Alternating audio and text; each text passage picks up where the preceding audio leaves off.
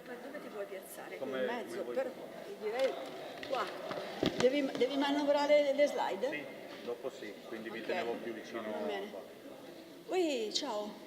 Lui è il professor Gambaro, lui è Ecco. Ciao Fabrizio Panotto. Ok, perfetto. E invece Guarda, ultimo giro.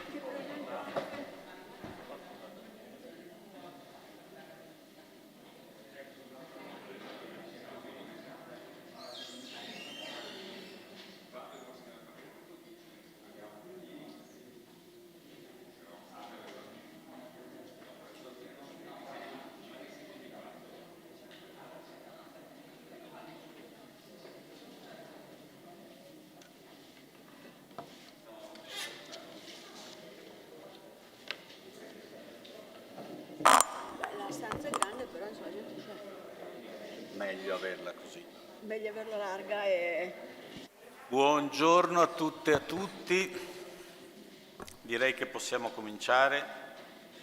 Non siamo arrivati tutti, la giornata è lunga e arriveranno persone anche durante la mattinata e il pomeriggio, però intanto vi salutiamo, io e Mimma Gallina, e dedichiamo questa prima sessione all'introduzione dei lavori. Intanto benvenuti a San Giobbe, campus economico dell'Università Ca' Foscari, perché non c'era mai stato prima, ex macello. Ecco, macello. Pensate a tutte le metafore possibili dell'avere adesso un'università in un ex macello. Grazie per essere qui oggi e per aver arricchito questo densissimo programma che cercheremo di tenere nei tempi, quindi ci scusiamo fin da subito se appunto i coordinatori saranno abbastanza ferrei per permettere, ecco, abbiamo anche Oliviero che farà questo lavoro. Il timer. E io sono Fabrizio Panozzo, appunto insegno management e politiche culturali qui a Ca' Foscari e coordino un centro di ricerca che si chiama AICU, Arte, Impresa e Cultura, con il quale facciamo quello che c'è scritto nel titolo del centro, cioè ci occupiamo delle interazioni tra questi due mondi, ma magari poi quando presento sarà un po' più evidente le cose che ci interessano. Io in questo momento volevo solo salutare e leggervi un messaggio da parte della delegata della rettrice alle attività teatrali, la professoressa Susan Franco, che non ha potuto per ragioni pandemiche essere qui oggi con noi, e poi passo la parola a Mimma. Allora vi leggo il saluto della professoressa Susan Franco. Buongiorno a tutte e a tutti. È un onore e un vero piacere per me, qui nella doppia veste di delegata della rettrice per le attività teatrali di Ateneo e di studiosa di arti della scena, darvi il benvenuto. Questo convegno indaga e discute le politiche istituzionali che finanziano il teatro e Ca' Foscari è tra le poche università in Italia ad avere un teatro a sostenerlo, anche facendo rete con istituzioni nel territorio. Se il Teatro di Santa Marta di Ca' Foscari esiste da molto tempo, più recente è una modalità gestionale che ne ha rafforzato la missione. Dopo una lunga chiusura a causa della pandemia, il Teatro Ca' Foscari è stato finalmente riaperto a capienza piena e all'insegna di una nuova progettualità che ci vede felicemente partner di una rete cittadina. Ca' Foscari, tramite la sua fondazione, ha firmato infatti una convenzione triennale assieme all'Università UAV di Venezia, il Teatro Stabile del Veneto e la Fondazione di Venezia, che ha promosso e guidato questo rapporto di partenariato per valorizzare e diffondere la cultura teatrale, l'attività di ricerca e la sperimentazione, rivolgendosi in primis ai giovani, studenti universitari, delle accademie, dei conservatori e delle scuole medie superiori nell'area metropolitana di Venezia e nelle aree limitrofe. Il progetto prosegue e arricchisce l'iniziativa promossa in passato dalla Fondazione di Venezia Giovani a Teatro e nel 2022 ha avuto come primo esito la rassegna Asteroide Amor, che proseguirà fino a maggio e riprenderà in autunno. Questo accordo, che prevede un uso congiunto del Teatro Ca' Foscari e del Teatro Goldoni, nonché una programmazione frutto di una precisa linea curatoriale condivisa dalle 4 istituzioni, mira a presentare da un lato una serie di spettacoli di interesse e stimolo per i giovani e per la cittadinanza in genere, ma anche utile a comunicare e diffondere le ricerche condotte presso i 2 atenei. Il coinvolgimento di studiosi nella compilazione di materiali di approfondimento reperibili online e nel dialogo con gli artisti invitati è infatti un punto di forza di questo partenariato. Un altro punto di forza è indubbiamente la possibilità degli studenti dei 2 atenei di ritrovarsi a fare comunità in occasione degli spettacoli e nello spazio-tempo del prima e del dopo teatro presso i locali e nelle nuove residenze. Posso dire ora, dopo questo avvio, che l'orizzonte che abbiamo davanti, malgrado il clima di profonda incertezza in cui stiamo immersi, è davvero sereno e promettente. È una novità infatti che 2 università e un teatro universitario dialoghino e progettino così fruttuosamente con un teatro stabile in una città come Venezia. La presenza numerosa del pubblico è la conferma che questa è la strada da percorrere se vogliamo che il teatro continui ad essere il potente dispositivo di riflessione sul tempo che viviamo, capace di produrre saperi e visioni, nonché attivare processi di dialogo e di critica. Per i 2 atenei coinvolti si tratta inoltre di valorizzare pienamente, anche tramite il teatro, le attività di terza missione, ovvero tutte quelle attività che le università attivano interagendo con la società civile e il mondo delle imprese per promuovere la crescita economica e sociale del territorio e affinché la conoscenza sia uno strumento efficace per produrre benefici di natura economica, sociale e culturale. Lascio ora la parola a voi, ringraziando in particolare me, che mi definisce tra le presenze più dinamiche in Ateneo nel promuovere lo studio di processi culturali, economici e sociali, anche in relazione alle arti della scena. La presenza di Aiko a Ca' Foscari è preziosa per disegnare il perimetro entro cui operare e tenere aperto il dialogo tra chi pratica il teatro e chi lo studia, lo promuove e lo sostiene. Il convegno di oggi segnala una tappa importante per fare il punto su queste questioni e non mi resta che augurarvi buon lavoro, dispiacendomi molto per non essere con voi. Questa era Susanne Franco, studiosa appunto di scena e anche delegata della rettrice. L'altra scusa che devo fare, però in questo caso l'assessore arriverà, è per l'assessore Donazzan.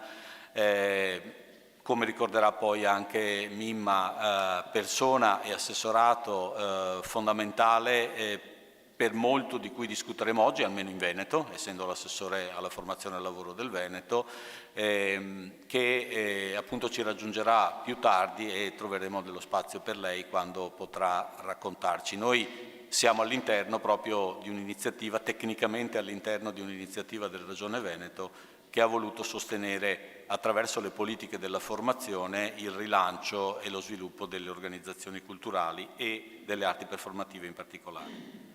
Detto questo, io passerei la parola subito a Mimma. Grazie, si sente.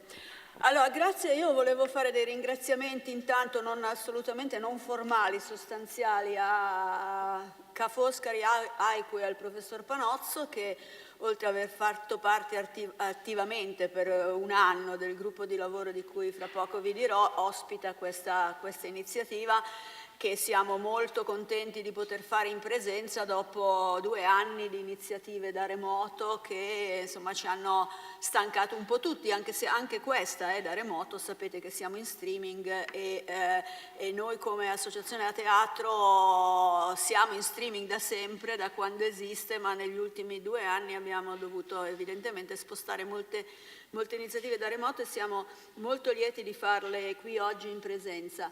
Voi sapete che noi come base non siamo veneziani neanche veneti, siamo a Milano, ma svolgiamo un'attività un po' dove ci capita in Italia. Ogni tanto abbiamo delle incursioni in Veneto e ci fa molto molto piacere di poter essere oggi a Venezia. Ho visto, prima incrociavo lo sguardo degli amici della Piccionaia e salutavo Osnoser, e abbiamo per il passato fatto una delle prime edizioni qui delle Buone Pratiche a Mira, memorabile per noi perché erano stati 2 giorni di discussione sugli investimenti dello Stato italiano in cultura. Era il teatro come missione. Oliviero, com'era intitolato? Il teatro come valore, scusate, non mi ricordavo neanche più, il teatro come valore, quindi insomma siamo contenti di ritornare qui a riparlare un po' di queste cose. Anche il ringraziamento alla Regione Veneto non è formale, perché credo che con questa iniziativa che ha realizzato con voi durante questo anno, appunto un anno di pandemia, Laboratorio Veneto Strumenti per il settore cultura ha consentito una riflessione e anche una serie di pratiche molto interessanti di collaborazione fra università e anche compagnie teatrali venete, giusto? Con delle iniziative molto concrete e molto significative. E siamo qui a parlare appunto di cose molto concrete, di cosa succede delle politiche culturali, degli enti locali e delle regioni in particolare sul campo. Come associazione a teatro abbiamo nell'arco di un anno circa, attraverso un gruppo di lavoro che raccoglieva tanto ricercatori accademici che operatori, abbiamo fatto una riflessione sulle politiche culturali regionali, soprattutto comparando le politiche di una serie di regioni. In concreto l'abbiamo fatto su 9 regioni, ma il lavoro sta proseguendo e pensiamo di fare un lavoro campione su tutte le regioni. Questa riflessione e la riflessione sulle politiche di promozione e la concorrenza nelle politiche culturali di Stato e Regione ci è sembrata fondamentale, ci sembra fondamentale per lo sviluppo la promozione dell'attività di spettacolo nel nostro Paese. Nel corso di questa riflessione abbiamo ragionato molto per tempo sul fatto che le politiche a sostegno dello spettacolo però non riguardano soltanto lo spettacolo, non sempre arrivano e sono collegate all'attività propriamente di spettacolo, propriamente artistica e culturale. Sono moltissime, sempre più numerose, sempre più allargate le politiche che, provenendo da altri settori e con finalità legate ad altri settori, sostengono indirettamente lo spettacolo. E questo è il tema che abbiamo molto per tempo messo a fuoco e che caratterizza la riflessione della giornata di oggi. La giornata è articolata, come avete visto dalla cartellina, dai programmi che avete, in un intervento introduttivo del professor Panozzo, a cui darò la parola fra pochissimi minuti, una prima sezione di esposizione di casi molto concreti di attività che si sono sviluppate attraverso politiche culturali indirette. Seguirà una discussione di questi casi di un gruppo di amici ricercatori da diverse università. Dopo pranzo, prevediamo che si possa andare a pranzo all'1:30, fra l'1:30 e le 2:30, nel pomeriggio invece lo stesso problema verrà affrontato dal punto di vista della pubblica amministrazione. Il primo panel del pomeriggio è dedicato al management culturale pubblico, alle competenze, alle autonomie, all'influenza che la gestione diretta e indiretta determina nella promozione culturale. Verso la metà del pomeriggio abbiamo previsto un confronto con le organizzazioni di rappresentanza che nel caso specifico del territorio veneto non riguardano soltanto Agis e Cresco, che abbiamo naturalmente invitato, ma anche un'associazione regionale delle compagnie di recente formazione che è RES. Al termine del pomeriggio una tavola rotonda articolata in 2 blocchi probabilmente, con un confronto con operatori dello spettacolo. E una piccola conclusione, speriamo che ci sia tempo e sicuramente ci saranno argomenti da sollevare. L'impostazione è nella tradizione, penso che molti di voi abbiano seguito per il passato la nostra iniziativa Le buone pratiche del teatro, che è sempre con interventi piuttosto concentrati e cronometrati. Oliviero adesso si è spostato, però avete visto che prima ha alzato quelli che noi chiamiamo i peperoni, perché sono timer da cucina. Giulio, fai vedere un peperone per favore, perché noi li chiamiamo il peperone perché nella prima edizione abbiamo usato il peperone, poi nelle varie edizioni ne abbiamo... Se no, però deve tenerli Oliviero perché è lui che li fa scattare.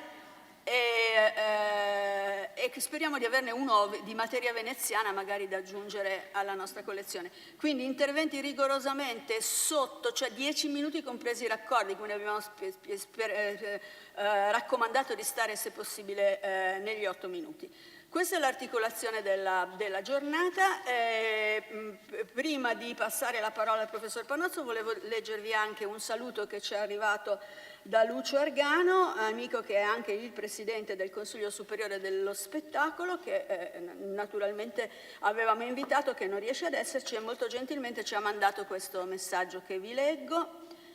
Non potendo partecipare alla giornata dei lavori per altri impegni, desidero portare il saluto mio personale e quello dell'intero Consiglio Superiore dello Spettacolo, che con la presenza di 2 suoi componenti vuole testimoniare l'interesse verso il dibattito che avete promosso. Ringrazio a Teatro che dal 2004 è sempre un passo avanti nell'osservare i dinamismi e le evoluzioni, con anche le sue contraddizioni, che animano il settore dello spettacolo. Così come l'Università Ca' Foscari di Venezia, che unisce a una formazione di prim'ordine su policy e management culturale una continua riflessione e ricerca sulle industrie culturali e creative. Gli argomenti che tratterete hanno una centralità basilare nei tempi odierni, inducono un'attenzione sull'orizzontalità delle politiche, non solo pubbliche, vedi fondazioni bancarie, sulla sussidiarietà, sul superamento dei silos verticali, sui nuovi patti tra pubblico e privato, sull'apprendimento istituzionale, sul ruolo della cultura e dello spettacolo rispetto alla comunità e ai territori. Va maturando una nuova cultura di progetto e nascono competenze trasversali per le nostre organizzazioni.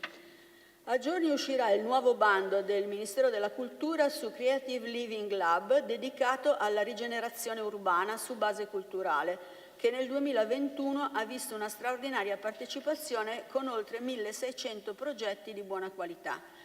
Entro qualche mese saranno pronti anche i bandi del PNRR sulla missione 1, misura 3, per le imprese creative e culturali, tra cui lo spettacolo, dedicati al digitale e alla transizione green. Grande protagonismo dell'associazionismo culturale lo stiamo vedendo in sede valutativa nei progetti che riguardano, sempre per il PNRR, il bando Borghi chiuso a marzo. Il tema cultura e salute porta le ASL ad aprirsi alle iniziative pionieristiche lanciate da realtà culturali, insomma ci sono spazi e opportunità di lavoro su cui ragionare. Dunque buon lavoro a tutte e tutti voi. Allora, grazie a Lucio Argano per questo saluto, e con tempi ma svizzeri, non so se siete abituati a questo tempismo, ma stanno quasi scattando le 10:30, e come da previsioni io do la parola all'intervento introduttivo del professor Panozzo, che è stato, devo dire, nel nostro gruppo di lavoro molto, molto attivo e molto dialettico, una presenza davvero significativa. E io, scusa, però prima di darti la parola voglio dire anche chi ha fatto parte del gruppo di lavoro, perché è stato faticoso per noi, siccome ci manca 30 secondi, lo posso dire, è stato faticoso per noi questo anno di lavoro, è stata una discussione molto intensa e molto appassionante, con tantissimi materiali che forse avrete visto pubblicati sul nostro sito, anche e soprattutto dopo il primo incontro del gruppo di lavoro che è stato a Bologna in febbraio, ospiti e con il sostegno del Comune di Bologna e della Regione Emilia-Romagna. Tutti i materiali sono stati pubblicati sul sito, e anche i materiali di questo incontro saranno pubblicati sul sito, oltre ad essere forse oggetto di una futura pubblicazione. Allora, del gruppo di lavoro hanno fatto parte Costanza Boccardi, Marina Caporale, Andrea Cerri, Nicolas Ceruti, Daniele Donati, Ilaria Faroni, Luigi Marzano, Fabrizio Panozzo, Elina Pellegrini, Settimio Pisano, Antonio Tarbina, e per a teatro Patrizia Cuoco, Mimma Gallina, Giulio Stumpo e Luca Mazzone. Con il supporto del gruppo degli Under 28 noi abbiamo varato questa iniziativa di formazione e collaborazione con giovani Under 28, e della segreteria con Selene Ambrogio, Martina Bruno, Valentina Dallara e Federico Binghetti. Quindi io ringrazio tutti, e alle 10:30 do la parola al professor Panozzo. Speriamo di continuare così, grazie. Grazie a te. Me la prendo, vi ridò il benvenuto. Noi abbiamo voluto condividere un pezzo di discussione che è nata assieme a Mimma, il gruppo di lavoro che avete appena sentito, durante la pandemia, ma anche all'interno di una progettualità, come dicevo prima, promossa dalla Regione Veneto per il rilancio del lavoro culturale in questa regione. Noi l'abbiamo voluta come AICU Ca' Foscari concentrare in particolare sulle arti performative, sul teatro. Abbiamo lanciato 2 progettualità che hanno raccolto la maggior parte delle compagnie professionali in Veneto e Mimma è stata una delle presenze fondamentali in questo lavoro che abbiamo fatto di costruzione di comunità e di condivisione di pratiche e di saperi tra chi il teatro lo sceglie come professione. Ovviamente l'abbiamo fatto dal nostro punto di vista, stiamo dentro ad un campus economico, noi ci occupiamo di management, ma da un bel po' di tempo a Venezia noi abbiamo cominciato a mescolare la nostra attenzione, il nostro sguardo manageriale con quello della produzione culturale e tutto ciò che avviene attorno alla produzione culturale. Abbiamo una laurea molto radicata e una serie di master che si occupano di questi aspetti e che formano queste figure ibride di management culturale a metà strada tra le competenze tecniche nell'ambito artistico e le competenze manageriali, e ci facciamo anche della ricerca. AICU è l'oggetto e l'articolazione sulla quale noi facciamo convogliare da un lato quello che insegniamo e quello che studiamo, per poi aprirlo come si diceva prima, in logica di terza missione, aprirlo alla società e alle imprese e prenderci le sollecitazioni per poi riportarle nella ricerca e nella didattica, quindi non solo la trasmissione di quello che pensiamo di sapere, anzi mi verrebbe da dire, in questo caso siamo stati in un certo senso travolti da quello che abbiamo visto, molto anche di quello che dirò adesso, ma forse anche dello spirito di questo incontro, ha tanti punti di domanda alla fine, perché siamo per noi in maniera molto interessante dentro ad un percorso di ricerca in cui stiamo vedendo cose, stiamo vedendo pratiche. Molto spesso le pratiche, ed è bene che sia così, vanno più veloci della capacità di teorizzarle e di dargli senso e di fare lavoro intellettuale ed accademico.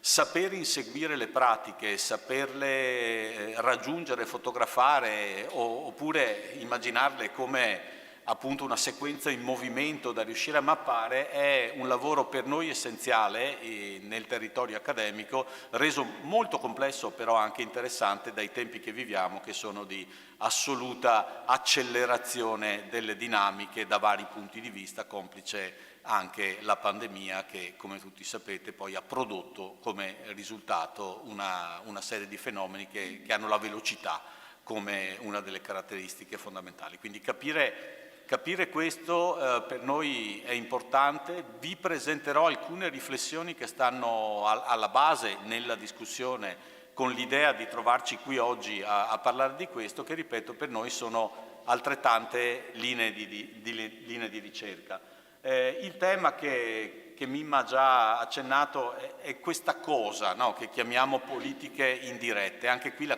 chiamo cosa come quando c'era quel partito che non sapeva più come chiamarsi, sapeva come non voleva chiamarsi, ma non sapeva come si chiamava cosa.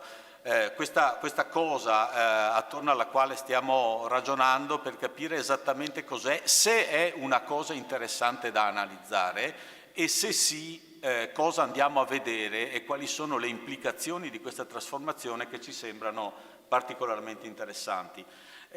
Partirei per restituirvi anche un po' il percorso di ricerca che stiamo facendo, con una brutale divisione tra un modello tradizionale, se vogliamo, alla quale siamo affezionati e che ci resta in testa molto frequentemente, di politiche culturali, che è quello che chiamerei il modello del confinamento, no? Prima anche nel saluto di Argano c'era questa idea dei silos, no? Cioè il confinamento, la cultura sta dentro, le politiche culturali sta dentro ad un contenitore. Questo contenitore ha dei margini, ha dei bordi che dichiarano la cultura un fenomeno settoriale lo vediamo nei bilanci pubblici, lo vediamo molto nella discussione pubblica, lo vediamo nel bilancio regionale, missione 5 cultura, lo vediamo nella presenza dei ministeri, questi confini amministrativi che dichiarano che la cultura sta là. È un settore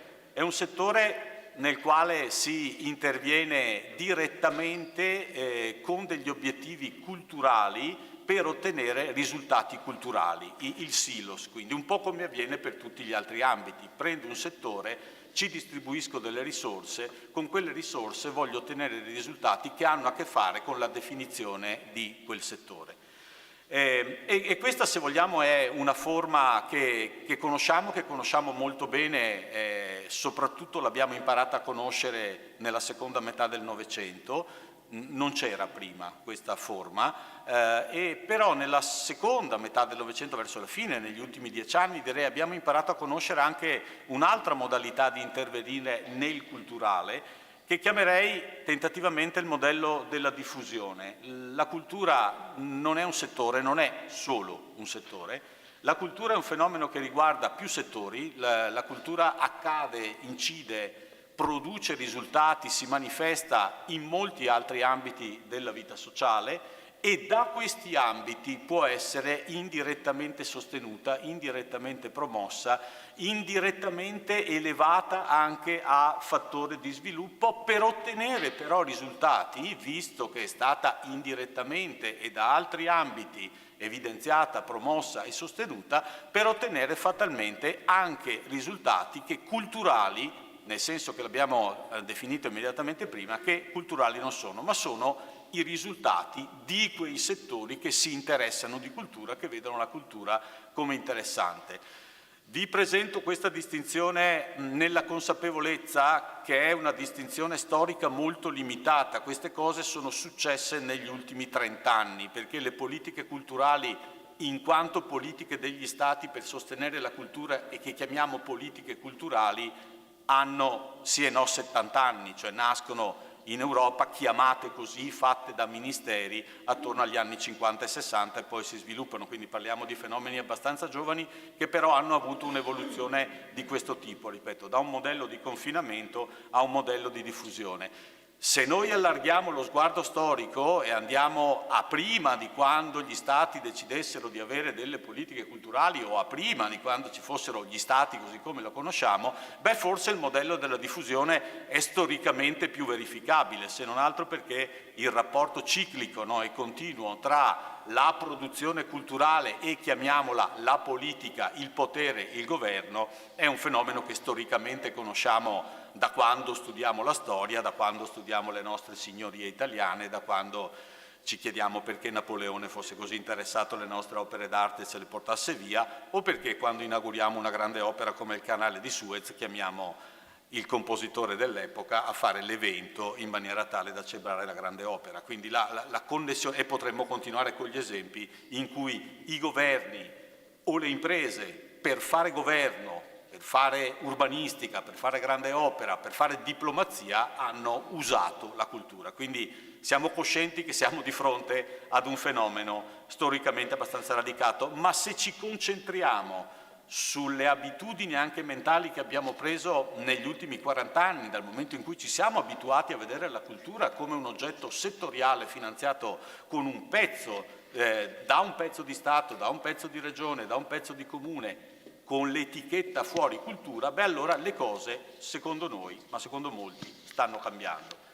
Ci stiamo muovendo in un contesto in cui la cultura fa cose che non sono solo quello che ci si aspettava tradizionalmente. La cultura si mobilita al lavoro culturale nel nome di qualcos'altro, lo cominceremo a vedere sin da subito. Elenco non esaustivo, si mobilita la cultura, il concetto di cultura e il lavoro sottostante per il turismo, per le politiche del turismo, per le politiche della sicurezza stradale, ad esempio, per le politiche della salute, all'interno di una ridefinizione delle politiche della formazione, nel settore della giustizia, dell'innovazione, della rigenerazione, si fa diplomazia culturale e qui l'elenco potrebbe continuare. Siamo oggettivamente di fronte ad un'esplosione negli ultimi anni della frequenza della parola cultura utilizzata all'interno di altre politiche.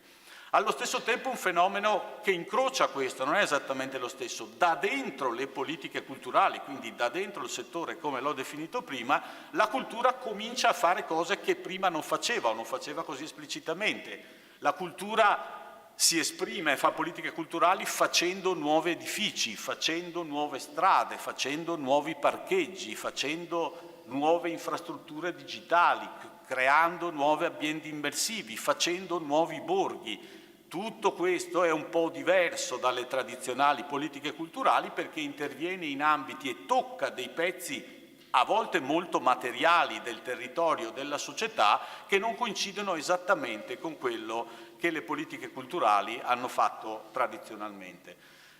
Tutta questa cosa è interessante, punto di domanda, no? E ci sono delle conseguenze di questa diffusione che sono interessanti indagare. In nota là sotto in piccolo c'è scritto: le conseguenze ci sono rilevanti, ci interessano? Una risposta che un ricercatore, una domanda che un ricercatore dovrebbe farci quando si fa una domanda di ricerca è importante questa domanda di ricerca? Magari questa cosa qua non interessa, lasciamola stare. Noi abbiamo, e siamo qui oggi per discuterne, la convinzione che forse sia interessante indagarle queste conseguenze, che queste conseguenze non siano banali e ci invitino ad una riflessione, a un ripensamento, a una consapevolezza che tocca molti soggetti, e qui oggi abbiamo voluto mettere assieme un po' di questi soggetti che secondo noi sono toccati da queste conseguenze. Una serie di istanze, una serie di questioni che secondo noi emergono e che vedremo riflesse anche nel programma di oggi.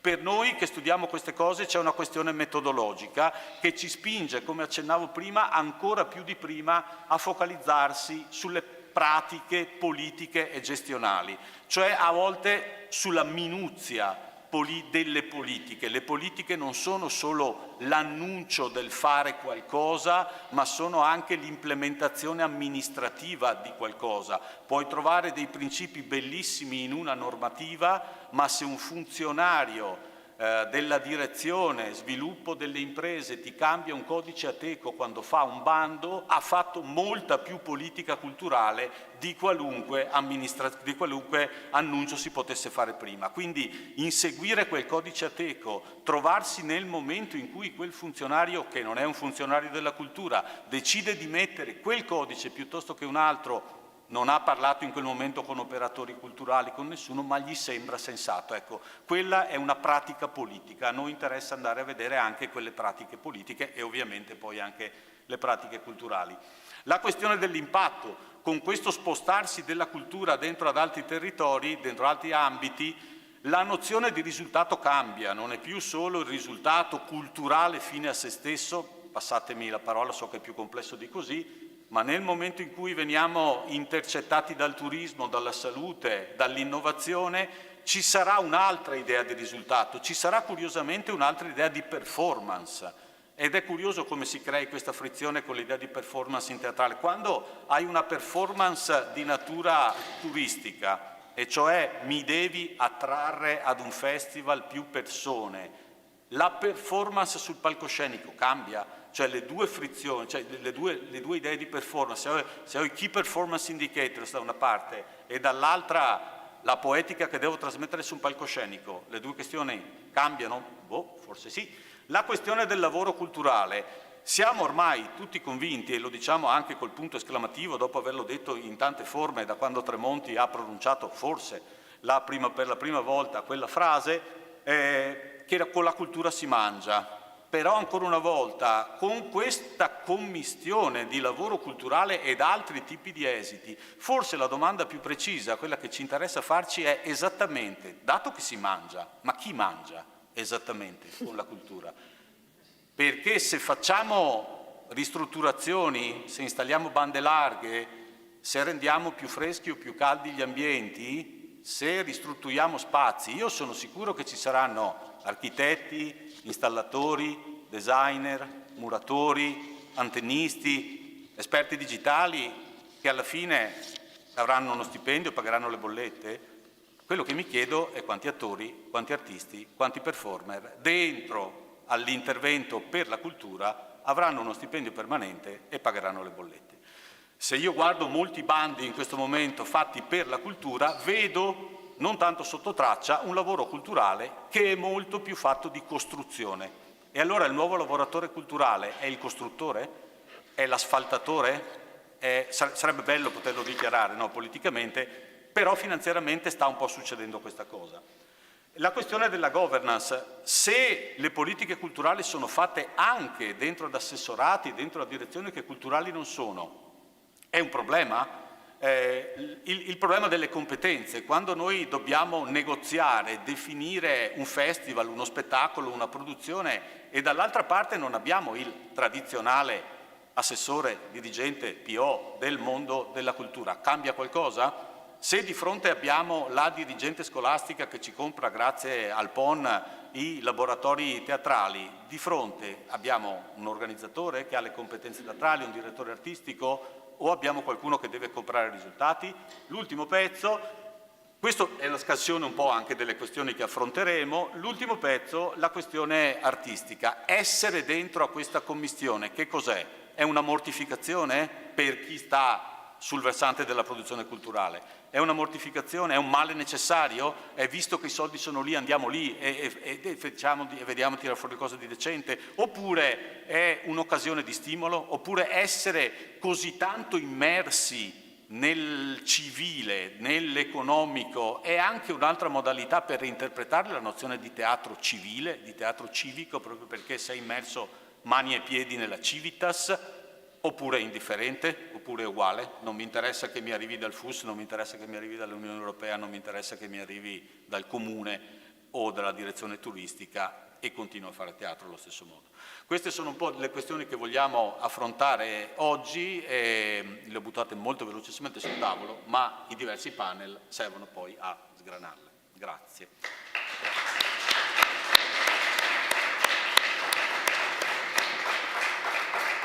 È arrivata nel frattempo Elena Donazzanti, avevo annunciata Elena, ma se ci racconti un po' anche come siamo arrivati qui, grazie anche all'intuizione della Regione Veneto.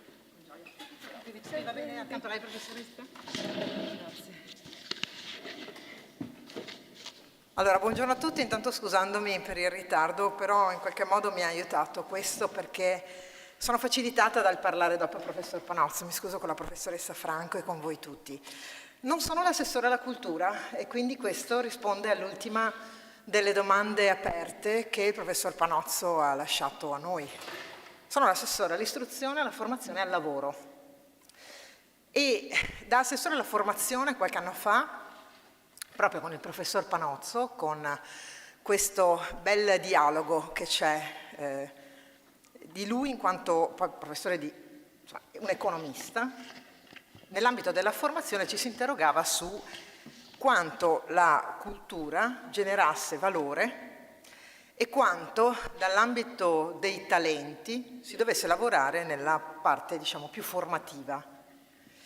E l'altra domanda era quella, perché avevamo riscontrato, io ho riscontrato nel tempo e in questo mio andare per il Veneto, che moltissime imprese, le nostre, che poi spesso sono raccontate abbastanza in modo grossolano da altri, avessero una tanta sensibilità al proprio interno. Era figlia di una tradizione, di una storia, figlia di una cultura della produzione che ama il proprio fare, ma che ha bisogno di riscatto sociale, anche di raccontarsi in modo diverso.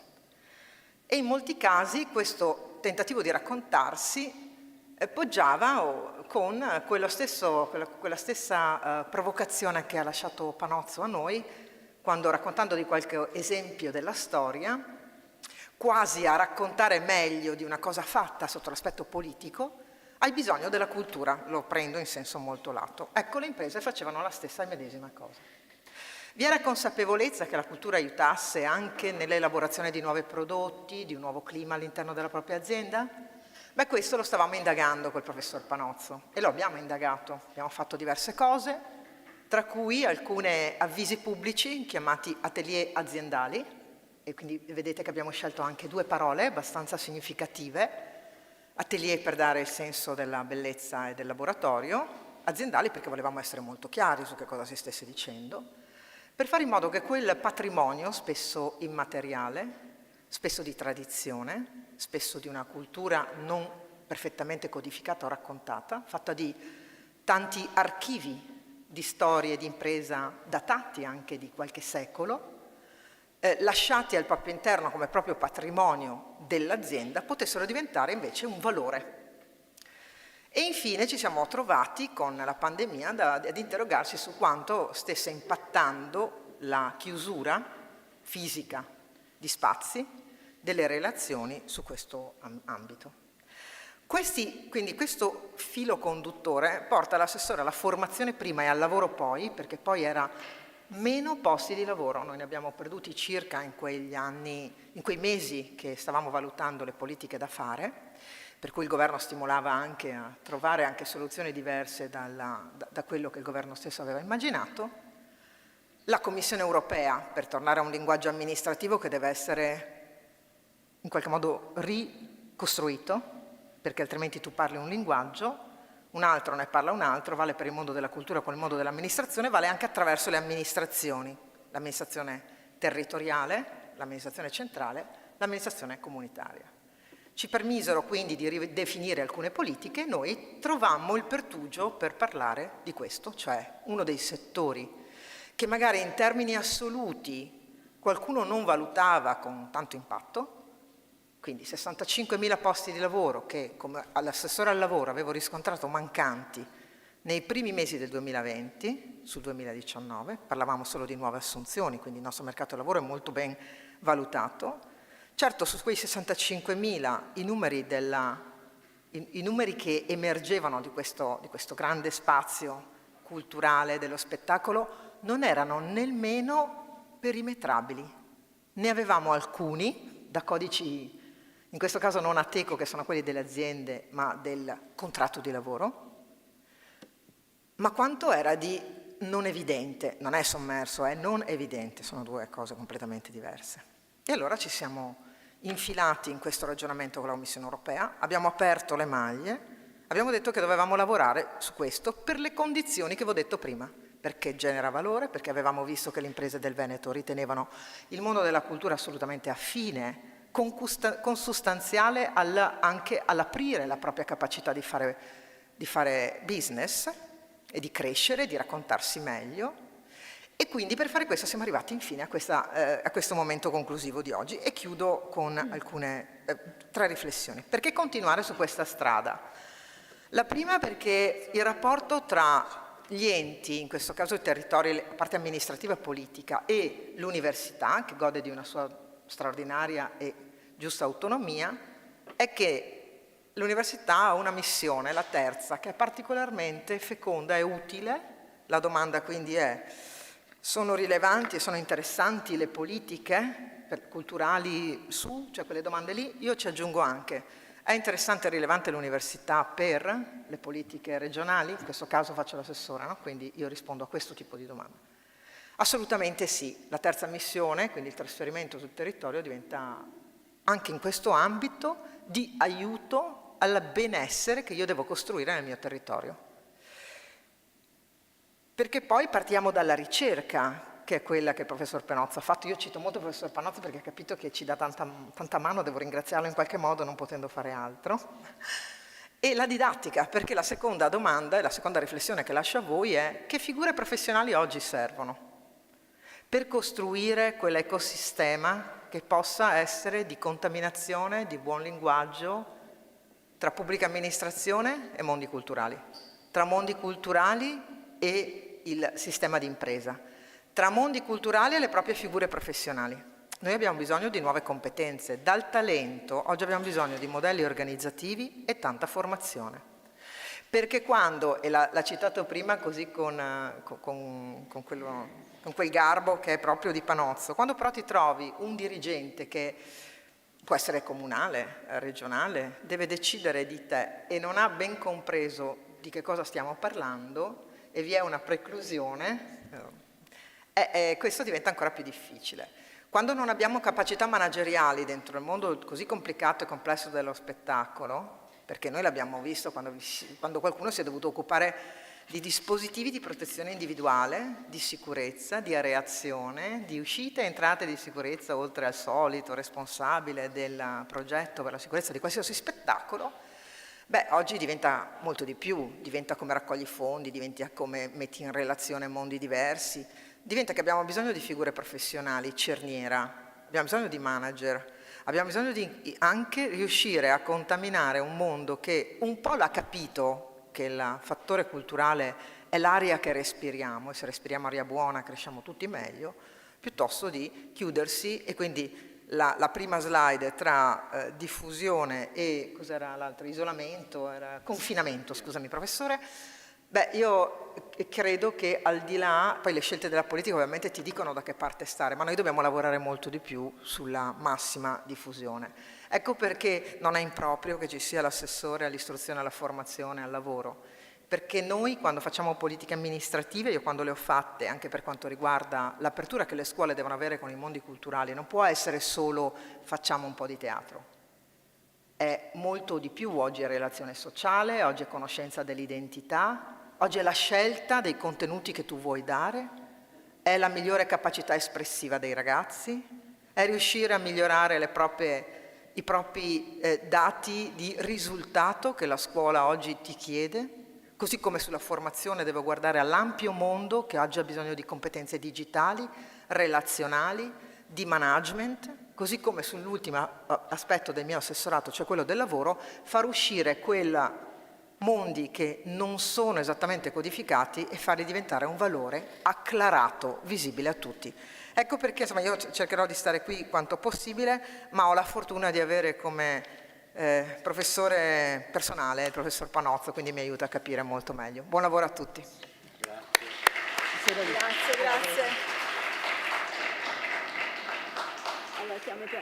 Allora, grazie all'assessora Donazzan per la qualità del suo ragionamento, perché a proposito di interlocuzione con le amministrazioni non sempre c'è questa chiarezza e capacità di provocazione anche per quanto riguarda il settore.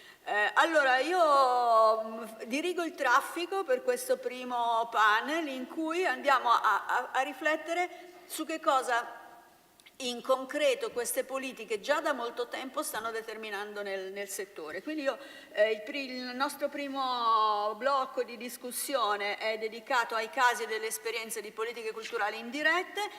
Qui non c'è posto per tutti, chiamo i primi 4 che sono Federica Bittente di Zelda, Serena Bavo di Tecnè, Costanza Boccardi e Tommaso Franchin. Federica, siccome tu hai una foto mettiti qua, invece, ok? Serena, Costanza e Tommaso, se venite, cioè 1, 2, 3, sì, va bene? Ok, grazie. Allora, noi abbiamo selezionato alcuni casi un po' per esperienza, per conoscenza diretta qui in area veneta del professor Panozzo e degli altri che hanno collaborato a organizzare questo incontro, un po' anche selezionando dei casi che ci sono pervenuti, come facciamo spesso con A Teatro, cioè lanciamo una sorta di call interna per capire su che cosa ragionare. Do subito la parola a loro, cominciamo con Federica Bittente di Zelda. Voglio dire che Zelda, se voi andate sul suo sito, è l'incarnazione di queste politiche indirette, perché fa una quantità di cose pensando veramente in tutte le direzioni, per cui penso che voi siate un caso in sé, però poi ce ne racconti uno particolare che è particolarmente curioso perché sembra un tema che è, ed è l'educazione stradale. Giusto? Sì. Grazie Federica. E buongiorno a tutti e grazie per questa opportunità da parte mia, da parte di Filippo Tognazzo, il nostro direttore artistico, e da parte di Zelda Teatro. Su suggerimento del professor Panozzo abbiamo deciso di focalizzare il nostro intervento sull'esperienza più significativa per noi e anche particolarmente tarata sul convegno di oggi. Vi parlerò infatti della produzione teatrale I Vulnerabili, scritta e interpretata dal nostro direttore artistico Filippo Tognazzo e che è stata scritta in collaborazione con il Dipartimento di Ingegneria dell'Università di Padova, con la consulenza dell'Istituto Superiore di Sanità e in collaborazione con i portali web Sicurauto e Sicurmoto. Inizialmente, quando l'Associazione Familiari Vittime della Strada per non dimenticare ci ha chiesto di produrre uno spettacolo per ragazzi su questo tema, abbiamo risposto di no, perché l'intenzione, l'abbiamo capito parlandoci insieme, era quella di portare in scena il loro dolore. E per citare una frase di Fabrizio De André, per tutti il dolore degli altri è un dolore a metà. Abbiamo quindi deciso di focalizzarci molto sui ragazzi e su chi avevamo davanti. Ed è stato per questo scritto da parte di Filippo un testo, uno spettacolo molto dinamico, coinvolgente, divertente, ma allo stesso tempo molto rigoroso, dove i ragazzi sono portati in scena ed entrano a far parte dello spettacolo stesso. Abbiamo messo subito in chiaro con loro che non erano davanti a uno schermo, non erano davanti a una TV, ma erano a teatro. E dopo i Vulnerabili è arrivata un'altra produzione dedicata alla fascia della primaria, in quanto i Vulnerabili si rivolge alla secondaria. In questo modo copriamo di fatto tutta la fascia dei ragazzi in età scolastica. I nostri interlocutori chi sono? Sono gli assessorati, non quelli culturali, sono gli assessorati al sociale, alla sicurezza, all'educazione civica, sono le associazioni che operano nelle scuole a livello sociale, sono le amministrazioni pubbliche a vario livello, appunto quelle comunali ma anche quelle regionali, la Regione Veneto ci conosce bene, e sono le ASL, gli uffici scolastici territoriali, quelli perlomeno che hanno budget. E sono anche tutti quei soggetti che lavorano nel territorio e che conoscendoci vogliono portare qualcosa di diverso all'interno dei propri istituti scolastici ai loro ragazzi. Dal punto di vista promozionale non abbiamo nessuna ricetta magica. Sicuramente funziona un buon video, funziona una buona presentazione dove ci siano dati, ci siano referenze, ci siano anche risultati di questionari e testimonianze. E vale molto anche la nostra capacità di intercettare bandi e finanziamenti, essere in grado di rispondere anche dal punto di vista amministrativo ed essere anche in grado di fare rete con i soggetti con cui andiamo ad interloquire, anche magari se arrivano da settori diversi. Nel tempo ci siamo resi conto che sicuramente il punto che ha fatto la differenza è quando siamo riusciti a portare a teatro i decisori, far vivere a chi decide come viene speso il budget o quale progetto finanziare piuttosto che no, ha fatto la differenza, far vivere a quelle persone insieme ai ragazzi nello stesso tempo, fargli respirare la stessa tensione, gli stessi silenzi, le stesse emozioni, ha fatto il 99% del lavoro perché si sono resi conto di quanto accadeva durante quel tempo. Vi porto infine una riflessione da parte di Filippo Tognazzo, perché se siamo qui è perché anche questo progetto ha avuto un grande successo, per cui mi sembrava giusto portare anche le sue parole. Cosa serve affinché avvenga teatro? Serve una condivisione consapevole fra artista e spettatore, regolata da una convenzione. Il teatro perciò non sta nel luogo, ma sta nella relazione. Uno degli errori più comuni è pensare che esista un mercato ufficiale del teatro e una sorta di spaccio teatrale o diffusione. Mi sono dimenticata di far passare le slide in tutto questo. Uno degli errori più comuni è pensare che esista un mercato ufficiale del teatro e una sorta di spaccio teatrale o diffusione clandestina nella quale ci troviamo a spiegare perché facciamo teatro. Perché fate teatro con le aziende, con le ASL, con i centri di ricerca scientifica? È una domanda che mi sorprende molto, alla quale faccio fatica a dare una risposta complessa. Perché vogliono condividere emozioni e contenuti in modo efficace, il teatro è un mezzo estremamente efficace per questo? Perché ce lo chiedono. Mi domando invece, ancora c'è qualcuno che continua a concepire il teatro come qualcosa di elitario legato più allo spazio che alla relazione? Qualche operatore ha detto che il vostro teatro, il nostro teatro, non è teatro.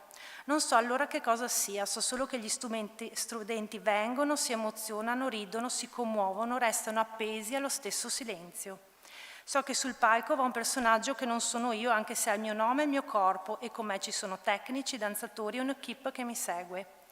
So che ho lavorato con almeno 15 consulenti diversi e che ho replicato lo spettacolo 700 volte incontrando 160.000 studenti. E tutto questo quasi sempre fuori dalla programmazione ufficiale. Scusate, ma a volte mi viene il dubbio che il problema non sia il mio, ma che qualcun altro non riesca veramente a cogliere la potenza di quello che tramite il teatro si può fare. Vi leggo queste parole anche perché recentemente, anche grazie alla pandemia, anche grazie ai progetti portati avanti da Ca' Foscari, abbiamo veramente riflettuto in maniera approfondita sul perché Zelda fa teatro e ci siamo dati questa risposta. Sicuramente non lo facciamo per soldi perché avremmo usato i nostri talenti per altro, avremmo scelto altre strade. Facciamo teatro perché pensiamo di poter contribuire nel nostro piccolo, con le nostre piccole azioni quotidiane, a migliorare la nostra piccola, se non minuscola, porzione di mondo. Bene, ho finito. Grazie. Spero di essere stata nei tempi. Sei stata nei tempi, grazie Federica. Posso dire velocemente che mi è capitato di seguire un piccolo laboratorio in cui c'era Filippo Tognazzo che gli è capitato di dare dei consigli a un'altra compagnia che non sapeva dove distribuire uno spettacolo. La distribuzione è il problema più grosso delle compagnie teatrali e mi ha molto colpito il punto di vista che deriva dalla vostra pratica, che non è di pensare quali teatri, ma di pensare quali contesti anche diversi dal teatro possono essere ricettivi per uno spettacolo già pensato in una direzione, in una logica interna artistica. Mi ha colpito una cosa del tuo intervento, che arrivare decisori sia stato un punto d'arrivo determinante e non un presupposto ovvio, cioè uno pensa, se qualcuno decide di sostenere un percorso teatrale dovrebbe comunque essere consapevole di quello che fa, invece la consapevolezza è arrivata a valle rispetto alla decisione di sostenere quel determinato percorso. Diciamo che il percorso di questo spettacolo è un po' particolare perché ha avuto una grande diffusione e i decisori importanti sono arrivati a spettacolo realizzato. Ok, grazie, non avevo colto questo passaggio. Serena Bavo da Torino invece ci parla di un festival che esiste già da parecchi anni, un po' particolare, che le abbiamo chiesto di presentare dopo che è arrivata la loro segnalazione, perché è molto indicativo di un progetto legato allo sviluppo e alle tematiche ambientali e della sostenibilità ambientale. Sì, grazie Mimma, grazie a Teatro, l'associazione AICO e Ca' Foscari per questo invito e questa opportunità. Sono Serena Bavo, sono la direttrice artistica e presidente dell'associazione Tecne di Torino, che ormai da 12 anni si occupa di realizzare progetti dove il teatro, le arti performative sono centrali, ma che si rivolge soprattutto in contesti urbani e contesti fragili anche della nostra città.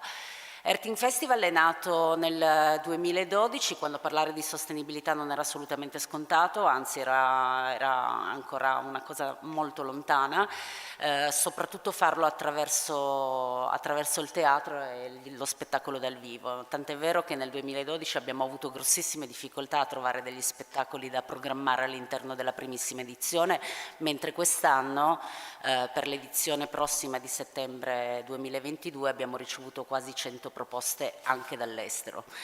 Questo è indicativo di quanto ormai sia diventato quanto mai urgente parlare di questi temi. Earthing Festival è un festival che da sempre si è rivolto per dialogare, sia per ottenere sostegno, non prettamente con l'assessorato alla cultura della nostra città e della nostra regione. Siamo passati attraverso percorsi trasversali con le politiche giovanili, con la rigenerazione urbana, fino ad arrivare all'assessorato all'ambiente, e soprattutto abbiamo iniziato sin da subito a dialogare con enti privati, associazioni o anche aziende che sposassero la nostra missione, che avessero con noi una comunione di intenti e che si riuscisse davvero a fare una reale anche coprogettazione delle attività e degli obiettivi.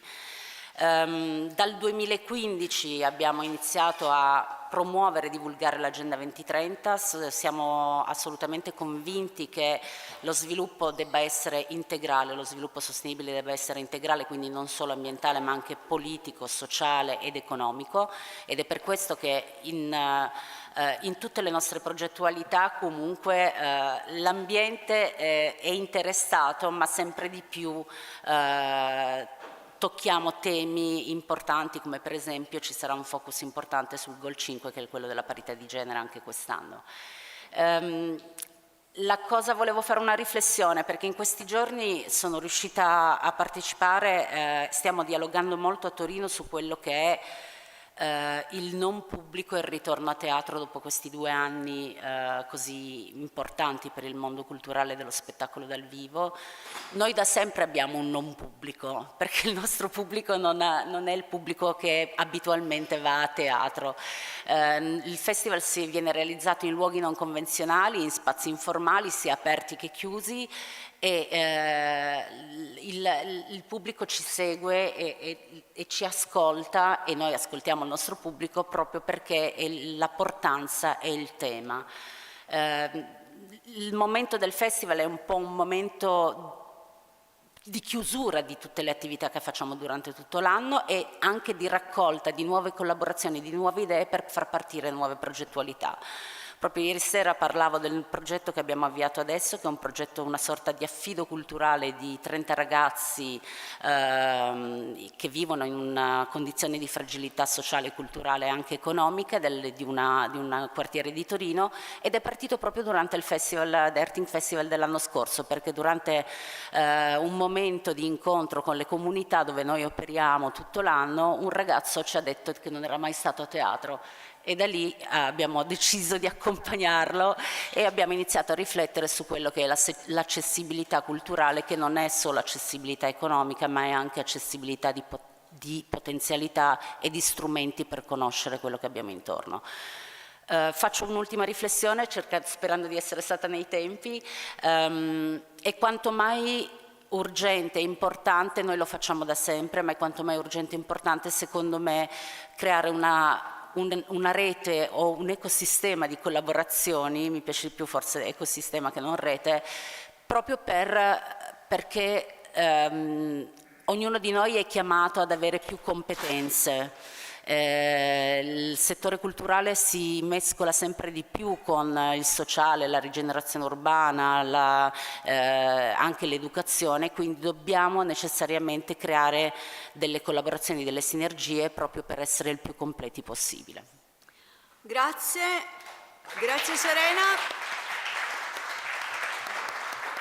Io vorrei solo sottolineare una cosa, che voi avete trovato dei riconoscimenti, anche potuto dialogare con aree della pubblica amministrazione legate soprattutto alla divulgazione scientifica, dell'aspetto ambientale, mentre fate fatica come tutti, ma è particolarmente faticoso avere dei riconoscimenti per la finalità culturale, dei sostegni per la finalità culturale, e mi sembra di capire che cioè, se per caso pensiamo che essere sostenuti da questi fronti non diretti è facile, non è facile perché la costruzione della vostra economia mi sembra particolarmente faticosa, cioè mettere insieme le economie per gestire a un buon livello professionale e organizzativo tutto questo è particolarmente difficile. Sì, è difficile, è impegnativo, noi abbiamo la testa dura, come si suol dire, e quindi non molliamo. Di sicuro noi abbiamo ricevuto il primo contributo pubblico nell'ambito culturale l'anno scorso,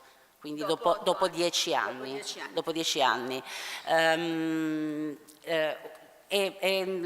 Cerchiamo, è faticoso, però crea opportunità e nuovi stimoli e sicuramente un incentivo a migliorarsi sempre. Bene, grazie.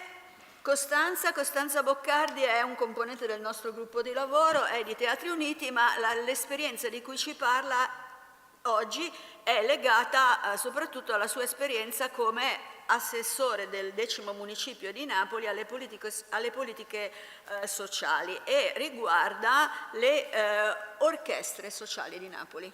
Sì, buongiorno, grazie a Ca' Foscari e grazie ad Teatro. Le due orchestre di cui vi parlo sono due orchestre sociali, quindi fondate sul metodo Abreu, il metodo venezuelano che utilizza la musica per affrontare situazioni di disagio sociale. Sono dislocate una a Scampia, che è una periferia di Napoli, e una a Rione Sanità, che è una periferia interna a Napoli. La differenza è il sistema che ci possono dimostrare queste due orchestre qual è?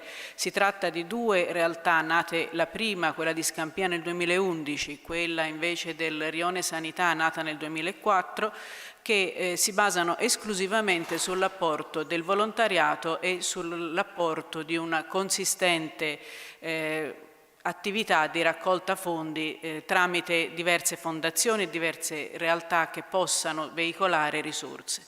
L'orchestra di Scampia è un'orchestra piccola composta da 32 elementi e ha un costo annuo di 15.000 euro perché copre esclusivamente il costo dei maestri e il costo degli strumenti che vengono dati ai ragazzi in via incomodato d'uso. È un'orchestra che è stata diretta l'anno scorso dal maestro Muti e che gira per tutta l'Italia almeno una volta l'anno per permettere ai ragazzi di entrare in correlazione con altre realtà simili.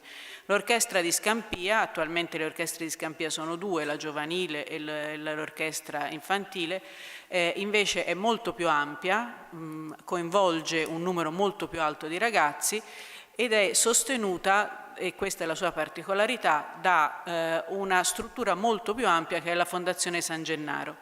La Fondazione San Gennaro è una fondazione di comunità partecipata da Fondazione con il Sud e che quindi ha un apporto ingente da parte poi anche di fondazioni bancarie che nasce a partire dal recupero delle catacombe di San Gennaro e quindi dalla creazione di una serie di cooperative e di realtà di terzo settore, sono una trentina le realtà che fanno parte della Fondazione di Comunità San Gennaro, per volontà di un parroco che è il padre Antonio Loffredo, il parroco di Rione Sanità nel 2004, e per l'intervento di Altra Napoli Onlus, che invece è una realtà di volontariato e soprattutto di raccolta fondi e di investimento per l'infrastrutturazione sociale e il recupero del territorio. L'orchestra ha avuto grandissimo successo, ha suonato per i presidenti Mattarella e Napolitano, ha suonato per Papa Francesco, cioè è un'orchestra molto conosciuta. Anche questa orchestra vede l'investimento esclusivamente sul costo dei professori d'orchestra, sul costo degli strumenti, ed ha attualmente avviato una terza orchestra in un altro quartiere che è Forcella, che è un altro quartiere di grande difficoltà all'interno della città. L'intervento pubblico sulle due orchestre è, per quanto riguarda l'orchestra di Scampia, con la quale io in parte collaboro, esclusivamente legato alla partecipazione a bandi del Ministero delle Politiche Sociali. È l'unica forma di finanziamento molto relativa, perché l'orchestra, ovviamente non avendo poi una sua struttura se non volontaria, non ha persone che sono in grado di progettare e soprattutto di rendicontare, che è forse l'aspetto più complesso.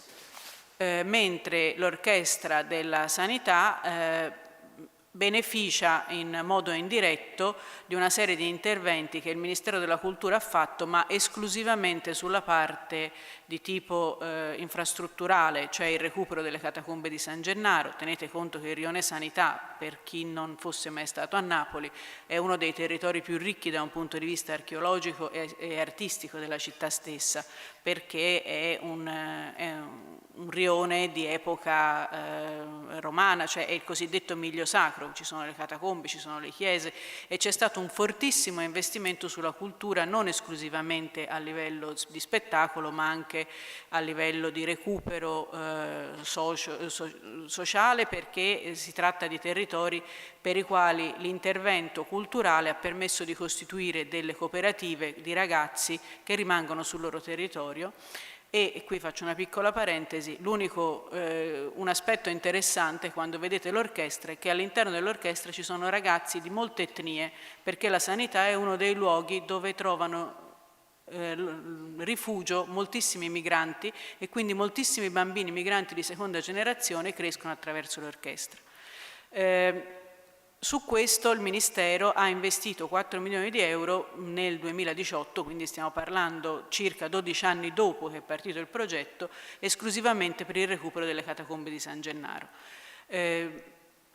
Che cosa ha fatto la Regione Campania in questo? Nel 2019 ha costituito una propria orchestra giovanile insieme ai conservatori, quindi ha avviato un bando per replicare questo tipo di esperienza ma in proprio, cioè non andando a sostenere le esperienze attualmente in essere, ma costituendo un'esperienza nuova insieme ai conservatori.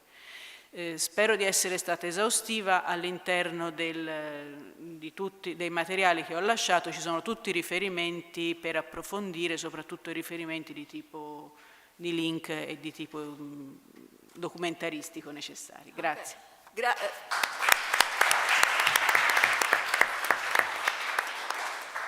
Costanza.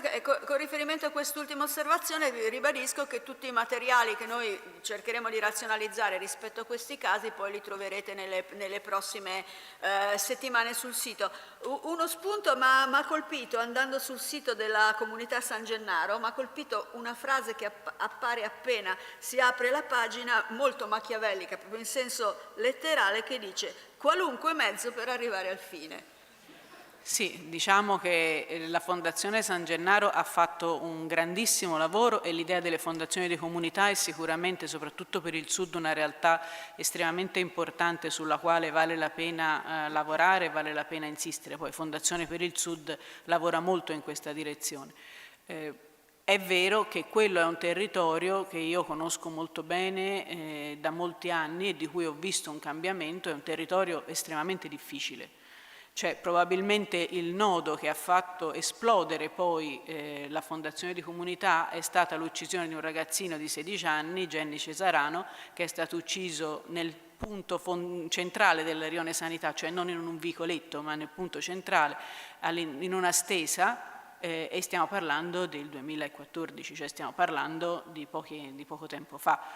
Stiamo parlando di un territorio estremamente complesso e che adesso è completamente attraversato dai turisti e vissuto dai turisti. Quindi la cultura come motore di ripartenza. E mezzo spregiudicato, evidentemente. È un prete molto spregiudicato, sì, Don Allora, Antonio Loffredo. Da questa frase così suggestiva ha un titolo suggestivo: Tommaso Franchini, ex Vuoto Teatro. Mi piace moltissimo, mappatura emotiva, per cui non te lo sciupo dicendo niente, se non che è un progetto che ci sembra molto molto interessante rispetto al tema della rigenerazione urbana e la vostra visione particolare del rapporto con i luoghi. Sì, allora, sono Tommaso Franchin, con me c'è Andrea Dellai, siamo ex Vuoto Teatro e abbiamo sede a Vicenza.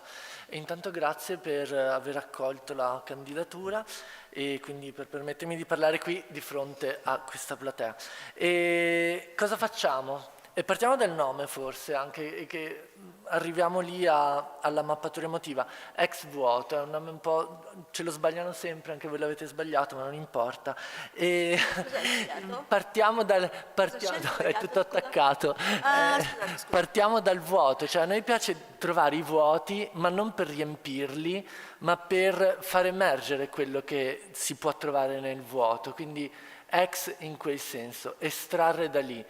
E la mappatura emotiva nasce nel 2017 quando, stanchi di stare chiusi nei teatri, perché comunque abbiamo tutti, la compagnia nasce come una compagnia teatrale tout court, io mi occupo addirittura di lirica, quindi proprio teatro, chiusi lì dentro al buio. Stanchi di stare in teatro abbiamo deciso di rincontrare un po' le persone attraverso però la narrazione che loro stesse fanno del luogo in cui vivono.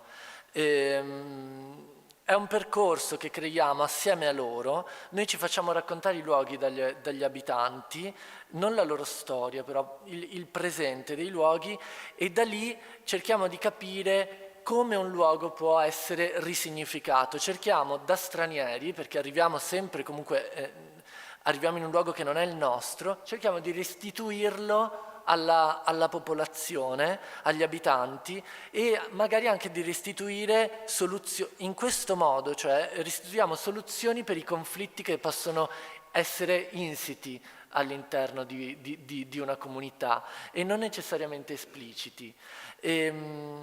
Questo ci ha permesso poi di aprire sempre di più e di approfondire una riflessione nel campo della rigenerazione urbana, e ci siamo resi conto che con la nostra azione facevamo emergere dallo sfondo in cui abitiamo, perché ormai spesso le città sono lo sfondo della nostra vita, cioè le viviamo senza accorgercene troppo, facevamo emergere il luogo, che quindi è qualcosa che è fatto di persone, di relazioni soprattutto, e di significati che queste relazioni danno a un luogo.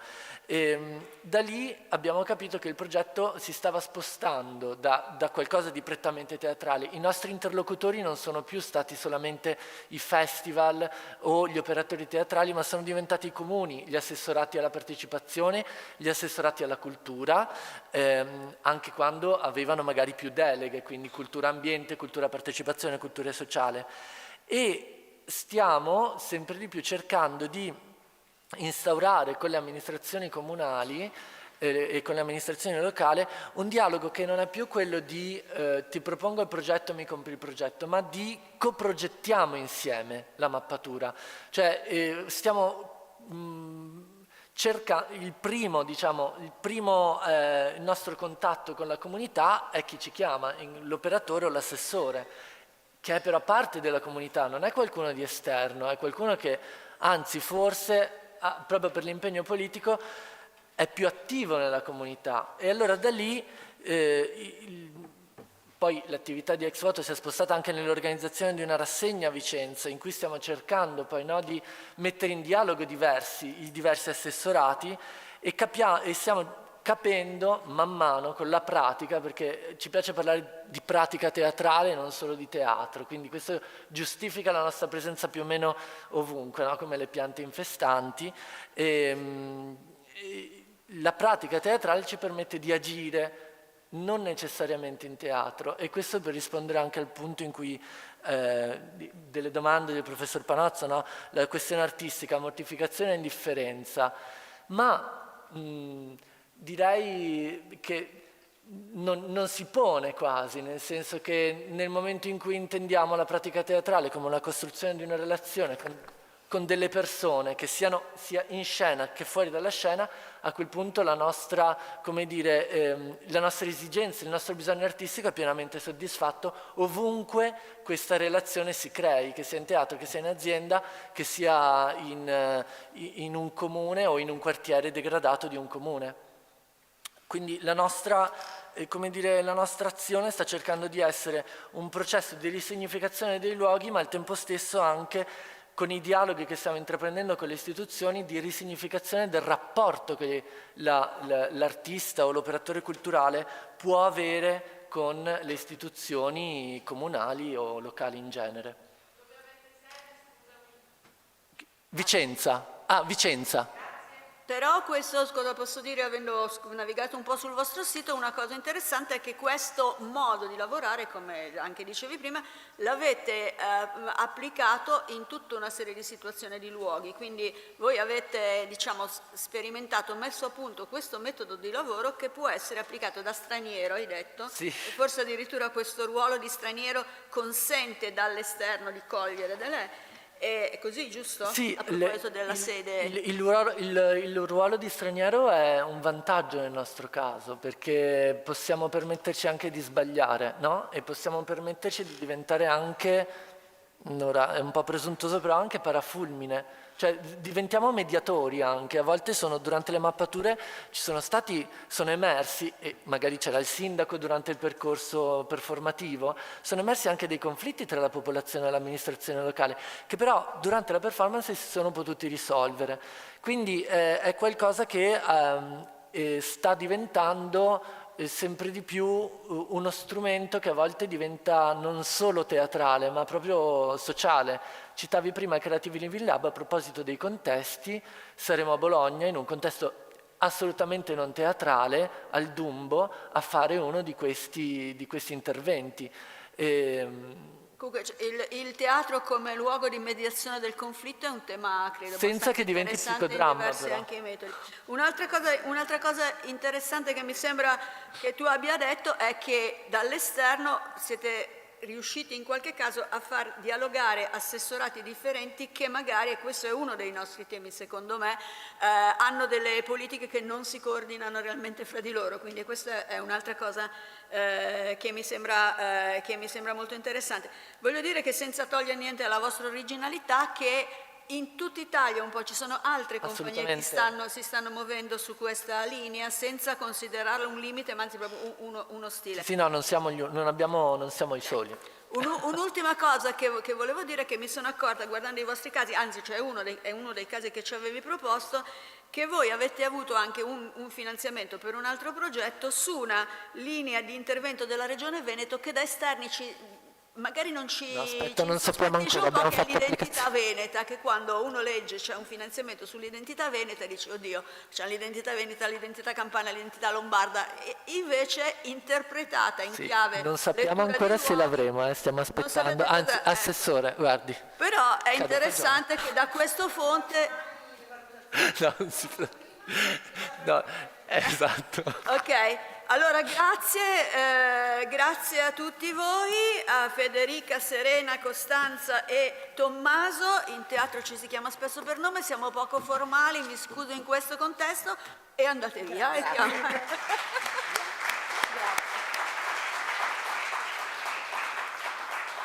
Allora, siccome adesso chiamo Elina Pellegrini, Marco Ranellucci, Angelica Zanardi e Luca Mazzone che fa il supplente, perché insomma il Covid colpisce ancora e anche altri malanni della vita, non solo il Covid, per cui abbiamo qualche sostituzione. Nel senso che Alberto Pagliarino non è potuto arrivare da Torino, di Social Community Theatre Center, e non è potuto arrivare neanche Settimio Pisano, e allora sì, mettiti pure prima tu qui, ti diamo la parola. Tu hai delle diapositive, vero? Allora non seguiamo l'ordine alfabetico questa volta perché se no avremo 2 volte di fila Luca. E direi che cominciamo da Elina. Elina Pellegrini che ci fa un ragionamento sul teatro e carcere. Voglio dire che di proposito abbiamo un po' lasciato ai margini questo tema perché è talmente vasto, strutturato, è già sostenuto, è già discusso in tante sedi che non potevamo non toccarlo, ma non potevamo neanche andarci troppo a fondo. E ci dice qualcosa Elina però in concreto di cosa succede nel teatro e carcere. Buongiorno a tutte e a tutti. In realtà sarò molto breve perché la ricerca è ancora in corso, proprio perché il teatro e carcere è rappresentato in Italia da così tale e tante e differenti situazioni che ha necessità di un'analisi più approfondita che ancora non si è conclusa. Diciamo che per quanto riguarda il Ministero, che vedo qua davanti a me rappresentato, è finanziato attraverso la promozione, attraverso l'articolo 41, le azioni trasversali, al comma 1, lettera B, teatro, coesione e inclusione sociale. Non trova ancora all'interno del DM una propria connotazione, ma appunto è in questo articolo più ampio che raccoglie molte casistiche.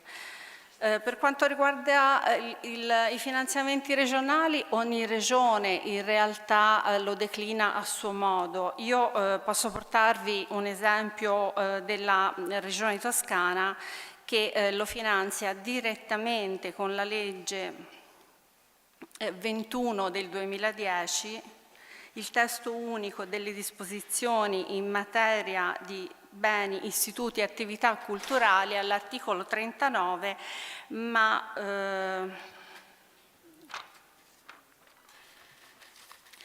anche qua il sostegno è volto alla valorizzazione del teatro e delle arti e degli spettacoli quali elementi di crescita civile e sociale di ogni cittadino e individua due tipologie. Il teatro è carcere per progetti che valorizzano lo spettacolo come strumento di intervento negli istituti di pena per favorire la socializzazione della popolazione detenuta. L'altro invece per progetti di spettacolo dal vivo che si qualificano per la comprovata attività di ricerca e di innovazione dei contenuti artistico-culturali per la rilevanza nazionale e internazionale, nonché per un'attività di produzione che coinvolga direttamente la popolazione detenuta. Ci sono poi altre fonti di finanziamento che derivano dalle fondazioni bancarie o da reti costituite sia a livello regionale sia a livello nazionale che interessano più soggetti in più regioni. Queste appoggiate dalle fondazioni bancarie. Si è arrivati anche il Ministero della Giustizia attraverso il DAP può intervenire su singole realtà a finanziare le attività in carcere. Si è arrivati anche alla recentemente comunicato appunto sui giornali attraverso appunto il Ministero della Giustizia attraverso il provveditorato delle opere pubbliche ha emesso un bando per la progettazione esecutiva di uno spazio teatrale all'interno del carcere. Non diciamo un'area fisica, ma proprio un teatro con una capienza di 250 posti che possa accogliere sia attività prodotte all'interno sia anche ospitare attività che provengono dall'esterno. Okay. Io concluderei qua, sono stata molto breve, grazie per l'attenzione. Vorrei aggiungere, lo sappiamo tutti, ma mi sembra un dato rilevante rispetto ad altri settori, che una delle particolarità del teatro in carcere è che l'efficacia è stata anche misurata dagli studi sulla recidiva, per cui sappiamo che molte attività di teatro in carcere si sono sviluppate grazie a questa possibilità concreta di misurazione che poi ha avuto qualche applicazione anche in ambito salute. Allora io darei la parola a Luca Mazzone, che è un componente del nostro gruppo di lavoro e qui dà voce a Settimio Pisano per un intervento dedicato a una particolarità delle politiche della Regione Calabria sul sostegno dello spettacolo, che sono decisamente collegate, si identificano con le politiche turistiche. Bene, allora buongiorno a tutti e grazie intanto di poter essere qui. Sono portavoce di Settimio, che purtroppo per motivi personali non è potuto essere presente, e ci ha inviato una nota sintetica che però insomma in maniera molto chiara e puntuale spiega un po' la criticità, diciamo, o comunque un punto di vista degli operatori culturali e dello spettacolo dal vivo calabresi rispetto alle linee di finanziamento e alle metodologie di selezione e di valutazione. Il tema che pone all'attenzione Settimio è un tema dedicato a due fonti di finanziamento, cioè due avvisi, che sono uno per gli eventi culturali 2021, chiaramente ha preso in esame gli ultimi in essere, e un altro invece per la produzione teatrale. L'elemento diciamo che li accomuna e che Settimio ha teso a sottolineare è il fatto che la provenienza dei fondi di queste linee di finanziamento è sostanzialmente legata ai PON e ai POR, e quindi per chi diciamo ha dimestichezza con queste linee di finanziamento è come se in qualche modo a cascata come dire, ci fosse una sorta di condizionamento anche linguistico e quindi anche legato alla valutazione, agli elementi di valutazione, ai parametri di valutazione rispetto all'efficacia, legata a dei fenomeni che sono più tipicamente dell'attrazione, diciamo del monitoraggio dell'attrazione turistica, ovvero il sostegno ai flussi turistici e la valorizzazione dell'attrattività dei territori. Diciamo che l'elemento che Settimio mette in evidenza non è la criticità in sé di questi fattori, ma il fatto che divengano sostanzialmente gli unici due avvisi utili al sostegno all'attività di produzione, e quindi in qualche modo l'elemento che lui stesso scrive nella nota è che i criteri di valutazione, in alcuni dei quali i progetti soprattutto di produzione teatrale vengono trattati nella fase di valutazione come se fossero proprio esclusivamente eventi per la valorizzazione del patrimonio storico, capaci di attrarre visitatori, di ridurre ad esempio l'inquinamento e di impattare sulla raccolta differenziata. In entrambi i casi il risultato che porta a questa tipologia di finanziamento e questi due avvisi è quello di creare progetti snaturati che devono forzatamente adeguarsi alle richieste degli avvisi, con la scomparsa di quella che dovrebbe essere, parole appunto di Settimio, essere la loro funzione primaria, cioè quella di prettamente culturale. La causa principale di questa situazione è nella fonte, appunto, come ho detto, di provenienza delle risorse. Anche perché, diciamo, le linee di contesto che creano queste fonti di finanziamento vengono espresse ad esempio in alcuni passi dell'asse sesto del PAC Calabria, che vi recito in maniera precisa e puntuale.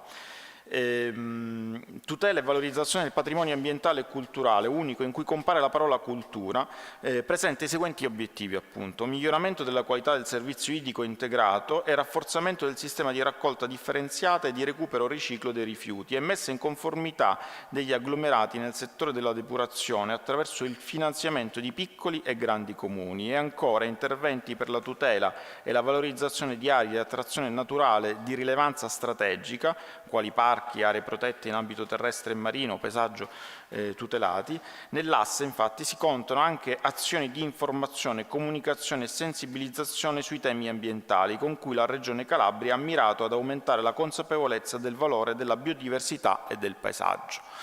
Diciamo, inserisco io una mia riflessione studiando un po' l'intervento di Settimio e anche leggendo poi gli avvisi per rendermi conto, e diciamo, l'elemento che colpisce è che soprattutto nel secondo avviso, quello delle produzioni teatrali, di fatto i soggetti beneficiari e selezionati sono esclusivamente soggetti di produzione teatrale, cioè compagnie anche di rilevanza nazionale o residenze di rilevanza nazionale che vengono di fatto sostanzialmente finanziate attraverso queste linee, creando una sorta di come dire, asincronia, diremmo, tra i reali obiettivi molto spesso di questi, delle produzioni che vengono sostenute, e poi, come dire, invece le esigenze o gli obiettivi quadro dei piani di finanziamento. E credo che diciamo, l'intento di Settimio di essere presente, fosse quello di essere presente qui per sottolineare in qualche modo non tanto, come dire, la criticità in sé del fatto che come dire, le attività culturali di spettacolo dal vivo possano contemplare anche azioni di attrazione turistica o di sostegno come dire, al miglioramento, no, della visibilità e vivibilità dei territori, quanto in una fase di definizione esclusiva ed esclusivista di queste fonti di finanziamento possono condizionare in maniera forse determinante sia i festival, che dovrebbero avere una vocazione culturale senza una ricaduta, diciamo, di numeri o di efficacia intesa appunto in ambito ad esempio turistico o di innovazione ambientale, e quindi in qualche modo venisse meno sostanzialmente il compito e l'obiettivo principale e primigenio di queste attività culturali e di produzione dello spettacolo dal vivo. Credo di essere stato... Grazie a te, grazie a Settimio. Devo dire che un certo appiattimento, allineamento degli obiettivi dello spettacolo con quelli turistici si è molto, molto diffuso in questi ultimi tempi. Come a teatro, non so se avete visto, abbiamo fatto una riflessione dei programmi dei sindaci durante l'ultima campagna elettorale nelle grandi città, notando come il turismo come obiettivo culturale fosse presente nei programmi di quasi tutti i sindaci, in alcuni casi addirittura proprio la cultura non esisteva ed era una frase all'interno dell'obiettivo turistico, che mi sembra una cosa significativa e interessante da analizzare. Allora, io darei la parola a Marco Ranellucci del Consorzio Marche Spettacolo. Marco, non ho capito se hai inserito le Sì, avevo portato qualche foto. Ma sono inserite, te le facciamo partire noi? Ah no, vuoi? No, dai, allora ti sposti via, scusa, vieni qua. Allora, Marco Ranellucci del Consorzio Marche Spettacolo, voglio dire per presentarlo che ci dirà lui magari velocemente cos'è il Consorzio Marche Spettacolo, ma la Regione Marche negli ultimi anni si è data un'organizzazione interna di spettacolo complessa e molto particolare rispetto ad altre regioni, e il Consorzio Marche Spettacolo è una delle complessità, specificità della Regione Marche, e anche proprio la creazione di queste situazioni di rete o di adesioni, di associazioni fra organizzazioni diverse, che probabilmente vi ha consentito di intercettare questo mega Pon Fest di cui tu ci parli. Buongiorno a tutti, intanto ringrazio a Teatro l'Università Ca' Foscari e prima di presentarmi porto anche i saluti di Lucia Chiatti, che è la direttrice che doveva stare qui quest'oggi, e la presidente Catuccia Cassetta. E io sono Marco e appunto sono da 2 anni e mezzo nel Consorzio Marche Spettacolo. Come diceva Gallina, il Consorzio Marche Spettacolo è una realtà estremamente rara in Italia, anzi penso che siamo quasi gli unici che fanno un determinato lavoro con tanti enti di una regione. Noi siamo più di 50 gli enti consorziati, che vanno dai più grandi come l'AMAT, probabilmente di voi conoscono, Marche Teatro, fino alle piccolissime compagnie. L'obiettivo del consorzio è quello di dare da 12 anni appunto un percorso economico e organizzativo a tutti gli enti della Regione Marche. Questo perché è l'unico modo, almeno secondo la nostra visione, per raggiungere determinati obiettivi che siano appunto grandi, è quello appunto di fare un lavoro di networking e di coordinarsi tra i vari enti, perché da soli appunto risulta più difficile, a volte mancano formazioni specifiche. Prima stavamo parlando appunto del management, di personale qualificato. Insieme riusciamo a trovare tutte queste persone e riusciamo appunto a fare un lavoro coordinato per raggiungere determinati obiettivi insieme.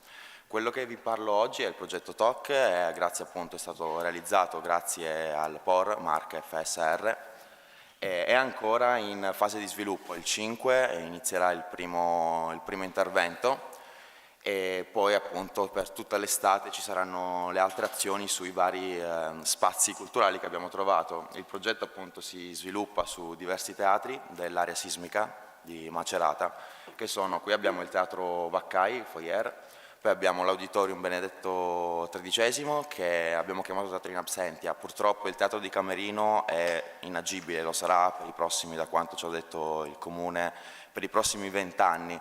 Quindi si è dovuto trovare appunto un'alternativa e appunto adesso la programmazione di Camerino è fatta all'interno dell'aula magna dell'Università di Camerino.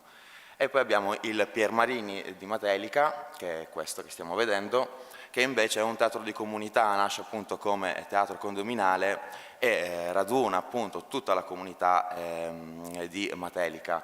L'obiettivo del progetto è quello appunto di non vedere più lo spazio teatrale come uno spazio chiuso e aperto solo durante gli spettacoli o comunque quando c'è qualcosa in scena, ma andare a vedere il teatro, lo spazio culturale come hub di comunità. Questo infatti è il nome del progetto, Teatri Oggi Hub di Comunità. Crediamo appunto che il teatro debba essere multifunzionale, identitario e della comunità e non può essere chiuso per la maggior parte del tempo. La maggior parte dei teatri appunto hanno degli spazi che possono essere utilizzati anche al di fuori dell'arte performativa canonica. Infatti abbiamo adesso 3 progetti che sono portati avanti da 3 consorziati diversi nei vari spazi culturali, uno è di Associazione Malte, l'altro è del Compagnia dell'Arancia e l'ultimo progetto è Bottega Teatro Marche. 2 sono dei laboratori, tra cui uno Bottega Teatro Marche che inizia il 5, ci sarà un workshop con le imprese del territorio maceratese. Quindi c'è anche un forte legame tra arti performative e tutta la filiera produttiva enogastronomica, artigianale di cui le Marche appunto è molto fornita. Ci saranno appunto con Cesare Catà e Anconetani dei laboratori di storytelling e di linguaggi di marketing attraverso anche il linguaggio drammaturgico del teatro. Poi ci saranno dei laboratori a Camerino insieme anche all'università. Come sapete insomma l'Università di Camerino, se il Comune di Camerino fa 6.000 anime, l'Università di Camerino ne fa 9.000, quindi sono più universitari che abitanti a Camerino. Faranno altri laboratori sulle storie di Anderson con appunto professionisti, musicologi e drammaturgi. Sonia Antinori ci sarà come personaggio anche. E poi l'ultimo è nel Teatro Vaccai, che è a Tolentino, che è questo che vi sto mostrando adesso, questo è l'auditorium. Il Teatro Vaccai, che appunto è della Compagnia dell'Arancia, gestito dalla Compagnia dell'Arancia, e hanno deciso di sviluppare il luogo di teatro come identitario e multifunzionale, aprendo il teatro 36 ore in una maratona di 36 ore, quindi per 36 ore il teatro sarà aperto. Ci saranno naturalmente scanditi dei tempi in cui i partecipanti, quindi la popolazione tolentinata, potrà vivere il teatro leggendo, studiando, lavorando in smart working, altri in cui ci saranno appunto dei laboratori, ma il concetto ultimo sarà questo, sarà aperto il 1° e il 2 luglio, quindi siete tutti invitati naturalmente se siete in zona, e il discorso è quello di donare lo spazio teatrale alla comunità e non tenerlo appunto per la compagnia o per l'arte performativa soltanto, ma vedere vivo il teatro anche da parte dell'intera comunità in maniera più attiva possibile. Spero di essere stato nei tempi, spero di essere stato esaustivo. Grazie mille.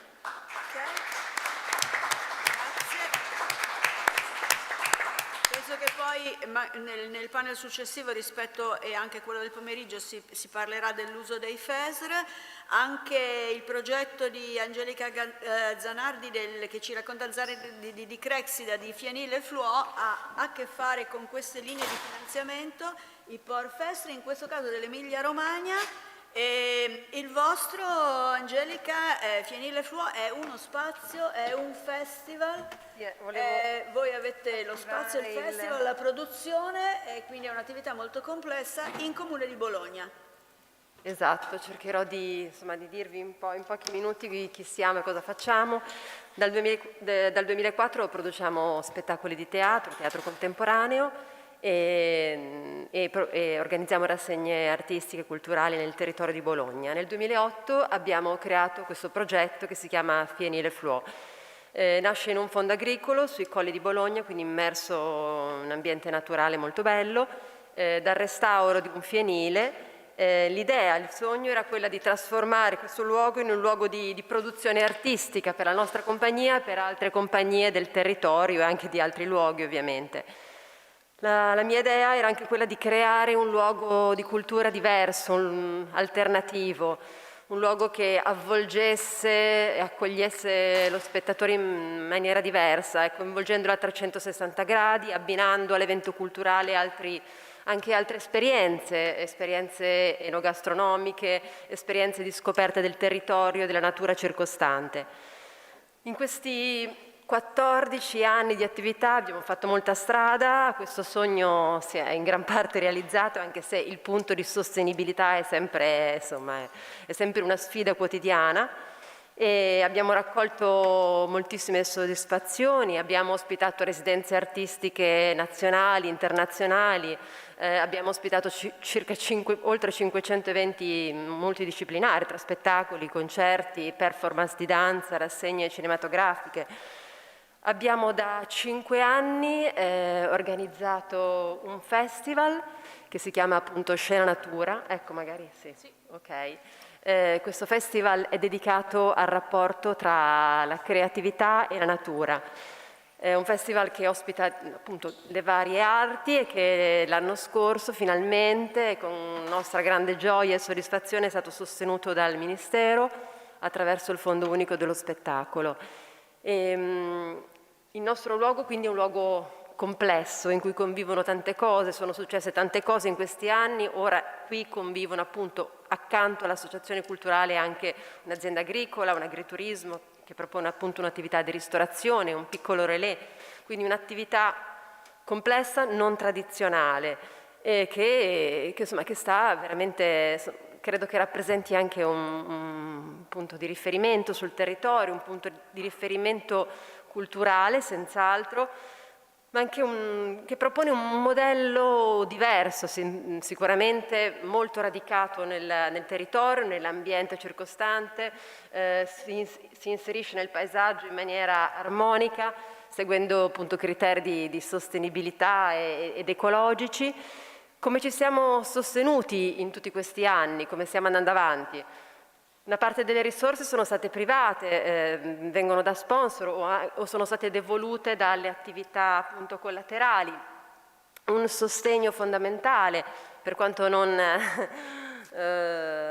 particolarmente importante in termini numerici, però è stato rappresentato per noi dalla Regione Emilia-Romagna, che comunque ha sostenuto in tutti questi anni il nostro progetto artistico. Il Ministero fondamentale, che speriamo insomma, confermi il suo appoggio. Il rapporto con il Comune di Bologna è stato più saltuario, il sostegno più minimo attraverso appunto, il bando di Bologna Estate. Un bando interessante e alternativo a cui abbiamo appunto di finanziamento indiretto a cui abbiamo partecipato è appunto il POR FESR, quindi fondi europei gestiti dalla Regione Emilia-Romagna e destinati alla valorizzazione del territorio nel suo complesso. Potevano partecipare a questa linea di finanziamento sia attività produttive che attività associazioni culturali, e un bando molto complesso tra l'altro, e con nostra enorme sorpresa siamo arrivati terzi in tutta la regione Emilia-Romagna, quindi una cosa che ci ha veramente sorpreso onestamente, col nostro progetto Spettacoli in Collina. Quindi in questo caso i finanziamenti, i fondi ci sono serviti per sviluppare le infrastrutture, quindi ad esempio abbiamo portato la corrente nel nostro teatro, appunto in questo anfiteatro naturale tra i Calanchi, abbiamo sviluppato, implementato delle strumentazioni tecnologiche di domotica, abbiamo aperto, si vede più avanti, aspetta, questo un sentiero panoramico molto bello dove insomma, sviluppiamo dei percorsi immersivi in natura, quindi tutta una serie di attività importanti insomma, che hanno permesso di ampliare la nostra attività, di renderla più accessibile. Oggi siamo quindi insomma, chiaramente soddisfatti del percorso fatto. E rispetto al tema del convegno di oggi mi viene da dire, senz'altro il nostro progetto incarna, rappresenta senz'altro oltre ad un progetto culturale, veramente culturale e artistico, è anche sicuramente uno strumento di valorizzazione del territorio, anche sul piano turistico. Ricordiamoci che, per esempio, nel nostro caso, in quest'area della città, vicina al centro, ma immersa nella natura, quando abbiamo aperto la nostra attività non c'era niente, non c'erano altre attività né produttive né di altro tipo, quindi rappresenta senz'altro un modo per far conoscere un territorio bellissimo come quello, quindi in questo senso il nostro progetto si adatta a questo tipo di finanziamenti indiretti. Però vorrei anche dire che noi, cioè almeno io, mi sono affacciata a questo mondo in un contesto in cui era impossibile pensarsi isolati dal resto, insomma un po' in questo... Cioè io credo molto nell'idea, sono cresciuta con questa idea della contaminazione, insomma vedo comunque la cultura all'interno di una rete e sicuramente con delle enormi ricadute in altri campi e sicuramente sul territorio, ecco. Bene, grazie Angelica. Intanto posso dirti che allora, a me viene molto voglia di venirvi a trovare, quindi quando è il prossimo festival? Quest'estate da giugno, insomma, tutta estate. Insomma, questa passeggiata me la farei volentieri, anche il fatto di uno spazio all'aperto così poco invasivo è molto gradevole, cioè vedere... ok, quindi grazie, e adesso io ridò la parola a Luca che interviene cioè che ci legge l'intervento di Alberto Pagliarino di Social Community Theatre di Torino, che anche lui impossibilitato ad arrivare, e ringrazio Sara Codognotto che ci sta facendo partire le sue di H. Foscari, le foto che ci ha mandato. Alberto Pagliarino sarebbe stato qui come appunto Social Community Theatre Center, un protagonista assoluto delle politiche indirette che ha avuto occasione di presentare il Social Community Theatre Center diverse buone pratiche nella nostra storia di incontri sulle buone pratiche. In questo caso ci parla delle loro iniziative legate e sostenute da dipartimenti della salute. Bene, allora io mi prendo la libertà di passare oltre i saluti iniziali, visto che hai già presentato tu. Questo intervento è nato con naturalezza rispetto al tema di oggi, perché come Social Community Theatre Center di Torino, nel corso dei nostri 20 anni di storia abbiamo realizzato un gran numero di attività artistiche, spesso al di fuori dei luoghi del teatro, con interlocutori istituzionali, pubblici, privati, estranei al settore culturale, come sanità, servizi sociali, turismo, ambiente, cooperazione e sviluppo e così via.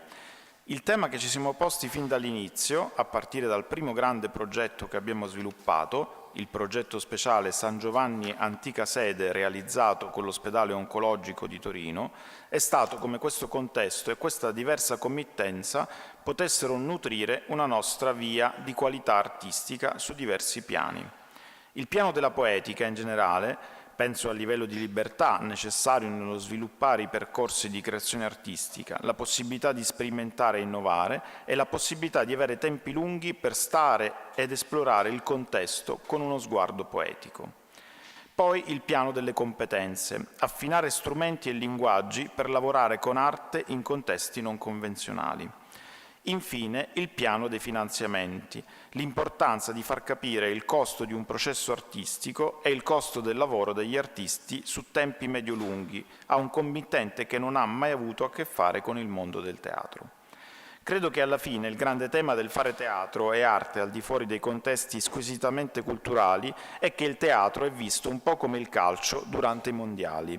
In Italia abbiamo 59 milioni di allenatori della nazionale. Tutti pensano di poterlo fare e che tutto sommato ci voglia poco per farlo. Questo è il tema, l'immagine del teatro che ha chi non si occupa di teatro è di qualcosa di semplice e accessibile a tutti, mentre per l'esperienza che ho potuto maturare in questi fortunati 20 anni di lavoro, fare teatro con qualità al di fuori dei contesti teatrali richiede alte competenze e qualità che normalmente però nelle accademie, nei workshop e in generale nei contesti in cui ci siamo formati come registi, attori e drammaturghi, raramente ci vengono insegnate. Credo che fare l'attore o il regista per una committenza non culturale, che mette in campo fini non culturali, ti possa rendere un attore o un regista migliore e se sei all'altezza del compito, ti dà la possibilità di realizzare opere di grande qualità artistica e umana, e che bisogna prendersi lo spazio e il tempo per spiegare e accompagnare l'interlocutore non teatrale nella comprensione del nostro punto di vista. Parto subito col primo esempio per cercare di stare negli 8 minuti canonici concordati.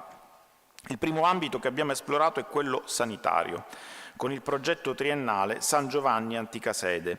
Nel 2006 Rossana Beccarelli, illuminata direttrice sanitaria dell'ospedale oncologico San Giovanni, chiede ad Alessandra Rossi Ghiglione, regista e drammaturga e fondatrice dello Social Community Theatre, di realizzare un'attività artistica per parlare del tema della morte e della malattia alla cittadinanza.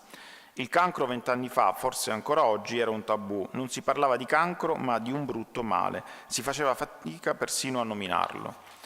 La prima cosa che Alessandra chiede è di avere un po' di tempo per attraversare l'ospedale e lo fa indossando un camice accompagnata dall'assistente sociale sanitario e provando a usare uno sguardo poetico per capire i temi artistici che emergevano nelle dinamiche tra le persone, nell'attraversamento degli spazi, nell'incontro con i pazienti, i medici, i parenti. E scoprire quindi che nell'ospedale vivono anche OSS, parenti, custodi, cuochi, personale addetto alle pulizie, rappresentanti di diverse confessioni spirituali, addetti alle camere mortuari e che dentro all'ospedale c'è una grande vitalità, proprio un senso della vita diverso e intenso, c'è uno sguardo da raccontare sulla vita vista da quel luogo. Ad esempio dalla terrazza del terzo piano dove i pazienti ricoverati guardano i bambini della scuola elementare giocare nel giardino di fronte. Quello che possiamo fare noi artisti è quindi da subito mettere a disposizione il nostro sguardo interpretativo sulle cose. Dopo un confronto con Rossana Beccarelli, il tema diventa così non più la morte e la malattia, ma la vita osservata dal punto di vista di chi vive la malattia. Voi che fate teatro potete capire bene che il passaggio non è da poco, anzi è un passaggio determinante e drammaturgicamente molto generativo. Il progetto si chiamerà Sotto il segno del cancro. Verrà sostenuto dall'assessorato alla sanità della Regione Piemonte e della rete oncologica del Piemonte e della Valle d'Aosta. Le attività fatte dentro al San Giovanni sono state molte, realizzate da professionisti del teatro, workshop con studenti, formazione per il personale sanitario, brevi interventi teatrali nelle sale di attesa del day hospital, visite teatrali per le scuole dentro l'ospedale, interviste al personale. In particolare qui oggi ne cito due che sono state le attività più da palco: una performance itinerante site specific, porte, soglie e passaggi, realizzati da attori professionisti lungo i luoghi dell'ospedale, è realizzata nel contesto del Festival Torino Spiritualità, e poi uno spettacolo teatrale Passioni, Cabaret e Concerto, nato dalle interviste a pazienti, parenti e operatori, e portato in scena dentro l'ospedale e poi al Teatro Gobetti in collaborazione con lo Stabile di Torino e in tournée in diversi contesti non teatrali e teatrali. Il progetto è stato un successo artistico e insieme sociale, ha raggiunto migliaia di persone, studenti, scuole, negozianti, cittadini pubblici di ogni genere, rappresentanti dalle istituzioni, associazioni e organizzazioni di diverse provenienze e così via. E soprattutto ci ha permesso di realizzare un percorso artistico di qualità. Alla luce di questa prima esperienza e di molte altre che si sono susseguite negli anni successivi, credo che i temi da affrontare per riuscire a raggiungere una libertà e una qualità artistica in contesti non canonici per la cultura e con una richiesta da parte della committenza di obiettivi apparentemente diversi da quelli che ci siamo abituati siano essenzialmente due: la fiducia e le competenze. La libertà artistica che ha portato al successo del progetto è nata sicuramente dal rapporto di fiducia reciproco instaurato tra la direttrice dell'ospedale e la regista Alessandra Rossighione, fianco a fianco in ogni passaggio, ognuno secondo le rispettive competenze, con frequenti scambi di idee, progetti, confronti e verifiche. Ci si è dato tempo e spazio per questo. La seconda è invece forse una delle difficoltà principali, cioè trovare o diventare professionisti artisti che abbiano le competenze necessarie a lavorare in questi contesti. Non mi riferisco soltanto a una componente di umanità, solidità personale, ma a una qualità di presenza artistica, di sguardo. Molto concretamente intendo drammaturg che sappiano condurre un'intervista a un paziente, a un medico, e poi sappiano costruire una scrittura a partire dal materiale vivo e umano che abita i luoghi della cura, sappiano leggerne i temi, facendo diventare il particolare universale e comporne un testo. Registe e registi che sappiano leggere gli spazi non convenzionali e non deputati per la loro possibilità di diventare parola e si stessi. Saper dire quelle parole con verità davanti alle persone da cui quelle parole sono nate e comprendendone il peso e la portata. Non so se sto rispondendo esattamente alle domande che sono state lanciate per la giornata di oggi. Spero di riuscire a dare alcuni spunti. Come attore ho trovato queste esperienze estremamente arricchenti per la mia professionalità tout court, e una delle sfide più importanti che ho dovuto affrontare, al di là di tutti i dati tecnici che ho appena elencato, è stata quella della misura. Trovare ogni volta una giusta misura per dire ciò che avevo da recitare nel contesto in cui mi trovavo, di fronte alle persone che avevo davanti. Un'esperienza che trovo particolarmente rappresentativa è stata qualche anno fa in Svizzera, quando ho interpretato il padre di due ragazzi disabili, padre che stava di fronte a me tra il pubblico, e nello spettacolo, in un monologo, a un certo punto lui dice: essere genitori di un figlio disabile è come se ti strappassero il cuore ogni giorno, tu vedi tuo figlio ed è come se ti strappassero il cuore. Io almeno il dolore ritengo che sia così, però ecco che il fatto di avere un figlio disabile si può dar di testa. Perché che cosa ti hanno detto gli altri genitori? Che è arricchente? Certo, è molto arricchente, sì, sotto il profilo personale e accademicamente parlando, è una grande lezione di umanità, però ti assicuro che sarei stato volentieri più povero sotto questo aspetto. Tutto il monologo, basato sull'intervista, e di altri genitori è attorialmente molto bello, pieno di contraddizioni. Lui è uno che ama moltissimo i suoi figli, pieno di speranze, che per un attore è una grande prova. Ma che con che misura la porti di fronte a lui? È di fronte a un pubblico che è lì con lui e non lo ha mai conosciuto, oppure che lo conosce. Il volume, le pause, l'energia che ci metti, ogni intonazione in quel contesto fa la differenza. Questo ti insegna molto. Da giovane ti insegna a dimenticarti il narcisismo e crescendo ti insegna uno stile che non è mai uguale a se stesso e che ti rende capace di connetterti con più facilità anche ai testi più canonici della letteratura teatrale. Da un punto di vista registico e drammaturgico invece ti fa lavorare sulla parola teatrale, anche in contesti diversi, perché qui provi la parola incarnata e non letteraria, usi in scena le parole che si usano per vivere, traendole dalle parole che nell'intervista usiamo per raccontare le nostre vite. Questo linguaggio verbale è appunto un linguaggio fortemente incarnato e ti obbliga a fare un esercizio di scrittura teatrale molto interessante in termini di ricerca sul linguaggio. Dopo l'esperienza del San Giovanni abbiamo continuato a fare teatro e spettacoli in contesti non deputati in ambito sanitario e non solo, sostenuti da istituzioni pubbliche e private con finanziamenti provenienti da enti regionali in ambito sanitario, bandi europei o regionali, con finalità sociali, la Fondazione OTAF per l'assistenza ai bambini disabili di Lugano, l'Atelier Culture Project di Malta e il Mater Dei Hospital Malta Arts Council, la Fondazione Molo di sostegno all'asfasia, numerose ASL del Piemonte, DORS, Centro di Documentazione per la Promozione della Salute. Abbiamo poi aperto una scuola nazionale di drammaturgia e regia finalizzata a formare professionisti dello spettacolo e questi contesti di azione in collaborazione con l'Università di Torino, l'Università Cattolica del Sacro Cuore e a teatro. Provo adesso un attimo a sintetizzare l'intervento. Nel 2021 la Facoltà di Infermieristica di Torino, insieme ai corsi di laurea di Cuneo, Ivrea, Orbassano e Asti, ci ha chiesto di produrre uno spettacolo per la formazione dei futuri infermieri in occasione del centenario della morte di Florence Nightingale. Si è creato un fitto dialogo con la committenza, in particolare il professore presidente del corso di laurea, e ci ha permesso di ricordare una figura storica e controcorrente come la Florence Nightingale, che era fondatrice, diciamo, della professione, di parlare soprattutto degli ultimi 2 anni di intensa battaglia contro il Covid. È stato un percorso lungo, un percorso complesso che ha visto insieme a creare una produzione Arte Bella che è andata appunto in scena con un'attrice professionista, Antonella Rietto, e da un lato invece una professionista del settore sanitario che, seppur aveva esperienze, diciamo, nell'ambito teatrale, come esperienze personali e private, ha permesso uno scambio proficuo e reciproco. Infine stiamo portando avanti 2 nuove produzioni per 2 dipartimenti dell'Università di Torino separati e indipendenti. Finanziamenti per la realizzazione dell'attività vengono dai finanziamenti di Unitò sulla terza missione, con il Dipartimento ad esempio di Psicologia e con su un tema molto delicato come quello della suicidarietà in età adolescenziale e dell'acuirsi di questo fenomeno e di altri connessi alla depressione e all'autolesionismo in questi 2 anni di pandemia.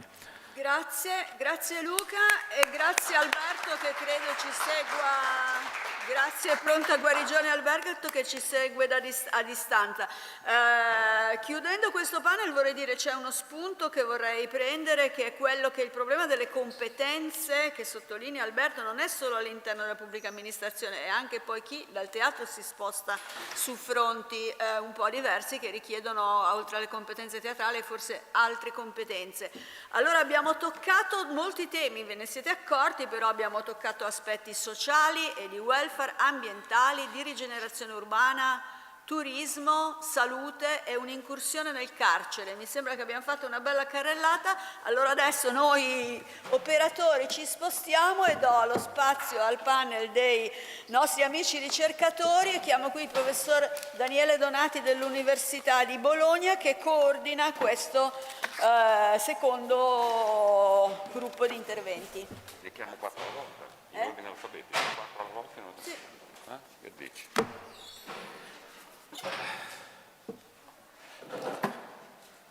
Ha un ritmo senza tregua questo di oggi. Siamo perfetti, Grande.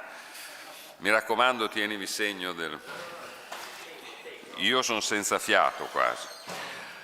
Allora, sì, fantastici, infatti devo dire, tu dammi forza. Allora, ci sono 8 interventi anche in questo secondo panel e io ho pensato di chiamarli per ordine alfabetico. Quindi sostanzialmente chiamerei qua Fanny Bucrel, Marina Caporale, Ilenia Confente e Maria della Lucia per ora.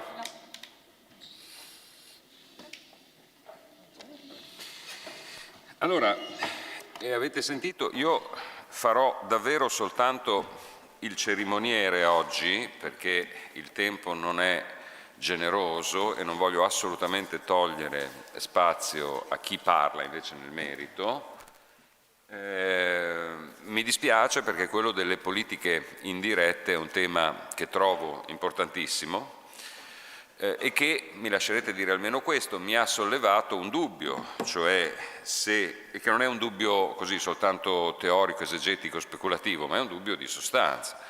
Cioè se in sostanza la cultura sia prima concetto e poi settore che possiamo capire, definire, circoscrivere soltanto a consuntivo dalla somma delle sue connessioni, delle sue interazioni, o viceversa sia settore così ampio da includere quelle connessioni e così forte da mantenere una sua specificità. Questo è un punto a mio giudizio determinante, perché se tutto è cultura niente è cultura, scusatemi, ma questo è ciò che penso.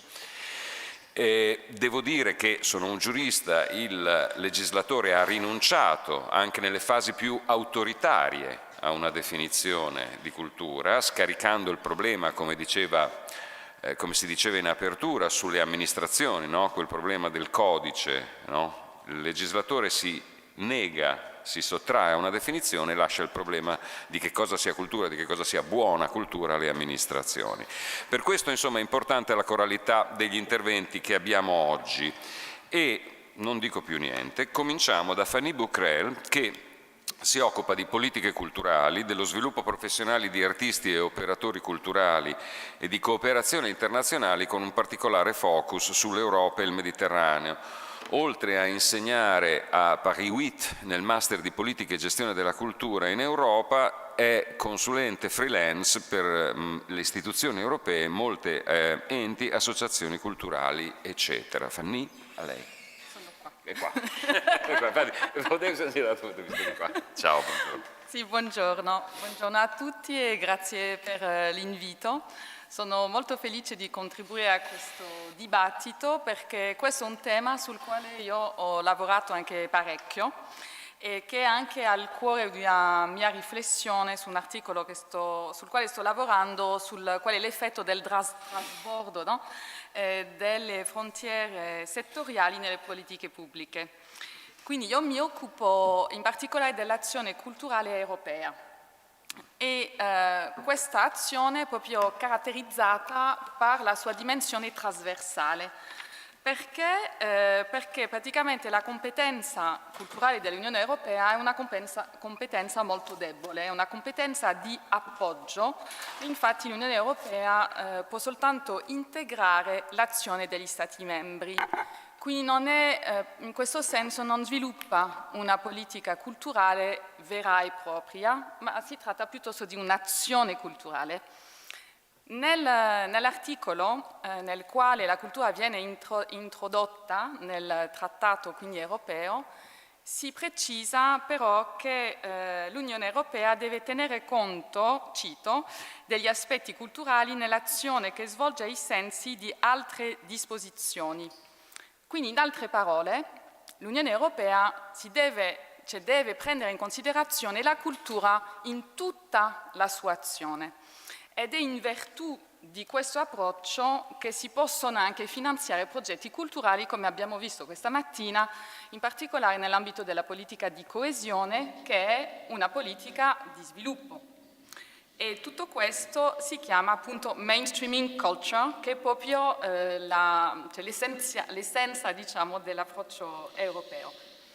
E a partire dagli anni, cioè a metà degli anni 2000, a Bruxelles c'è la DGAC, quindi che è la direzione generale che si occupa di cultura, che ha sviluppato una propria strategia di espansione, così è stato chiamato, e l'ha sviluppata presso varie DG e in particolare presso la DG Regio, che è quella che si occupa della politica di coesione.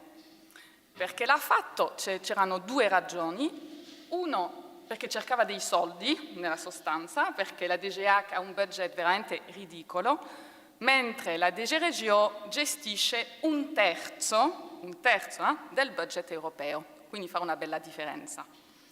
La seconda ragione è che comunque nell'ambito di studi che erano stati sviluppati si era evinto che per lavorare sullo sviluppo culturale conveniva lavorare a livello regionale, locale. Quindi andava anche nella direzione, diciamo, c'era anche una motivazione di fondo. Non sviluppo questo lato, per quelli che sono interessati ne possiamo parlare in altri ambiti, e volevo dire 2 parole su cosa è successo in Sicilia, che è il caso di cui io mi sono occupata particolarmente. Volevo soltanto anche precisare che facendo questa ricerca, che è stata nella sostanza la mia ricerca di dottorato, ero anche una professionista della cultura in Sicilia, sia perché mi occupavo di produzione teatrale, ma anche facevo la progettista e ho fatto anche la consulente per la regione Sicilia per un paio di progetti, quindi avevo varie casquette, no? Come si dice. In 5 minuti, cosa è successo? Come dicevo, quindi questa politica di coesione in realtà ha dato delle opportunità enormi per la Sicilia. La Sicilia, essendo una delle regioni più povere e anche più numerose, cioè in termini di abitanti, ci sono stati proprio veramente miliardi di fondi che sono arrivati in Sicilia. Siccome la cultura contribuisce allo sviluppo e che la regione Sicilia, seguendo l'Italia, perché l'orientamento generale è stato anche deciso a livello nazionale, l'orientamento che si è seguito era di valorizzare le risorse del territorio. Quali risorse ci sono? Il patrimonio, i beni culturali. Lavorando sui beni culturali, poi l'idea era di sviluppare il turismo e di creare lavori. Sono stati parecchi soldi dedicati a questa azione. Velocemente, tra il 2000 e il 2006 si tratta di 1 miliardo di euro. Nel 2007-2013 siamo a 450 milioni di euro e poi per il periodo attuale non lo so, perché è abbastanza difficile saperlo. Ci sono stati problemi di fondo. Uno, ne abbiamo già parlato questa mattina. Il problema di fondo è che il restauro, quello che ha fatto in sostanza la Regione Sicilia, il restauro soltanto quando non si lavora sulla valorizzazione di questi beni, non crea sviluppo. E quindi a livello poi di indicatori, mentre c'è stato l'indicatore di riuscire a spendere i soldi, che è un grande problema per la politica di coesione, qui si è riuscito bene a spendere i soldi, ma non si è riuscito a creare sviluppo. Il legame tra cultura e turismo, questo è il secondo problema, in realtà è conflittuale, già l'abbiamo capito questa mattina, gli obiettivi sono diversi, la cultura lavorativa è diversa, i valori sono diversi, ed è molto difficile far coincidere questi 2 ambiti. In Sicilia si è preteso che gli artisti lavorassero con gli operatori turistici. Non ha funzionato. Non è sorprendente, però le persone che ho intervistate alla Regione Sicilia erano anche sorprese di questo. Come mai? Come mai? È chiaro che sono appunto 2 realtà completamente diverse e nessuno ha veramente fatto un passo per incontrare l'altro, anche questo. C'è stato anche il problema dell'implementazione di questa azione, perché nel 2000-2006 c'era soltanto il Dipartimento dei Beni Culturali che aveva il carico di implementare questa azione. Nel periodo successivo, e lo preciso perché ha a che fare col tema di cui stiamo parlando adesso, c'è stato un blocco, no? In nome di una programmazione integrata, la cultura è stata integrata, come abbiamo sentito, con l'ambiente e col turismo. Quindi tutta questa azione culturale doveva essere coordinata e doveva essere implementata, quindi Dipartimento Beni Culturali insieme a Dipartimento Territorio e Ambiente insieme a Turismo. E anche se ha coinciso in quel periodo in Sicilia con l'emigrazione di una parte di un servizio beni culturali al turismo, questo non ha assolutamente facilitato il coordinamento tra i dipartimenti. Nel ciclo attuale c'è anche il Dipartimento degli Affari Produttivi che si occupa di implementare questa azione per le imprese del turismo. Okay. L'altra questione è chi è stato coinvolto. E in primis la Regione Sicilia, anche perché aveva le competenze per fare questo restauro e perché è molto difficile includere gli operatori culturali. Sì. Ci ho provato. E quindi nella sostanza gli operatori culturali, quelli si occupano dello spettacolo, sono rimasti completamente fuori da tutto questo. Quindi ci stavo arrivando a provare a concludere, questa trasversalità, questo approccio trasversale offre delle opportunità enormi per la cultura. I fondi europei dedicati alla cultura per la politica di coesione si stima potrebbero essere una cosa come 13 miliardi di euro su questo ciclo, quindi 2007, 2013, 2014, 2020, mentre l'unico programma culturale sono 450 milioni di euro, quindi c'è una bella differenza. Però è molto frammentato, per definizione ha i margini, quindi non si vede, è invisibile. Non si vede frammentato, quindi c'è una questione anche di visibilità. C'è un ruolo maggiore degli attori. Siccome siamo appunto ai margini, conta molto chi se ne occupa, chi lo vuole, qual è la volontà politica e qual è anche il margine, qual è l'approccio, qual è la disponibilità in realtà al cambiamento. Ci sono altri esempi, mainstreaming nell'ambiente, pari opportunità, c'è altri esempi che hanno avuto degli esiti molto diversi. L'ambiente oggi in Europa sono 30% del budget per questo. Quindi a volte funziona, a volte meno. Quindi bisogna lavorare tutti insieme. Ho finito. Grazie. Perfetto, grazie. Sì, devo dire che, a parte la messa in evidenza delle diverse sensibilità e logiche, modelli di operatività che tu hai messo in evidenza, che mi sembra molto molto importante, però abbiamo molti studiosi anche di economia che ci sapranno mettere insieme la logica dell'imprenditore con la logica culturale. Quella parte sull'Europa che ha illuminato è determinante. Penso alla difficoltà che esprime lo stesso Trattato di Maastricht nello scegliere se favorire la creazione di una cultura europea in quanto europea o di favorire la diversificazione delle culture nazionali, ad esempio, che è una tensione importante, o all'affiancamento che c'è costantemente da Lisbona tra cultura e creatività, che non sono esattamente la stessa cosa, però insomma, tante cose. Grazie mille.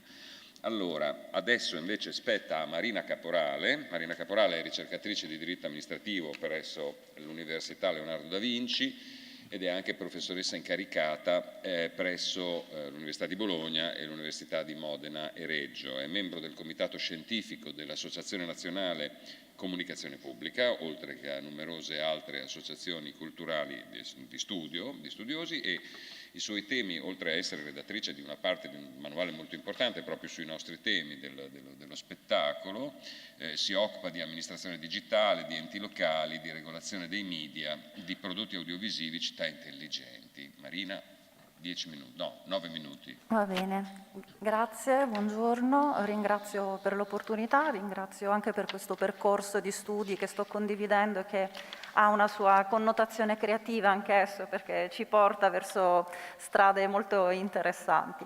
E la mia prospettiva, come emerge un po' dal mio profilo, è quella giuridica, in primo luogo delle competenze degli enti locali come interlocutori oppure come decisori, come è stato detto qui. E mi riferirei quindi anche a parte delle cose che sono state esposte, dei casi presentati che abbiamo avuto modo di conoscere e di preparare un po' vedendo le loro attività anche prima di questo incontro. Qualche considerazione di carattere generale è sul fatto che probabilmente anche questa ricorrenza e ricerca di risorse in senso lato probabilmente anche sintomo di un'assenza ancora una volta di una forte politica nazionale per lo spettacolo fine a se stesso. Scusate. Sì, perché sentiamo male. Scusate, perché adesso spero che sentiate meglio, cioè si esce, va bene che si esca dal teatro, che si faccia teatro al di fuori del teatro, però forse bisognerebbe mantenere, come dire, anche in mente l'origine, anche perché quello che è emerso e mi sembrava interessante anche all'inizio è che ci sono dei percorsi formativi di professionalità legati al teatro che cambiano a seconda del contesto in cui evidentemente questo viene esercitato. E dal mio punto di vista non posso che seguire il filo delle competenze. Se sono state introdotte le competenze un po' dell'Unione Europea, scendendo di un gradino nel nostro percorso, rimane questa ambiguità nelle competenze statali dal punto di vista legislativo, competenza concorrente Stato-Regioni, rimane la competenza a esercitare le funzioni amministrative anche in ambito culturale nel livello più vicino al territorio, cioè i comuni in primo luogo, laddove esigenze non portino e attraggano verso l'alto enti intermedi, in questo caso faccio riferimento a province e città metropolitane, all'esercizio di queste funzioni. Quindi questo è il modello in estrema e brutale sintesi a cui stiamo corrispondendo. Quindi il nostro interlocutore al momento teoricamente rimane il comune, ma dal punto di vista delle risorse anche una panoramica dei casi attraverso una breve ricognizione dei siti web che ho fatto delle realtà che sono state oggi presentate ci dice che se è vero che l'interlocutore principale è il comune, i finanziamenti in realtà a cui ho potuto accedere guardando le varie sezioni trasparenza, i bilanci, le varie attività presentate, mi sembra che prevalgano i finanziamenti regionali sulla base di una normativa regionale di cui stiamo facendo una ricognizione che è in senso lato dedicata allo spettacolo dal vivo in varie declinazioni, e in controluce rimane questo sfondo, nodo delle competenze su cui anche le regioni con altre leggi regionali possono intervenire allocando alcune delle funzioni anche ad esempio presso le province. Le province, ricordiamo, avevano una competenza in materia di promozione della cultura che è stata persa dalla legge del Rio in poi, quindi questo attore istituzionale, questo interlocutore decisore, se le regioni non hanno statuito diversamente, scompare un po' dall'orizzonte delle realtà presenti sul territorio. E in particolare mi ha colpito quello che è stato rappresentato oggi da un lato da Zelda, che diceva che fare vivere l'esperienza al decisore paga in termini di capacità di investimento del decisore su quella realtà. Però forse è vero che il decisore è sempre più un soggetto poco sensibile al teatro e più sensibile ai problemi della riabilitazione, almeno nel contesto in cui è stato presentato. Quindi la mia, preoccupazione di prospettiva è se le competenze in materia di spettacolo genericamente riconducibili alla cultura non meritino un decisore in materia di spettacolo un po' più, con un ruolo un po' più delineato nelle politiche complessive perseguite. Mi colpiva anche quello che diceva ex voto, tutto attaccato, che i decisori si aprono alla coprogettazione, che è bellissimo, che è un elemento fondamentale, però alla coprogettazione in realtà il decisore, il codecisore, l'interlocutore pubblico doveva essere abituato da quel po', nel senso che doveva in realtà realizzare delle politiche interloquendo prima della realizzazione delle politiche con il territorio, per cui è una dialettica che va coltivata prima oltre che durante. Non tutte le regioni sono pratiche di questa dimensione, in alcune questo è più felice. E questa coprogettazione mi sembra l'incarnazione perfetta del principio di sussidiarietà nella mia prospettiva, non solo quella verticale ma anche quella orizzontale, cioè tra soggetti. E richiamerei anche l'opportunità di soggetti istituzionali di collaborare tra loro, non solo per le meravigliose e un po' sfuggenti fondazioni di partecipazione, ma facendo riferimento ad altri modelli di collaborazione tra attori istituzionali presenti sul territorio, non per tirare sempre la nostra Emilia Romagna, però diciamo che anche in questo forse la Regione ha qualcosa, ho dei problemi, va bene, non potrei fare teatro, non mi si sentirebbe mai bene, va bene. Allora, detto ciò, a questo tipo di attività e alla diversificazione degli interlocutori secondo la mia prospettiva, che è quella delle competenze, per cui gli attori del teatro parlano con le AUSL piuttosto che con la scuola e a volte non tanto con l'assessore alla cultura del comune, inserisco una variabile che è frutto dei tempi che viviamo, e quindi dell'impatto di questa prospettiva in generale della cultura e dello spettacolo come serventi ad altri ambiti e ad altre competenze nella prospettiva del PNRR, che sarà la soluzione a tutti i nostri problemi e che colloca sicuramente anche la cultura sicuramente in questa prospettiva. Meglio non lamentarsi, meglio che ci sia in questa prospettiva piuttosto che non ci sia affatto, però la prospettiva rimane strettamente funzionale a sviluppare alcuni percorsi. Nella prospettiva degli enti locali, e senza entrare nel futuro bando per le imprese creative, laddove sarà bello vedere che peso verrà dato e che dimensione verrà data a questa creatività e viceversa a questa natura di impresa, sappiamo che è un orizzonte ancora piuttosto ambiguo quello delle imprese creative, ma sarà anche quello una voce molto finanziaria. Faccio riferimento a uno dei pochi bandi portato a conclusione, in realtà neanche portato a conclusione perché gli esiti saranno definitivi e pubblicati entro giugno, cioè quello dei borghi, perché questo bando sui borghi che apporta 380 milioni di euro su borghi, 21 borghi selezionati dalle regioni, quindi 21 comuni che sul territorio italiano, d'intesa fra regioni e poi verifica del Ministero, riceveranno ognuno circa 20 milioni di euro per una rigenerazione culturale, sociale ed economica, in cui una attività culturale che comprende realizzazione di festival eccetera ha avuto un suo peso. E poi la seconda linea B, che riguarda appunto gli investimenti realizzati su un processo selettivo che ha portato alla presentazione di 1.800 domande su 259 borghi che anch'essi hanno dovuto presentare una progettualità in termini di rigenerazione culturale.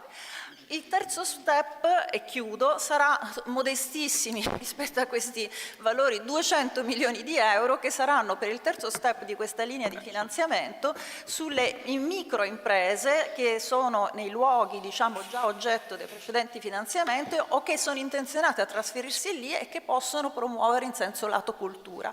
Quindi qui diventa chiara la connotazione culturale, chiaro l'interlocutore, perché per i comuni in questi bandi questo bando è sempre il comune l'interlocutore, tranne la Regione che ha svolto un importante ruolo di selezione e mediazione per l'individuazione nella prima linea dei progetti pilota. Tutto questo per dire che forse è meglio che ci sia così piuttosto che non ci sia.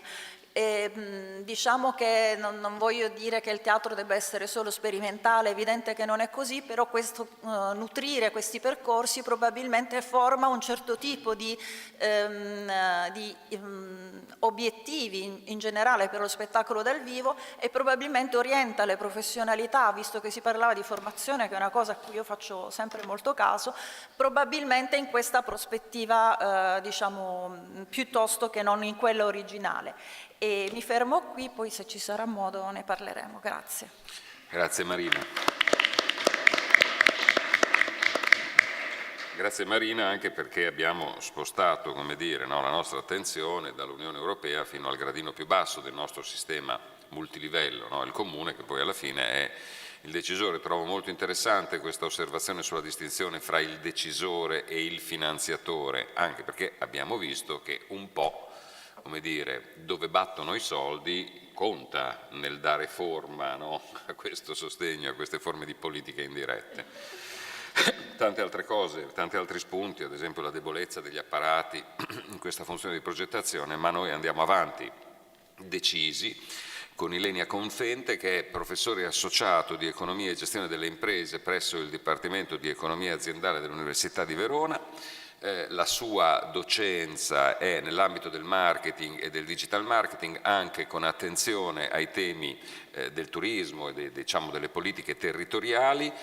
Fra i suoi ambiti di ricerca vi è lo studio dell'impatto del turismo in ottica sostenibile e come viene percepito sia dai turisti che dai residenti. Infine è referente, e questo ci dà un'altra prospettiva interessante della sua attività, per l'Università di Verona dei progetti in collaborazione con gli enti locali e regionali relativi proprio ai temi di cui vi ho detto. Per cui grazie Ilenia, i soliti 9 minuti. Grazie per la presentazione, cercherò di non far suonare l'allarme. Impossibile. Inizio il mio intervento collegandomi anche con alcuni spunti molto interessanti dal panel precedente e parto diciamo dal modello della diffusione culturale, che è appunto una definizione molto importante anche del cambiamento di approccio, in cui la cultura è indirettamente regolata ma anche indirettamente influenza altri ambiti, e quindi c'è una sorta di ribaltamento della clessidra, no? Che ci pone anche delle domande. Come misuriamo questo impatto? No? Come misuriamo l'impatto dell'attività culturale anche relativamente ad altri ambiti? Abbiamo sentito citare tantissimo questa mattina, no? il turismo, no? le politiche pubbliche, eccetera. Perché questo poi giustifica la richiesta di investimenti, la richiesta di finanziamenti, per cui dobbiamo essere in grado di misurare questo impatto che si collega al concetto di analisi, di dato, che spesso in questo ambito è sempre stato visto quasi come un tabù, no? Come qualcosa di difficile. Perché? Perché va un po' nell'immaginario a comprimere la libertà creativa, la libertà artistica.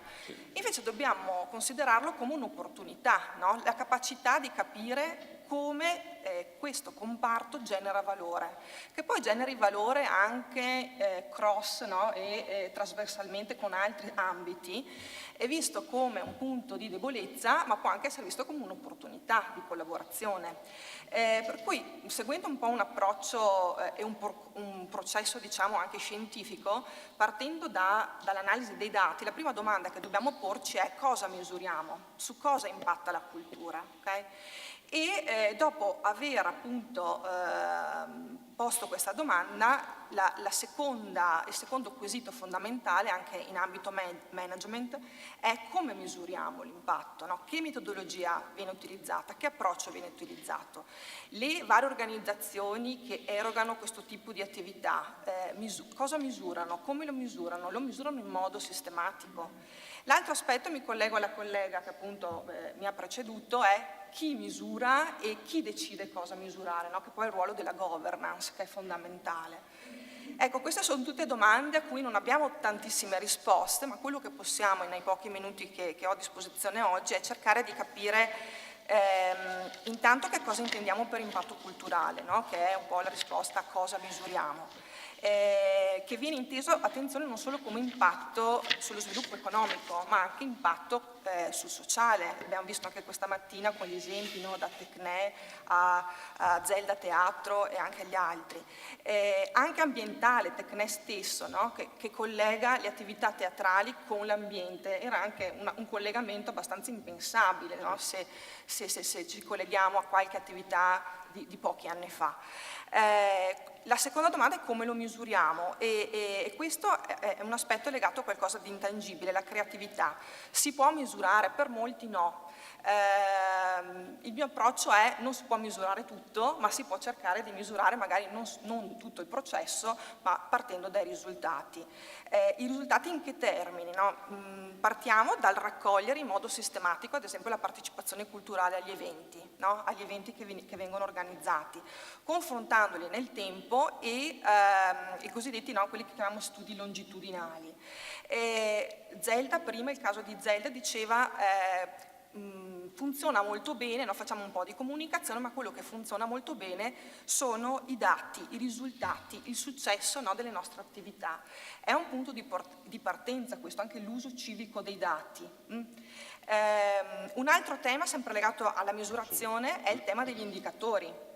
Ce ne sono tanti, ce ne sono di natura economica ma anche non strettamente economica e qui la difficoltà è di raccoglierli in modo sistematico, utilizzando un approccio, un metodo scientifico. Questo non è gratis, richiede un lavoro e quindi richiede anche degli investimenti nelle organizzazioni. Possiamo però fare uno sforzo, possiamo applicare i concetti di management, i concetti di gestione del patrimonio culturale e che possono appunto aiutare in tal senso per evitare di fare delle scelte anche miopi.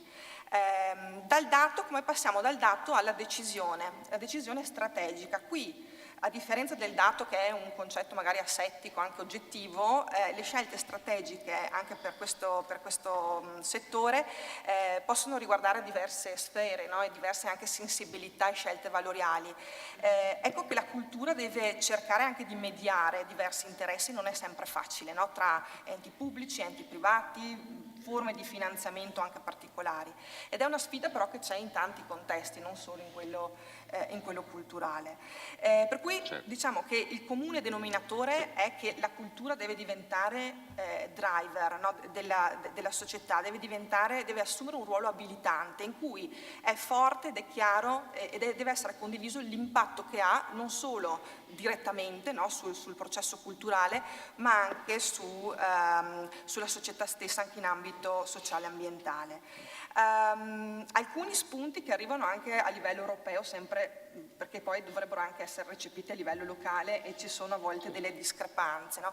L'Agenda 2030 stessa, che ha obiettivi diciamo macro più generali, no? Per lo sviluppo sostenibile, parla di cultura e addirittura l'UNESCO stesso è uscito con una pubblicazione quasi un paio di anni fa che si chiama, se non sbaglio, UNESCO 2030 Indicators, che include la cultura in 9 dei 17 obiettivi dell'Agenda 2030 e parla appunto e ci dà qualche spunto, no? Prevede degli obiettivi quantitativi, come ad esempio, ne cito alcuni, no? La spesa per il patrimonio culturale di un paese, le infrastrutture culturali, l'impatto sull'economia e sul PIL, che vedete sono prettamente quantitativi, l'occupazione culturale, e qui per andare anche alla dimensione sociale anche la percentuale di occupazione ad esempio femminile, no? Per andare un po' più verticali e capire qual è l'evoluzione di un paese anche in tal senso. Ma anche qualitativi, qui c'è tutto l'aspetto legato alla governance, no? Chi gestisce le attività culturali oggi? Qual è l'equilibrio tra pubblico e privato, no? Come viene gestita la cultura su diversi livelli e molto spesso purtroppo ci si ferma al quadro normativo, cioè io rispondo ai bandi e lo si vede, no? Poi anche nei problemi della primavera, l'esempio di prima, in cui c'è anche una sovrapposizione tra cultura e turismo. Rispondere ai bandi e anche cercare di svolgere le attività per rispettare, no, le regole, le normative, non significa gestire, cioè sono due cose diverse, no? Poi c'è tutto un aspetto legato alla gestione delle attività culturali che prevedono un approccio di management, quindi a volte vengono spesso usati come sinonimi. Concludo enfatizzando quindi la necessità di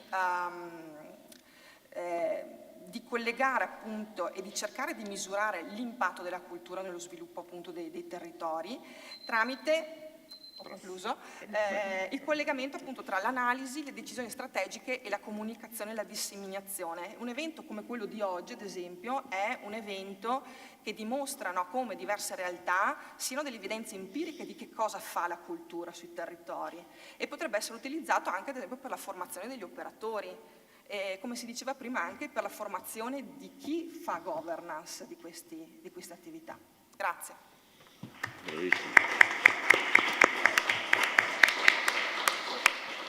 Allora, ringrazio anche Ilenia, devo dire è uno anche di quei rarissimi casi in cui gli economisti e i giuristi si trovano d'accordo. Mi ricordo, ho in mente almeno un paio di master in cui parlo di questi temi e dico più o meno dal mio punto di vista le stesse cose che ha detto lei quando parlo del FUS. Nel merito del FUS lascio sempre che ci vada Mimma perché io non mi addentro in territori pericolosi, no? Quei territori dove i portatori nei film di Tarzan dicono buona non andare, quello lascio fare a Mimma. Però quando faccio le considerazioni generali su come si determinano gli indicatori, indubbiamente dico le stesse cose che hai detto tu, te ne ringrazio molto. Hai ragione sul ruolo della cultura come diciamo abilitante, però sono andato, mentre sei visto stavo sfogliando, fra 2 giorni incontro il presidente del Censis sul tema della razionalità. Sapete che il tema del Censis quest'anno è la società irrazionale, in un paese dove il 5,8, e dico solo un dato, degli italiani è convinto che la terra sia piatta. C'è davvero bisogno, diciamo, che la cultura assuma un ruolo abilitante, anzi, proprio la cultura base, diciamo anche. Allora, Sì, però a me già preoccupano questi, diciamo. Mi basta il 5,8, diciamo. Sì, no, certo. Vabbè, dopo ne parliamo. Allora, Maria Della Lucia, la nostra prossima relatrice, e lei è invece professoressa ordinaria di Economia e Gestione delle Imprese presso il Dipartimento di Economia e Management dell'Università di Trento, dove insegna, ho visto, adesso l'ho perso, l'ho messo lì, insegna Business Administration e mediazione linguistica, turismo e cultura in 2 diversi atenei. A Trento è delegata per il rettore e per gli alunni, dove è membro fondatore e vicepresidente appunto dell'associazione alunni stessa di Unitrento. Ha molti ruoli molto importanti anche nella SIMA, che è la Società Italiana di Management, dove fa parte essere membro del Collegio dei Revisori, coordina il SIMA Interest Group su Management of Tourism and Culture, e tante altre cose. La taglio, se no ti porto via troppo tempo. Le principali aree di ricerca sono Humanistic Management, Humanistic Tourism, Sviluppo locale e sostenibilità, Destination Management e Governance, insomma. Prego. Grazie a te. Intanto un doveroso ringraziamento per l'invito, mi ha fatto... non funziona? Adesso funziona, grazie. Lo allontano perché altrimenti risuona troppo. E intanto parto con un doveroso ringraziamento perché sono finalmente tornata anche in presenza e sono tornata a Venezia in una solita ottima accoglienza. Ringrazio però anche gli operatori che ho seguito con molto interesse e cercherò nei commenti che seguiranno di fare dei ponti con quello che ho sentito, e ringrazio anche le colleghe che mi hanno anticipata perché ci sono molte connessioni con quanto è stato già detto, però io torno indietro dalla politica di coesione facendo un commento non di carattere metodologico e non di impatto, perché appunto non replico quanto detto dalla collega, su questo approccio diffuso a 3 livelli. Parto dal macro, dalle politiche, al meso, soprattutto quello che emerge da un'analisi dell'economia, della cultura e del turismo in Italia, per poi arrivare ad un contesto micro che si lega direttamente a quello che ho sentito oggi dagli operatori e quindi agli agenti di cultura e anche agli agenti di sostenibilità, e quindi teatri, musei e festival. E parto velocemente dall'ultimo ciclo della politica di coesione, perché differentemente dai cicli precedenti la cultura è scomparsa come obiettivo esplicito, ma è invece ricomparsa tra le righe in molti altri contesti, cioè quando si parla di innovazione, quando si parla di smart city urbano, quando si parla di sostegno alle imprese creative. E questo è bene dal mio punto di vista, nella misura in cui si riconosce, si recepisce che cosa? Una trasversalità. Ricordiamo che però nelle precedenti invece cicli la cultura era esplicitamente citata come obiettivo e pertanto, quindi in un certo senso un terzo ciclo presuppone che i cicli precedenti siano andati a buon fine, salvo verificarlo attraverso un'analisi di impatto. Sicuramente però l'aspetto importante di queste politiche è che sono evidence based, quindi una qualche rilevazione non c'è proprio chiaro quale rilevazione è stata fatta. Passo successivo, scendo a livello nazionale. Cosa è presente oppure cosa non è presente nei PON-POR? Tra gli altri, naturalmente. Quello che è presente o non presente dipende da come l'Italia recepisce nell'accordo di partenariato come strategici questi obiettivi. Allora, l'Italia che cosa fa o che cosa segnala forse di fare? Di mantenere un rapporto cultura-economia che è ancora abbastanza tradizionale. Mi spiego perché. Dal punto di vista delle politiche culturali tout court, la cultura continua ad essere solo quasi patrimonio culturale. Dal punto di vista, con tutte le implicazioni positive, identità, memoria collettiva, formazione, ci mancherebbe. Dal punto di vista della generazione di valore, qui mi ricollego, la cultura genera valore attraverso il turismo. Eccolo, il turismo culturale. Lato, e quindi c'è convergenza turismo e cultura. Se lo guardiamo dal punto di vista dell'ENIT, un esempio tra tutti, come lo vediamo questo? Vediamo che tra i temi del turismo in Italia c'è cultura, città d'arte, eccetera. Fino a poco tempo fa c'era una dicitura tra i temi che narrava extras, cioè spiritualità, enogastronomia, medina. Tutto quello che rientra a pieno titolo in un approccio allargato, ossia industrie culturali e creative. Quindi un extras. Scendo a un ulteriore livello, cioè meso-italiano. Uno studio che io ho condotto insieme a una collega sull'economia della cultura e del turismo in Italia a livello territoriale fine, cioè di sistemi locali del lavoro, che cosa vediamo? Vediamo che in Italia c'è una diversificazione in queste industrie e quindi è bene, vuol dire che c'è varietà. C'è varietà e abbiamo un segnale che però in tutta questa varietà c'è una prevalenza numerica in termini di sistemi locali del lavoro specializzati e in termini di livelli di specializzazione che è orientata uno sulla cultura materiale, cioè Made in Italy, questo, 2 sul turismo. Il turismo come livelli di specializzazione ha 23 volte la media nazionale. Se andiamo a guardare i pattern di agglomerazione, vediamo che ci sono segnali di tradizione come prima, ma anche di innovazione, cioè i sistemi locali del lavoro, il cluster di sistemi di locali di lavoro più numerosi sono quelli in cui sono compresenti patrimonio, media e new media. Molto bene, perché significa che possono esistere delle relazioni, interrelazioni, ma seguono 2 monoculture, turismo e cultura materiale, Made in Italy. Che cosa vuol dire questo dal punto di vista delle politiche passate? Vuol dire che i decisori o i manager a vari livelli hanno deciso di fare degli investimenti in politiche settoriali. Solo turismo, solo cultura industriale. Cosa si fa in prospettiva quindi, laddove in particolare c'è già una massa critica?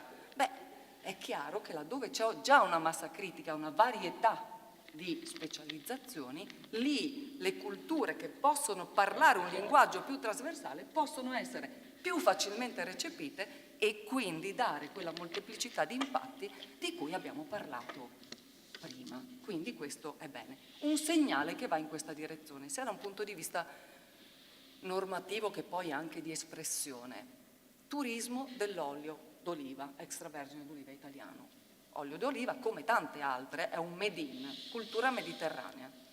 È stato di recente introdotta una definizione proprio normata, esattamente come il wine tourism, definendone un contesto. E questo che cosa mostra?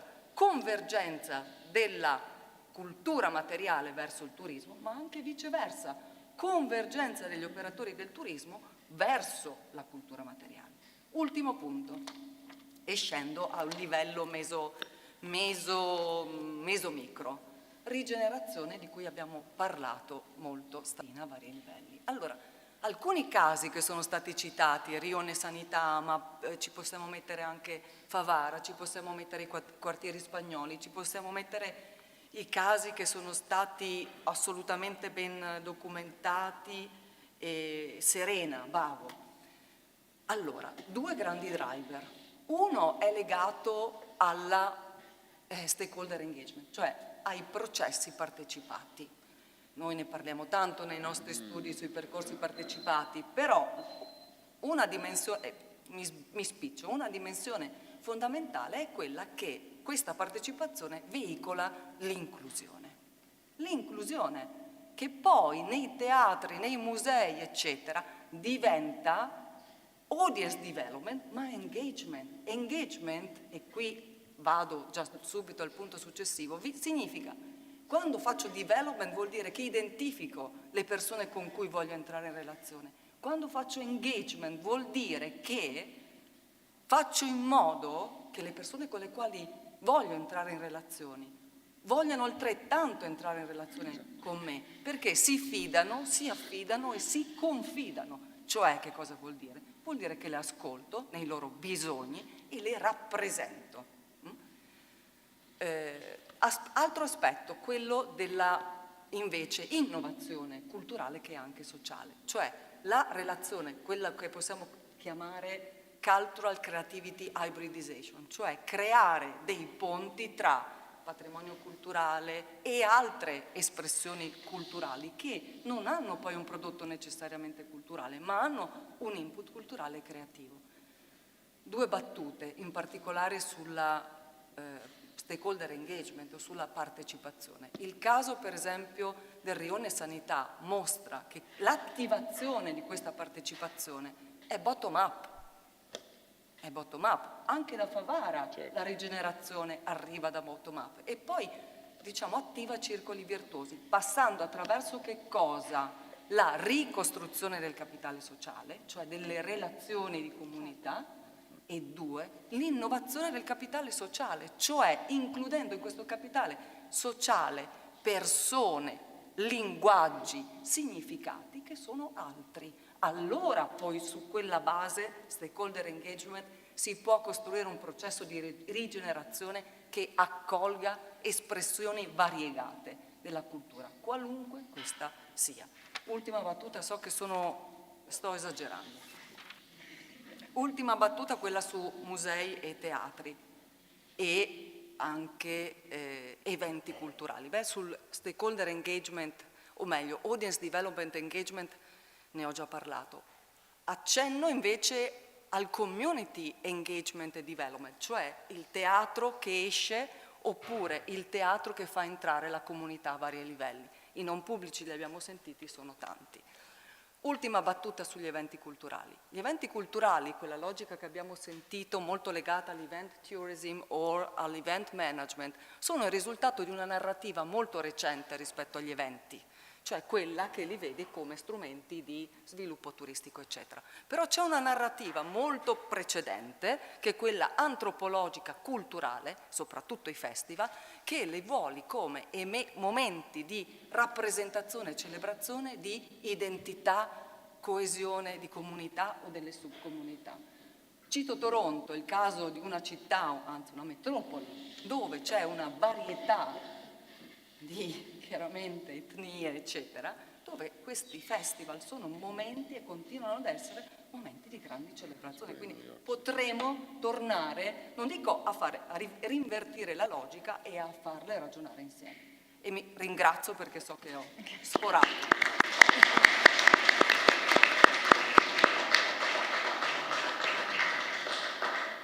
La ricchezza dell'intervento ti fa perdonare fin da subito, devo dire.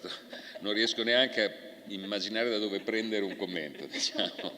Fra patrimonio, eventi, attività, i livelli trasversali e verticali li hai esaminati tutti in questi 10 minuti, devo dire, veramente complimenti. Mi colpisce anche il discorso che hai fatto laddove sulle pratiche partecipative, eccetera, l'engagement e quant'altro. Io ho sempre pensato che ci fosse una differenza e che ci fosse una differenza significativa fra i servizi di welfare, fra le attività di welfare e le attività culturali, laddove il welfare soddisfa il bisogno, le attività culturali suscitano il bisogno. E devo dire, ti ho sentito lisciare, diciamo, questo argomento, però adesso non abbiamo purtroppo tempo di dialogare, questa è la vera tragedia. Per cui chiedo ai prossimi 4, grazie mille ai primi 4, chiedo ai prossimi 4 interventori di salire qui, e sono Marta Friel, Marco Gambaro, Giulio Stumpo e Michele Tamma.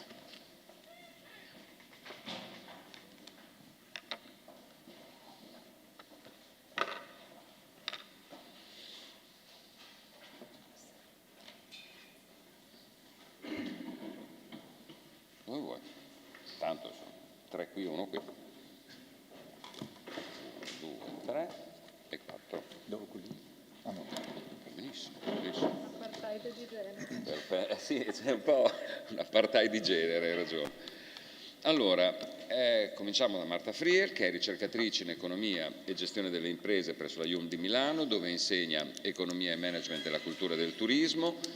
Fra i suoi interessi di studio, immagino anche di didattica, ci sono appunto il turismo culturale, un tema molto ricorrente, le industrie creative, un tema molto importante, come vedete, e in particolare di turismo musicale, della collaborazione fra turismo e teatro. Credo che baserà il suo intervento anche su alcune esperienze di progetti che ha avuto modo di seguire in collaborazione, finanziati dalla Regione Veneto e implementati dalla Quo Business School e da altre esperienze in Piemonte, quindi diciamo fra accademia e mondo reale. Grazie Marta.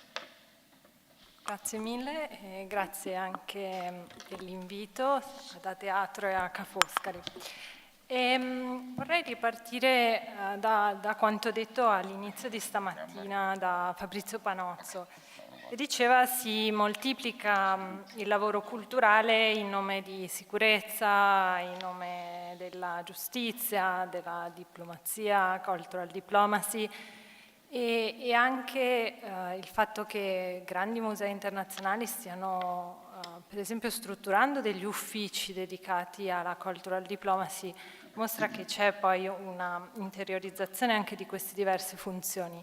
E infine il turismo.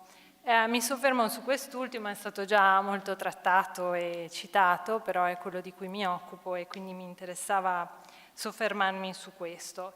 E anche perché molti dei casi di stamattina in realtà hanno tirato in ballo il turismo e mostrano come nei piani di sviluppo turistico regionali, dove presenti, lo spettacolo trovi sempre più spazio.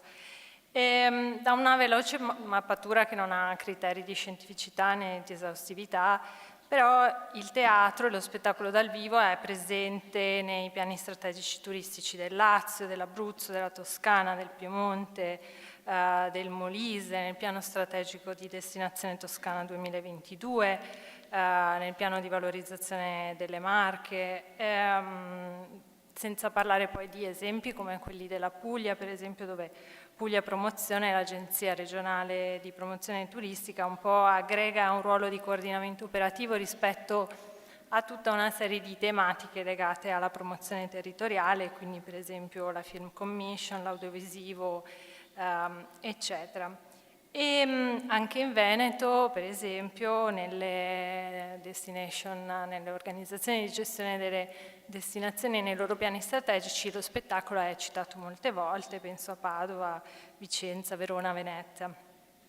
E per l'implementazione di molti di questi piani di sviluppo e di promozione, i fondi messi a disposizione dalle regioni derivano da fonti diverse, quindi ovviamente regionali, statali ed europee, e numerosi sono stati in questi anni i bandi che indetti nell'ambito della programmazione Porfesr 14-20 che hanno sostenuto lo spettacolo dal vivo attraverso progetti che però erano dedicati allo sviluppo turistico, alla formazione. Stamattina l'assessore Donazzan ne ha citati e io stessa ho avuto una serie di esperienze molto interessanti proprio qui in Veneto rispetto a bandi sulla collaborazione tra industrie creative e turismo, tra spettacolo dal vivo e turismo, tra il sistema della musica e il turismo.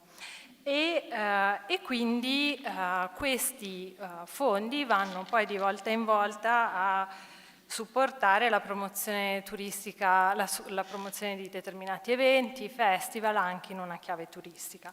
E quindi diciamo che a livello regionale alla fine si sviluppano le maggiori possibilità e gli strumenti più efficaci per estrarre appieno il valore della creazione, della produzione e della diffusione dello spettacolo che si possono riversare poi sull'economia del turismo. Ecco, qualche riflessione sugli esiti che questi bandi vedono. Sicuramente ci sono una serie di opportunità che sono già state citate più volte stamattina, ma che volevo riprendere. Un primo tema è quello della possibilità di accedere a risorse aggiuntive e quindi questo è un punto sicuramente importante e quindi due canali possono essere guardati diciamo in modo complementare e non necessariamente a volte come qualcosa di privativo, perché non è la strada principale, la strada giusta, la strada maestra. E l'altro grande effetto positivo è, e anche questo è già stato diciamo, citato, è lo stimolo alla costruzione di dialoghi intersettoriali, che sappiamo essere non sempre facili, come ci dimostrano anche alcuni dei casi citati, o l'esempio molto interessante della Sicilia che citava Fanny Bucherella prima. Non sempre facili, ma va detto non sempre ricercati. Questo secondo me è un punto importante, perché prima si citava la difficoltà di parlarsi tra operatori di settori diversi. A volte è una difficoltà che viene dal non conoscersi e non volerlo fare, come a volte succede proprio nel campo, diciamo, tra turismo e cultura. E che non sono facili da costruire e che invece poi queste relazioni possono diventare occasioni per innovare artisticamente, e quindi c'è un tema culturale nella collaborazione, non solo un tema economico nella collaborazione, e poi secondariamente per diversificare le fonti di ricavo. E poi tra le ombre io vedo due cose in particolare. Uno, c'è un aumento della concorrenza, cioè andare a competere su bandi che vogliono valorizzare il territorio attraverso un uso strumentale, in senso positivo, non negativo, della cultura, porta più operatori sulla stessa torta, e chi valuta spesso no, talvolta, no, non vorrei, anzi, siamo più che buoni, nel senso che poi in realtà la pratica mostra che spesso le amministrazioni sono in grado poi di vedere queste differenze, però ecco qui diventa molto importante che gli operatori dello spettacolo, che c'è necessità di creare informazione sulla qualità artistica e necessità di creare informazione sulla professionalità degli operatori dello spettacolo e farli conoscere anche a interlocutori che possono essere interlocutori non usuali e quindi non necessariamente diciamo, preparati a conoscere la qualità artistica. E su questo vorrei ritornare su un concetto che ha già citato Fabrizio Panozzo prima, quando dice le politiche si fanno attraverso i codici Ateco. Questo è assolutamente vero, però le politiche si fanno moltissimo anche attraverso i bandi e diciamo sulla valutazione dei progetti. E qui diciamo, ritornano il tema sia dell'impatto sia la domanda iniziale di stamattina di chi mangia. Allora da questo punto di vista il problema non è tanto di usare le politiche del turismo per la cultura, ma è di avere ben chiaro che cosa voglio raggiungere con quelle politiche turistiche e come promuovere al meglio la collaborazione con il mondo della cultura in generale e dello spettacolo dal vivo in particolare. E su questo vorrei aggiungere un ultimo punto, se ho tempo, dov'è il peperone? Non è ancora suonato. Ecco, qui ovviamente c'è un tema importantissimo che è quello della formazione a tutti i livelli, compresa la formazione continua, per creare dei gerghi comuni e per creare conoscenza reciproca tra settori. Ecco, quindi questo penso che sia assolutamente fondamentale.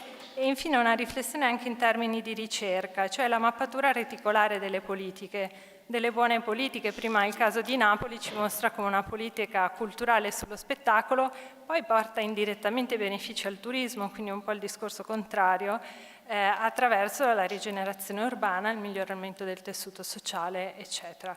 Quindi ecco, questo un po' in sintesi le riflessioni che mi vengono da quanto ho ascoltato stamattina e da una serie anche insomma, di ricerche e di progetti in questi anni. Grazie. Grazie. Bene, avete sentito che era importante in realtà sia questo accento iniziale sulle politiche regionali, che fa riflettere anche, no, sulla differenza di ruolo fra i vari livelli dell'amministrazione. Abbiamo sentito molto sui comuni, abbiamo sentito qualcosa sull'Unione Europea, questo focus sulle regioni è molto importante. Devo dire importante l'accento sulle, diciamo, questa attrazione e respingimento fra le politiche culturali e le politiche del turismo, no? Ne abbiamo discusso da tanti profili e anche questo è stato molto rilevante. Concluderei dicendo che, perlomeno, però questa è la deformazione professionale, ho avvertito anche il tema del filtro dell'amministrazione, no? Quello diceva Panozzo stamattina, il codice Adeco eccetera, come si fanno i bandi eccetera, cioè alla fine in fondo sì, bisogna agire su chi opera in questo settore, ma forse bisogna agire, lo dicevamo anche prima, su chi questo settore poi filtra, seleziona, valuta, eccetera, quindi sulla cultura che c'è dentro l'amministrazione. Bene, mi taccio e do la parola a Marco Gambaro, che insegna economia dei media alla Statale di Milano ed economia delle live performances alla Master in gestione dello spettacolo all'Accademia del Teatro alla Scala. Professionalmente si è occupato di industria della comunicazione, consumi culturali, funzionamento dell'industria cinematografica. Prego, professore. Grazie. Dunque il tema che abbiamo affrontato oggi è molto ampio e sono state messe assieme un sacco di cose, quindi è anche molto difficile dire qualche cosa che sia pertinente con tutto, cercherò quindi di restringermi un po'. Vorrei partire da un punto. Mi è sembrato che ci fosse sia nel materiale preparatorio che in alcuni degli interventi una sorta di antinomia sulla questione degli obiettivi diversi che perseguiti dagli strumenti indiretti e un obiettivo che in qualche modo è il terreno comune che c'è qua di sostegno alla cultura in senso più stretto al teatro, dove in qualche modo, come dire, le due cose potessero entrare in contrasto e dove quindi il tema è: ma questi obiettivi diversi servono perché portano soldi, portano risorse e però deviano un po' da quella che è la nostra bella idea, oppure dobbiamo interagire con un percorso più complesso? E allora mi sembra che una prima domanda da porsi sia se questi obiettivi sono legittimi, cioè se un assessorato che dice, l'assessore che in fondo oggi è intervenuto e ha detto: io voglio fare promozione per le imprese, mi serve la cultura ma voglio fare quello. Questo obiettivo è legittimo o noi riteniamo che noi qui comunità, che questa sia una distorsione legittima di una cosa che invece è legittima e che dovrebbe essere il sostegno alla cultura per sé, e che quindi questo diventa solo un modo indiretto di fare quella cosa che non riesco a fare ma che io è l'unica cosa che ritengo legittima? Questo è un tema rilevante in qualche modo. Personalmente, se devo dare una risposta, spero che gli applausi siano nella direzione giusta, perché invece io personalmente penso che siano legittimi quegli obiettivi, quindi forse adesso mi dovete non applaudire, non so bene. Però io penso che siano legittimi, cioè che un'amministrazione pubblica ha il diritto essendo eletta democraticamente, i cittadini rappresentati, ha il diritto di perseguire gli obiettivi che... Del resto, qui però sorge una domanda immediatamente, ed è: chi è il nostro principal nei ragionamenti? Cioè, il nostro principal. Noi parliamo, se ragioniamo sul problema di sostenere la cultura e sostenere il teatro, parliamo a nome degli addetti del teatro o parliamo a nome dei cittadini? Io personalmente voglio parlare, non è che parlo perché non ho nessuna rappresentanza, ma vorrei fare i miei ragionamenti seguendo come filo conduttore il benessere del consumatore e del cittadino, non di uno che ha fatto scuola di teatro e che quindi pensa di aver diritto di trovare i soldi per fare teatro. È una cosa legittima, importante, ma se devo dare una gerarchia, io voglio pensare al benessere collettivo. Questa è una scelta, naturalmente. Allora,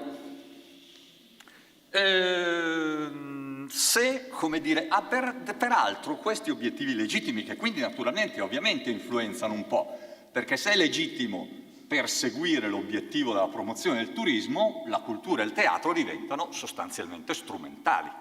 Peraltro badate bene che nella storia del finanziamento delle industrie culturali, dove per un bel 4/5 del tempo non ci sono stati bandi pubblici ma mecenati, quelli che c'erano, o il finanziamento diretto, ognuno riusciva a vendere i biglietti che riusciva, o se no c'erano i principi dell'autonomia della cultura se ne fregavano, a loro interessavano i loro obiettivi, che erano promozione personale, promozione della mia città, promozione delle mie politiche, e la cultura doveva essere ancillare a questi, e lì non è che non ti davano i finanziamenti, se ti rivoltavi troppo ti tagliavano la testa poi, quindi erano abbastanza definiti. Era ancora molto. Quindi, allora, vorrei fare un passo indietro. Perché si fa finanziamento pubblico? Da un punto di vista economico, sostegno alle industrie, da un punto di vista economico ha senso, si valuta che sia ragionevole fare finanziamento pubblico se c'è fallimento del mercato.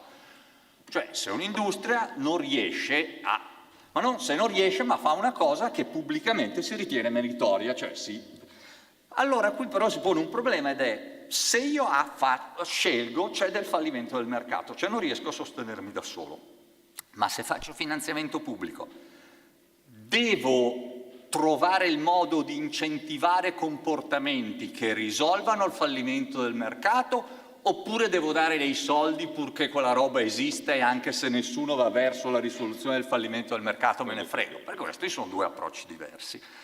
Da questo punto di vista il primo problema rilevante è quello di precisare gli obiettivi. E badate bene che quindi qui si entra in quel gioco per cui non è che il sostegno alla cultura è una cosa che è bene sempre. Il sostegno alla cultura e al teatro può avere obiettivi molto diversi. Ve ne enumero alcuni che sono diversi tra loro, contraddittori e contrastanti. Aumento dei consumi, favorisce la partecipazione culturale.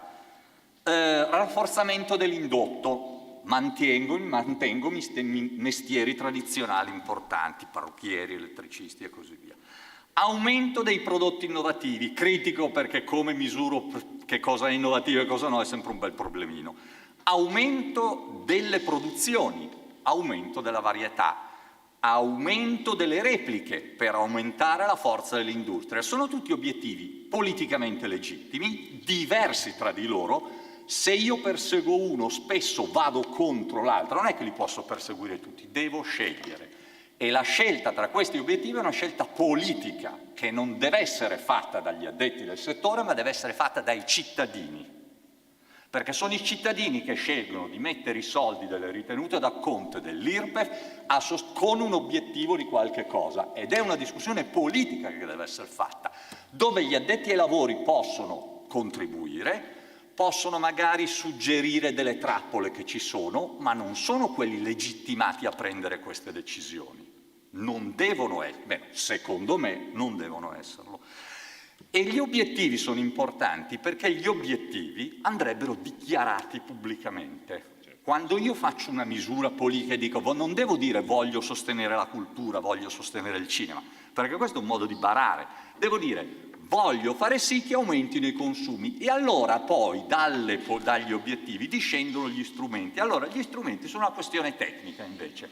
Ci vuole qualcuno che è capace di disegnare gli strumenti, né quelli del settore, che poi dirò, scusate, ma nei politici che non sanno disegnare gli strumenti tendenzialmente. I politici devono dire io voglio ottenere un aumento dei consumi, poi come ottenerlo ci vuole qualcuno che lo sappia fare. Si discute, ma quello, dopodiché però aver dichiarato i politici rende pubblica e aperta la discussione, perché se poi io dico do i soldi a quello lì e tutti vedono che quello lì non aumenta i consumi, si dice no, scusa, così non va bene. È questo il modo. Il terzo pezzo delle politiche è la misurazione. Qui è importante perché se non misuro, e soprattutto in settori come la cultura questo è importante, se misuro posso vedere se le cose vanno nella direzione che io volevo. E allora, soprattutto se ho politiche indirette, dovrò cominciare a usare strumenti di misurazione complicati, dove vedo il contributo di quella cosa, il teatro, al raggiungimento di un obiettivo, vado in fretta, il turismo con strumenti di tipo econometrico sostanzialmente, che riescono a tener conto dell'importanza di un fattore una volta che tengo fermi tutti gli altri. E dovrei sempre chiedermi se una cosa è la cosa migliore. Quindi l'importante di dichiarare gli obiettivi è questo. Ultima nota che è importante è questa. Perché è particolarmente critico stare con gli obiettivi così sul teatro? Perché il teatro e il cinema e le industrie culturali non hanno una funzione di produzione definita. Cioè, mentre è possibile descrivere come si fa una sedia, lo fa un ingegnere, come si cuoce un hamburger, come si fa un intervento chirurgico, non c'è la ricetta per fare uno spettacolo di successo. Non c'è. E allora, se in un mondo così io faccio delle politiche di cui non dichiaro gli obiettivi, nella stragrande maggioranza dei casi, e poi per stabilire come sono gli strumenti faccio la riunione con gli operatori, perché non capisco niente di come funziona il settore tendenzialmente. Se sono un operatore in un settore dove c'è la funzione di produzione non definita e mi chiedono come ti devo dare i soldi, l'unica risposta è dagli a me per piacere. Ci mancherebbe altro, ognuno dice dagli a me, finanzia. Allora però invece, siccome i soldi sono pubblici e devono perseguire gli obiettivi, io dovrei, come dire, in questi settori diventa particolarmente importante dichiarare gli obiettivi, proprio perché poi non c'è funzione di produzione definita e quindi se no non so più cosa muoversi, dopo diventa tutto discrezionale, totalmente discrezionale, e quindi questo è l'unico modo. Finisco, perché il tempo ormai ne ho rubato tanto, dicendo che proprio per questo lavoro, di cui peraltro nelle cose preparatorie avevamo chiacchierato dicendo cerchiamo di capire come sono questi meccanismi di finanziamento che sfuggono a quelli standard, il FUS, eccetera, eccetera, è particolarmente importante non solo per capire quanti soldi effettivamente finanziano questo settore, ma anche per cercare di fare un lavoro di collegamento tra i diversi obiettivi presenti e per cercare di capire questi se possono essere discussi e come possono essere discussi pubblicamente. Grazie.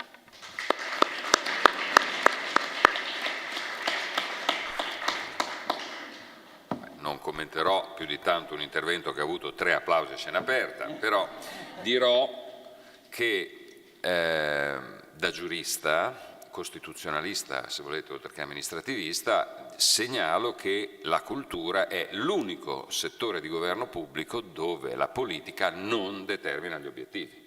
Forse è anche per questo che andiamo a cercarli attorno. Cioè, come diceva Bobbio, politica per la cultura, non politica culturale.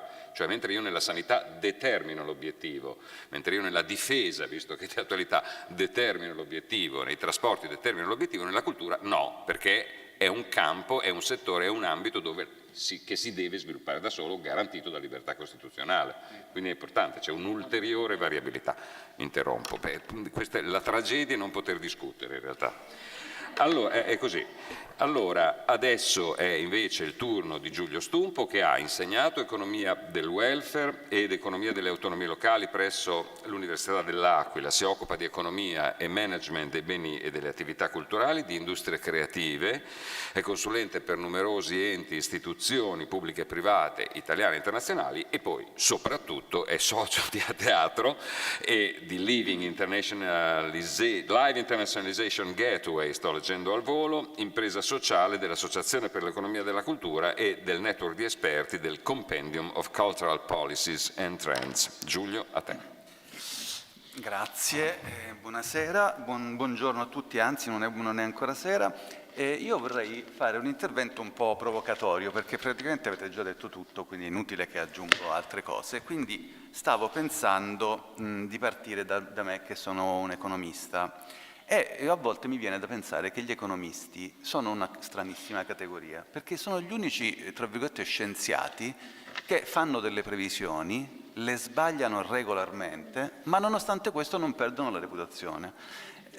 Sono un po' come gli astrologi, cioè ogni settimana l'oroscopo lo troviamo, nonostante non sia... Questo è un dato interessante, secondo me. È un dato interessante perché forse ci fa vedere qualcosa che, visto che parliamo da ormai 2 anni di cambio di paradigma necessario, che dobbiamo insomma fare un po' per ripensare i sistemi, probabilmente è l'oggetto dell'osservazione che dobbiamo cominciare a modificare. E quindi se appunto non è la previsione che dobbiamo andare a vedere, diciamo, ecco, è utile cambiare punto di vista, e c'è una frase che mi ha molto ispirato in questi ultimi giorni, che è questa: il miglior modo per predire il futuro è inventarlo. Allora, questo è un grande tema, perché se devo inventarlo io devo trovare un sistema per fare sì che do gli strumenti a chi deve inventare il futuro di poterlo inventare, di poter fare delle cose. A questo punto, diciamo, partendo appunto da questa affermazione, non c'è più niente da predire, no? In qualche modo, c'è soltanto da fare, no? C'è soltanto da inventare.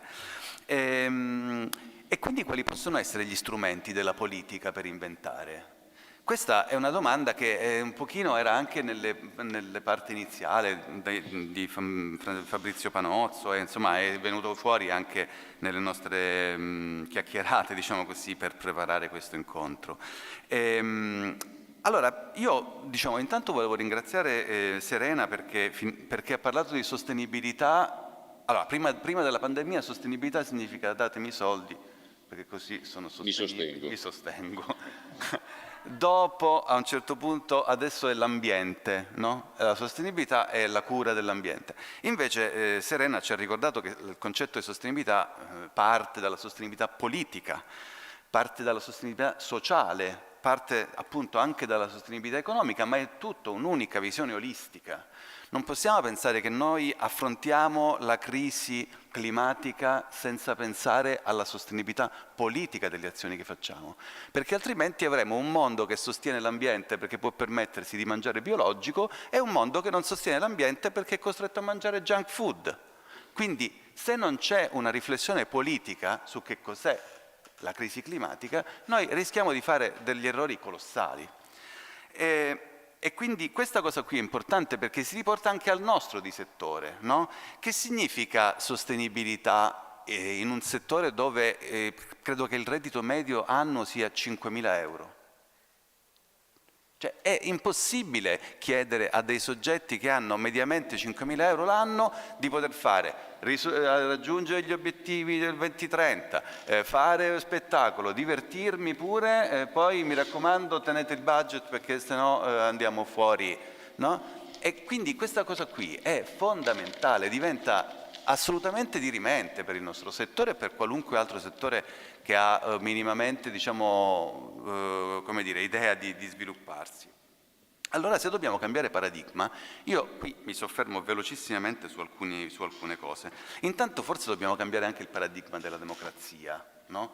Che cos'è la democrazia oggi è un tema che non voglio affrontare io, non è il mio campo, però secondo me c'è una cosa importante da dire su questo tema, che la partecipazione dei cittadini, che è fondamentale, deve essere anche una partecipazione consapevole. Quindi c'è un lavoro da fare sul rendere consapevoli le persone che devono prendere le decisioni, e prendere decisioni significa anche andare a votare, banalmente, e senza questo passaggio noi non saremo in grado di raggiungere un livello di qualità delle decisioni che prenderemo. Non di quantità, di decisioni ne prenderemo tantissime, ma saranno tutte di qualità scadente.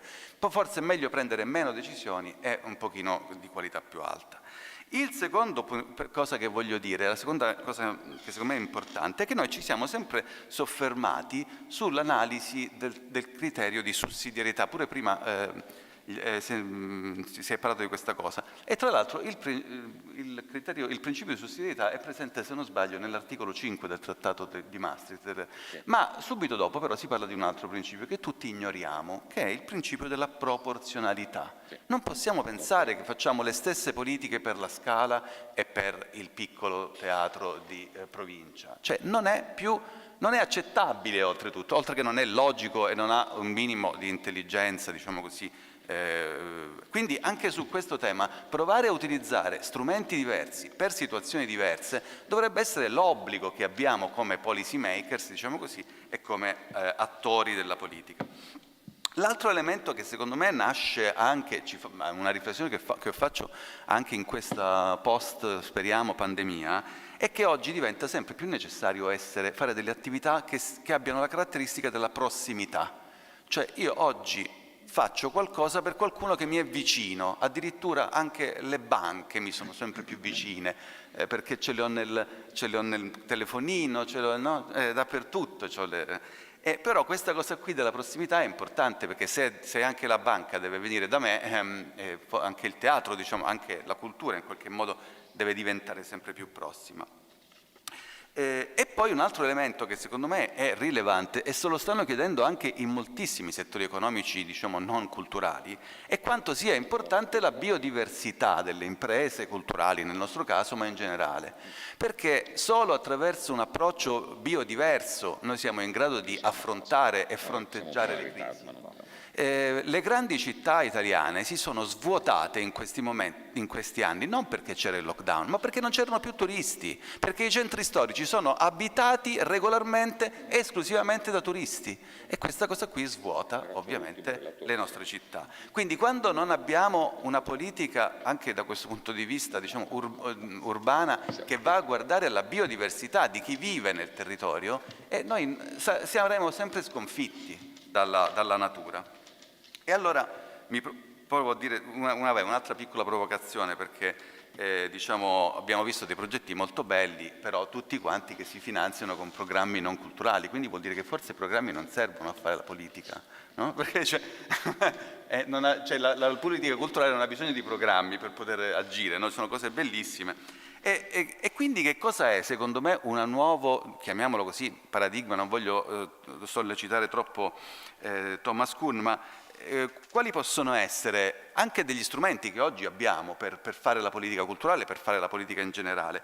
Intanto stimolare la coprogettazione. Oggi c'è anche un regolamento del Ministero, c'è un regolamento del Ministero del Lavoro che ci impone, appunto, che ci propone la possibilità di collaborare, di coprogettare tra pubblico e privato, senza per forza dover appunto avere un meccanismo competitivo che è anche, insomma, deleterio, e che forse dovremmo anche mettere un po' in discussione il paradigma neoliberista da questo punto di vista. E finisco col dire che la vera sfida, visto che all'inizio parlavo appunto di politica dell'immaginazione, è quello di coimmaginare, cioè fare in modo che gli operatori, i cittadini, le amministrazioni e la politica in generale sia in grado di pensare insieme il futuro, e solo questo ci permette di avere proprio quegli strumenti che dicevo all'inizio, di appunto immaginare e costruire il futuro. Grazie. Grazie Giulio. Dico solo due parole, anche perché il professor Panozzo si è premorato di dirmi che il pranzo è pronto, per cui non voglio gettare pressione sull'ultimo relatore, ma questo è.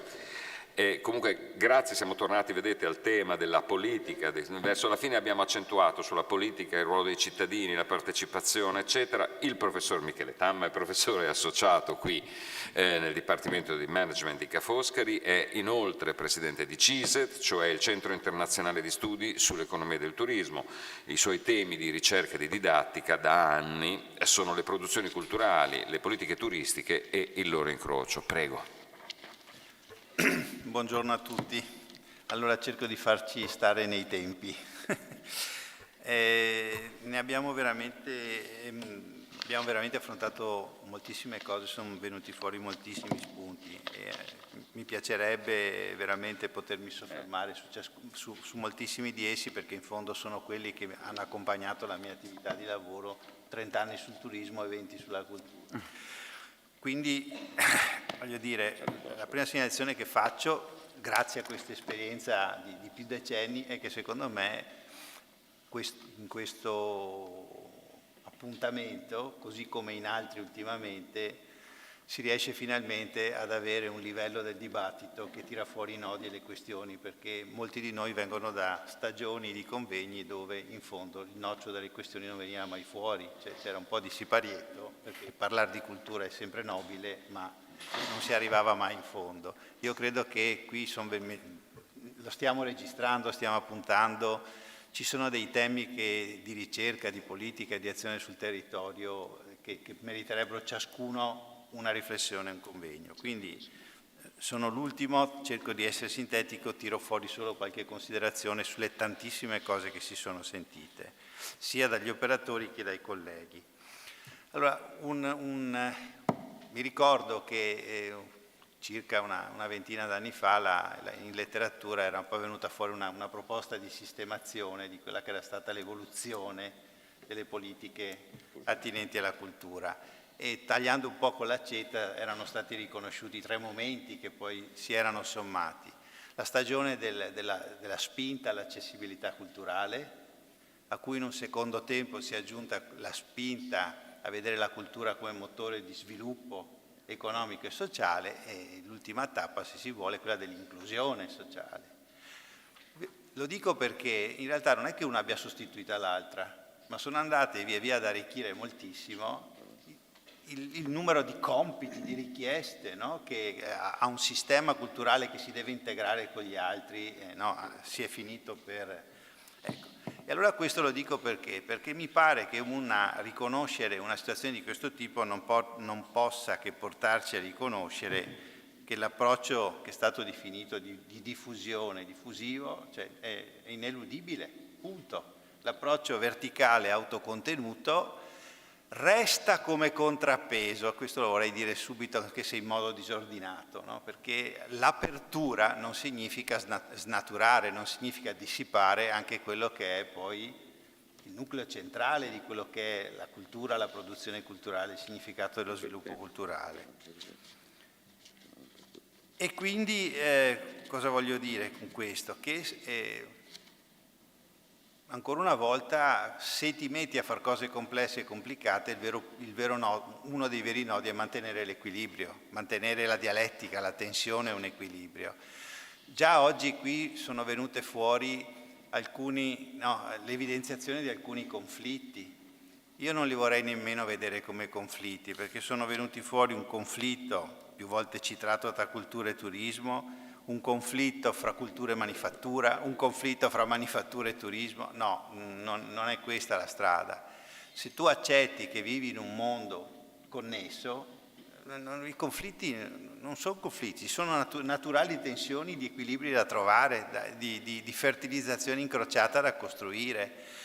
Chi studia scopre che a volte ha ignorato delle connessioni, quindi sono di fatto e finalmente si sveglia e le ritrova. Altre volte, come si diceva, non è il caso di riconoscerle, studiarle, fare previsioni, è il caso di inventarle.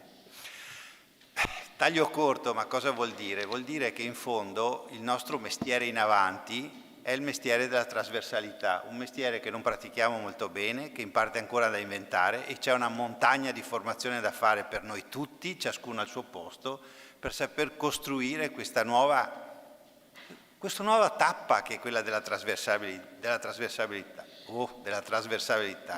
Abbiamo ottimizzato le produzioni, i modi di fare, le tecnologie, in alcuni settori ci siamo arrivati vicino, ma adesso si tratta di metterle assieme e questo è molto più complicato forse, ed è soprattutto una cosa su cui siamo meno attrezzati.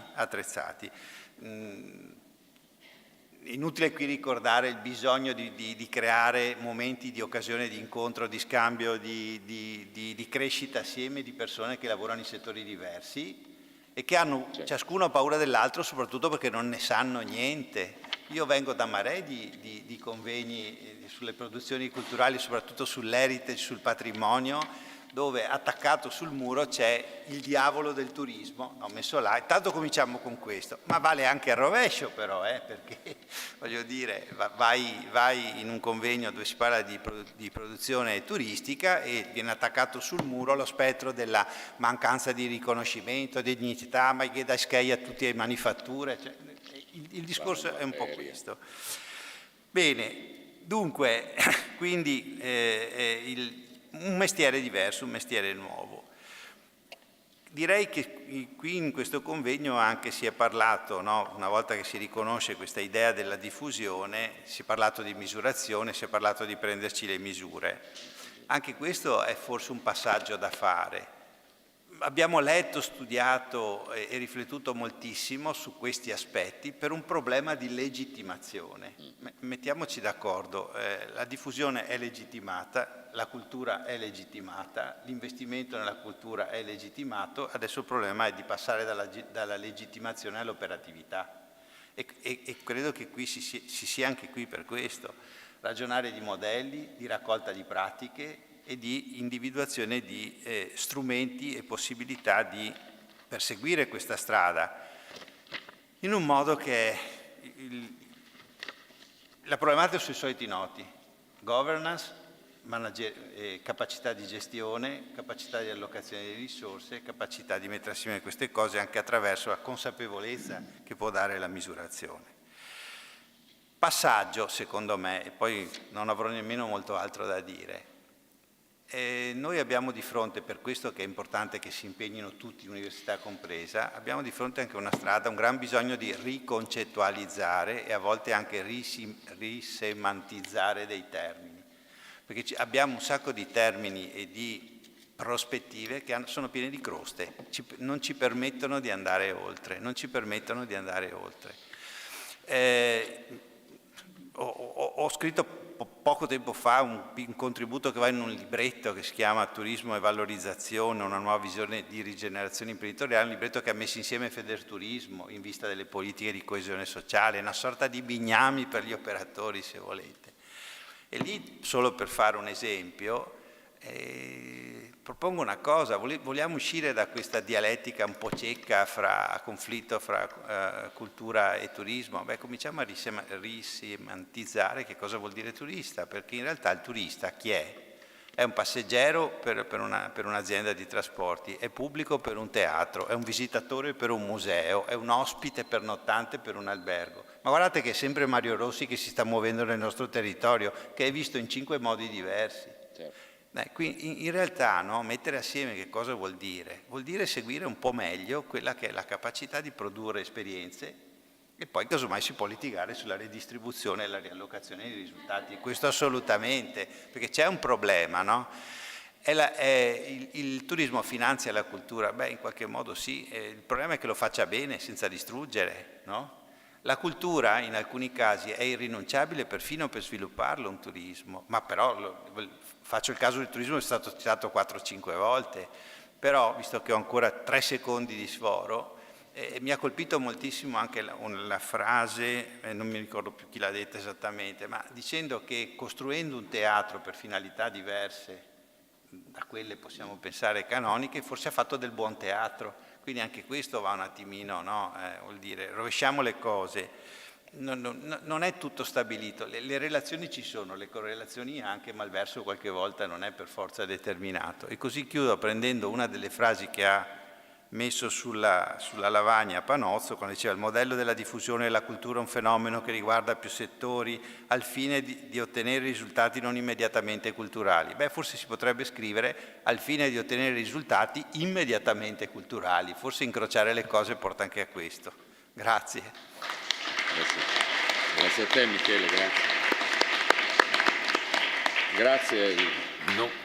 L'intervento finale, diciamo, ci invita a rivedere anche le categorie, gli approcci, no? Risemantizzare, ridefinire. Non rubo assolutamente più un secondo, il pranzo è pronto, quindi buon appetito. Allora, il pranzo è qui in un bar interno al campus, ci accompagnano, seguiamo le amiche di Ca' Foscari.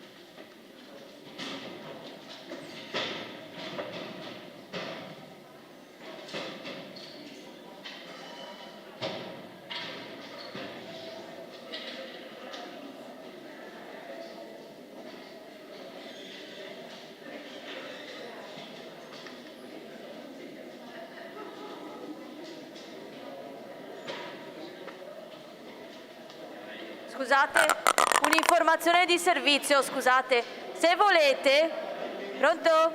Mi sentite? Sì. Se volete potete lasciare in aula tutti i vostri averi, visto che ho le chiavi e la chiuderò per la pausa pranzo.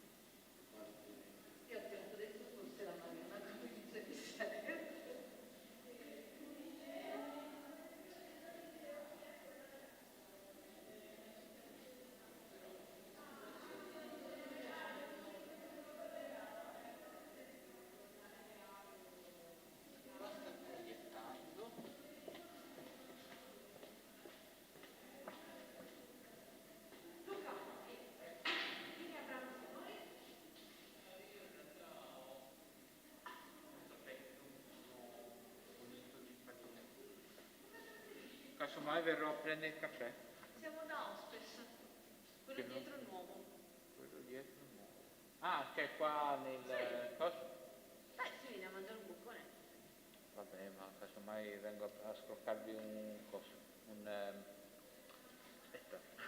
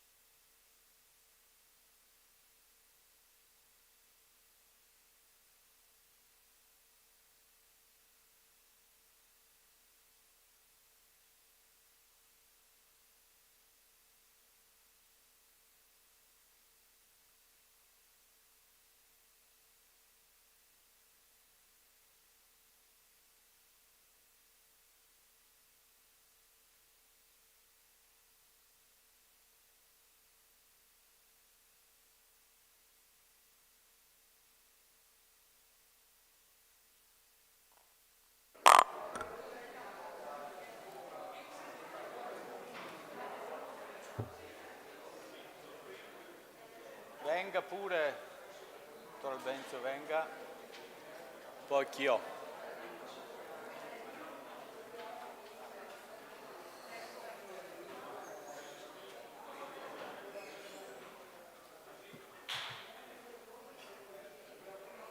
Stefan nel secondo blocco, poi nel secondo blocco faccio 2 blocchi di voi, i primi 4, poi i secondi 4.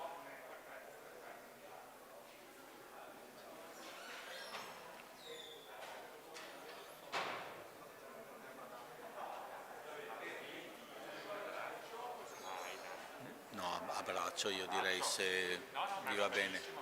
Immagino che ti vada meglio, quindi.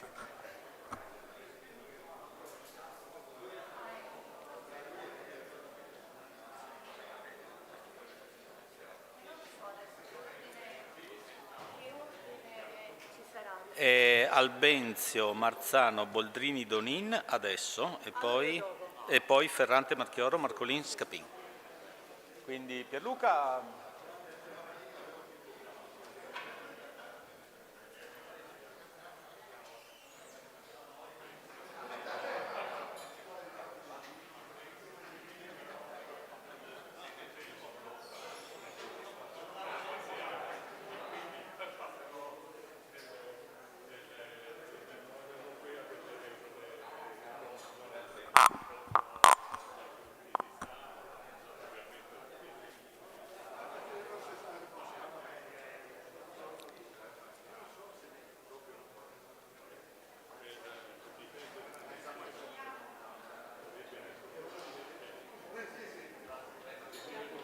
Facciamo i primi 4. Mettiti pure dove vuoi.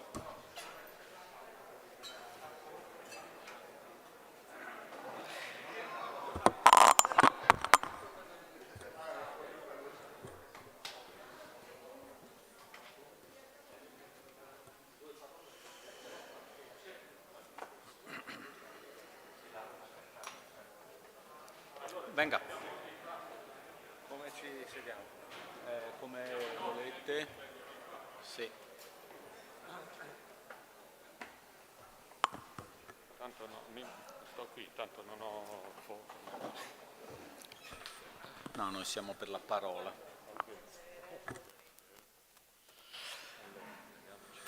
Buon pomeriggio a chi è arrivato e complimenti a chi ha resistito stamattina. Spero vi siate rifocillati. Partiamo cercando che questa volta di essere bravi come questa mattina, rimanere nei tempi. Ci proverò coordinando questa seconda sessione, il terzo panel della giornata, che sarà diviso per limitazioni del podio in 2 parti. Abbiamo prima i 4 speaker che vado a presentarvi, i 4 panelist. Abbiamo il dottor Giuseppe Albenzio, Massimo Marzano Bernardi, Giorgio Boldrini e Pierluca Donin, e via via poi ve li vado a presentare, ma prima anche e soprattutto per loro un brevissimo riassunto e limitato della ricchezza del dibattito di questa mattina e del perché arriviamo a parlare con questo tipo di interlocutori oggi.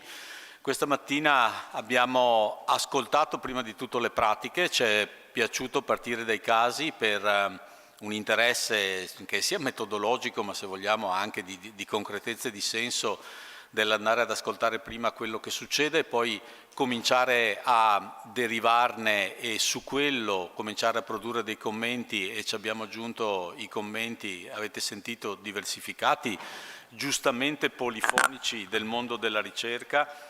Il bello del fare questo mestiere di professori universitari è che c'è un sano disaccordo a volte all'interno delle interpretazioni, e solo da quello che si possono poi identificare, come abbiamo visto stamattina, anche delle linee comuni di interpretazione. Però è sempre importante, anche in un contesto universitario, avere l'occasione di confrontarsi sulle stesse parole, sulle stesse tematiche, per far vedere come da discipline diverse, il diritto, l'economia, il management, attorno alle stesse questioni si possono prima creare delle differenze interpretative e poi anche potenzialmente, e oggi l'abbiamo visto farlo, anche delle linee comuni di investigazione.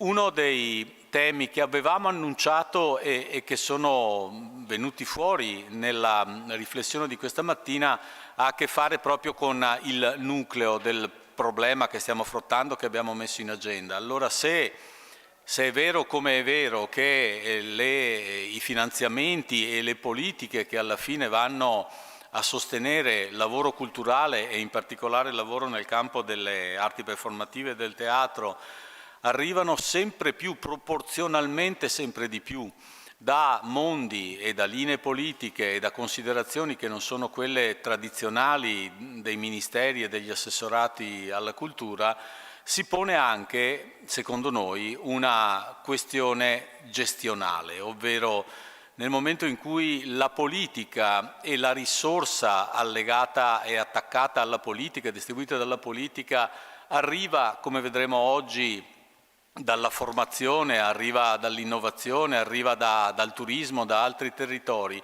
Come si pone il rapporto tra il policy maker, in questo caso che può essere rappresentato, come sappiamo, da un politico, ma molto più spesso, anzi nella riforma recente della pubblica amministrazione italiana, il politico dovrebbe dare solo gli indirizzi e poi moltissima dell'attività di policy, a partire almeno dai decreti Bassanini in poi, nella pubblica amministrazione italiana dovrebbe essere fatta ad ogni livello da manager politici. Noi abbiamo assistito in tutta Europa e in particolare nel nostro Paese, in particolare con difficoltà nel nostro Paese negli ultimi 30 anni, a questo tentativo di professionalizzazione e managerializzazione della pubblica amministrazione che ha visto dividersi e precisarsi, almeno dal punto di vista teorico, il confine tra l'indirizzo politico e la dimensione gestionale, dando più importanza proporzionale alle competenze gestionali.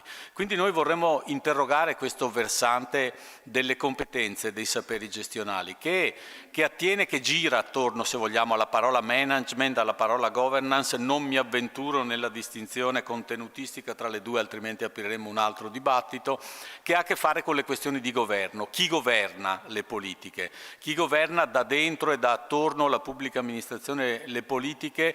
Che rapporto mantiene con le due polarità con le quali tipicamente ha a che fare? Da un lato il rappresentante eletto con i voti e rappresentante quindi della voce popolare, dall'altro il pubblico in quanto fruitore dei servizi, pubblico nel senso proprio di spettatore molto spesso nei nostri casi. E nel momento in cui le politiche sono diversificate, chi è esattamente il pubblico? Chi è il destinatario di queste politiche culturali indirette, nel momento in cui non le vediamo immediatamente culturali, ma passiamo dal turismo, passiamo dalla rigenerazione, passiamo da altre politiche appunto. Ecco, dal mio punto di vista, che studio management pubblico e management culturale, non invidio il lavoro di chi si trova in questa posizione dentro alle pubbliche amministrazioni, perché tradizionalmente chi è stato nelle pubbliche amministrazioni è stato abituato a stare dentro a dei contenitori,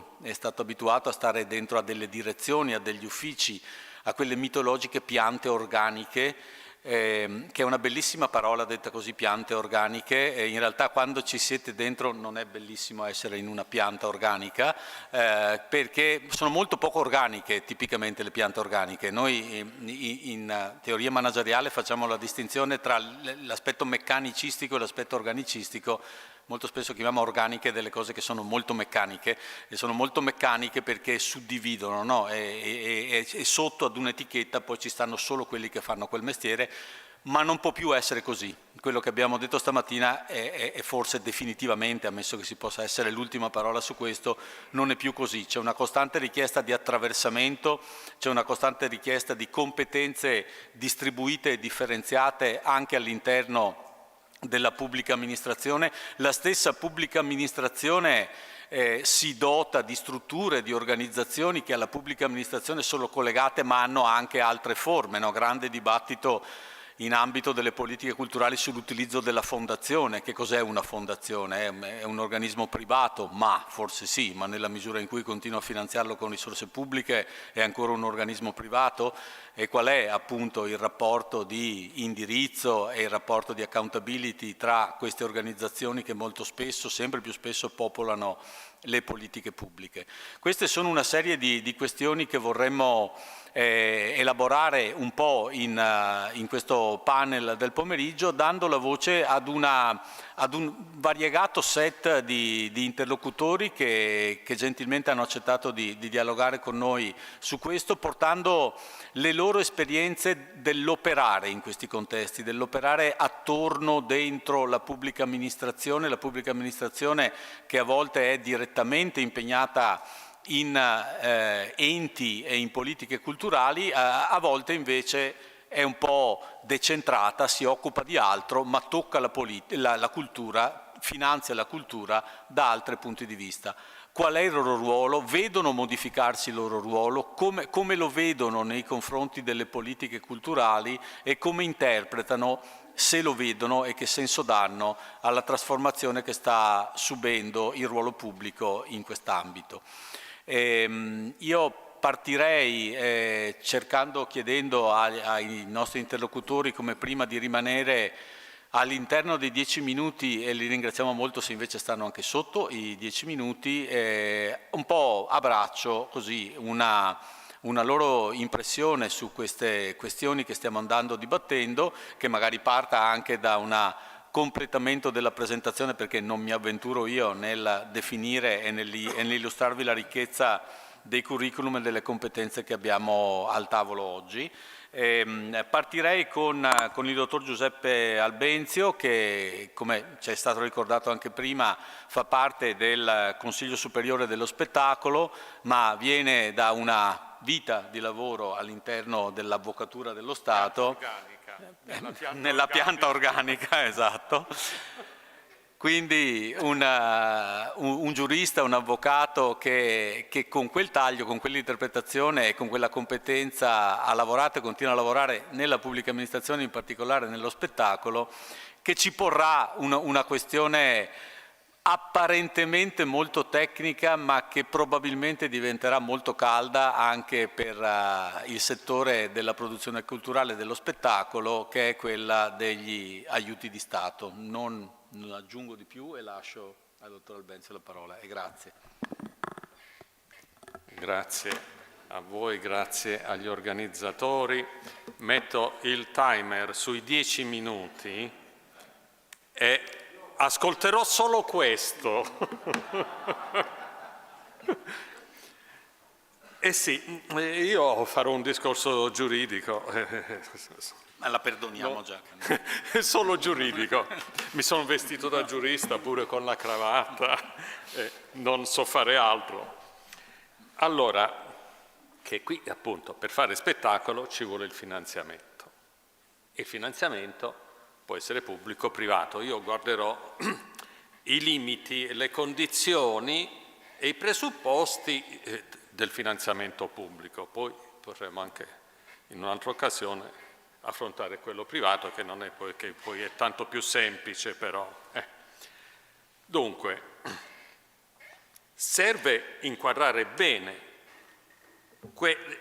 quelli che sono i limiti e le condizioni del finanziamento pubblico. Diciamo che il sostegno finanziario pubblico va fra Scilla e Cariddi, divisione di competenze fra Stato e Regioni, principi dell'Unione Europea.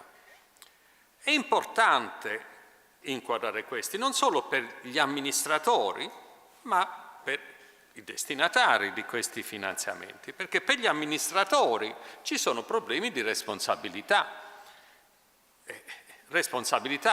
giuridica e politica.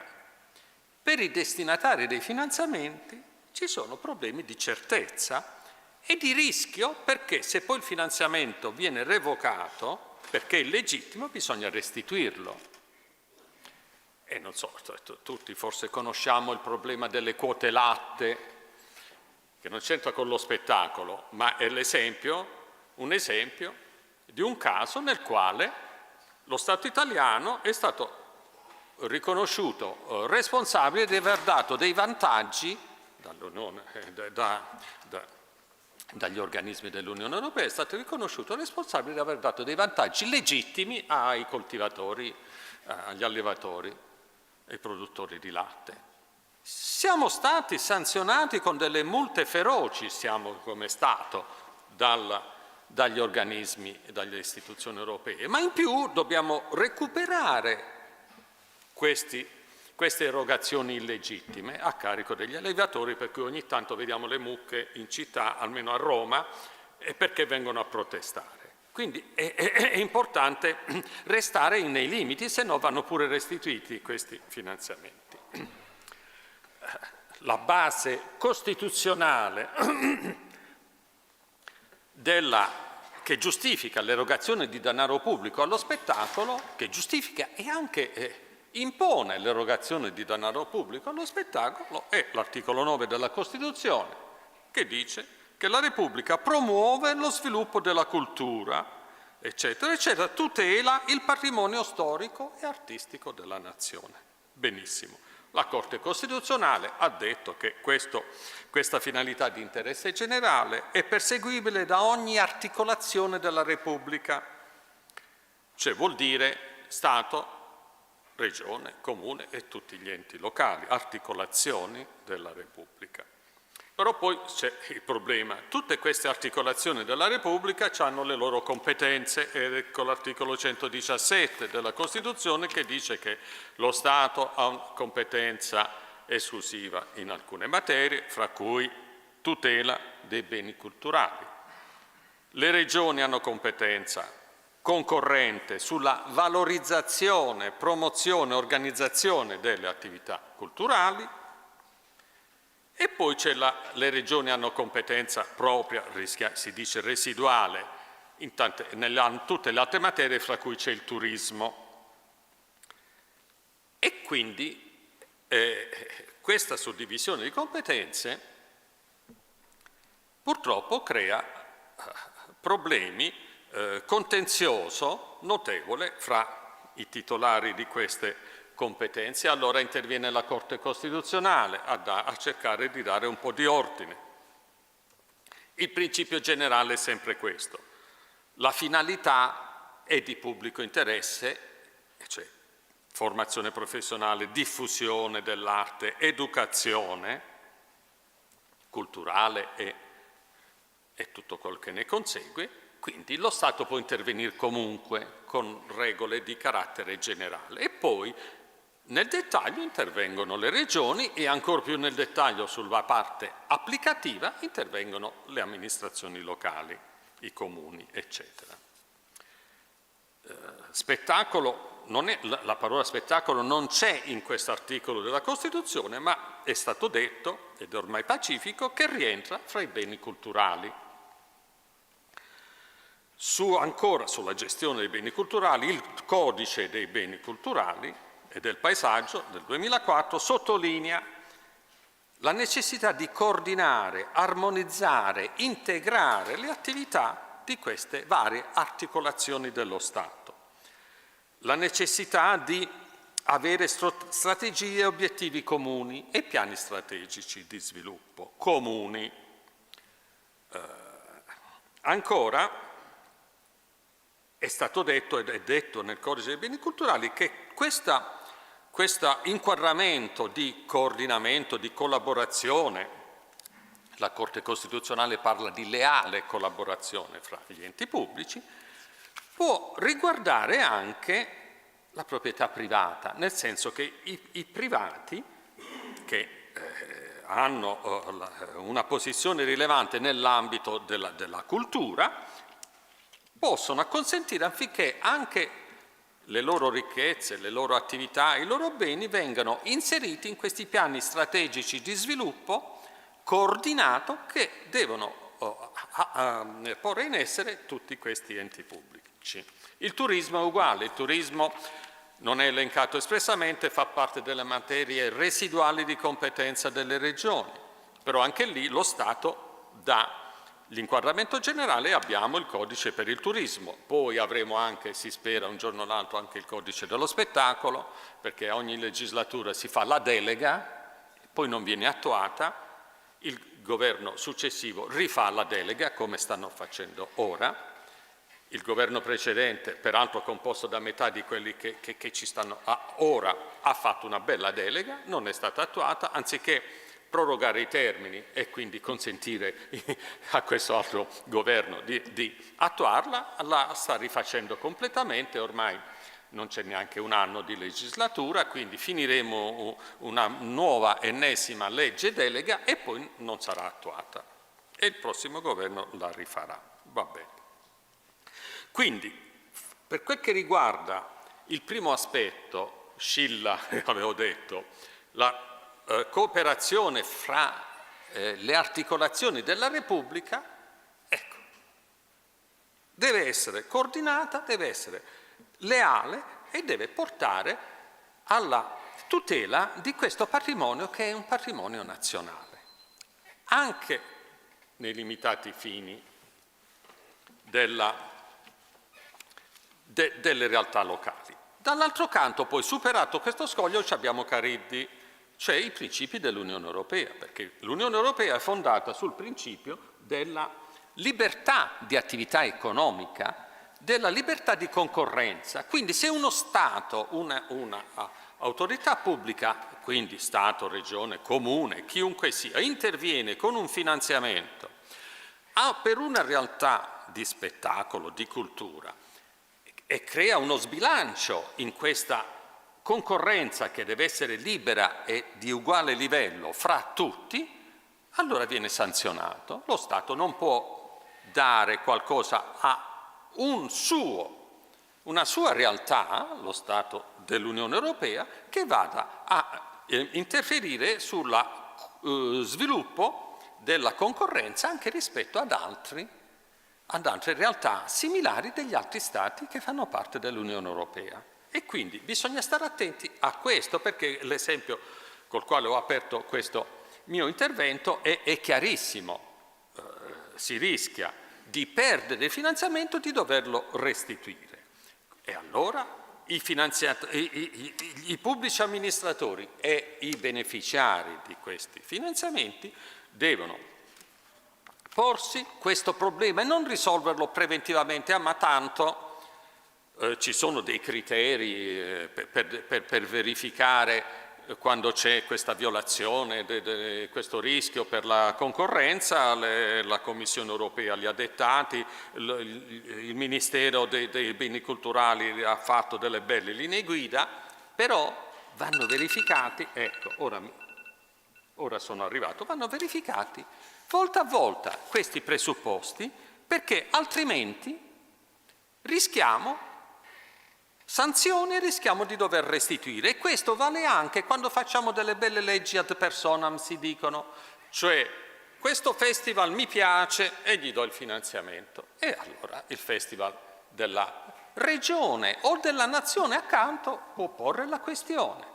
Questo teatro mi piace. A Roma abbiamo un esempio clamoroso di un finanziamento dato a un teatro di prosa ad hoc, e stanno in causa e al Consiglio di Stato. Il Consiglio di Stato ha rimesso alla Corte Costituzionale, la Corte Costituzionale probabilmente rimetterà alla Corte di Giustizia, perché c'è una violazione della concorrenza che parte dalla violazione della concorrenza fra i teatri nazionali, ma si estende a tutto il sistema dell'Unione Europea. Quindi attenzione e andiamo avanti rispettando le regole. Scusate, un minuto in più. Grazie.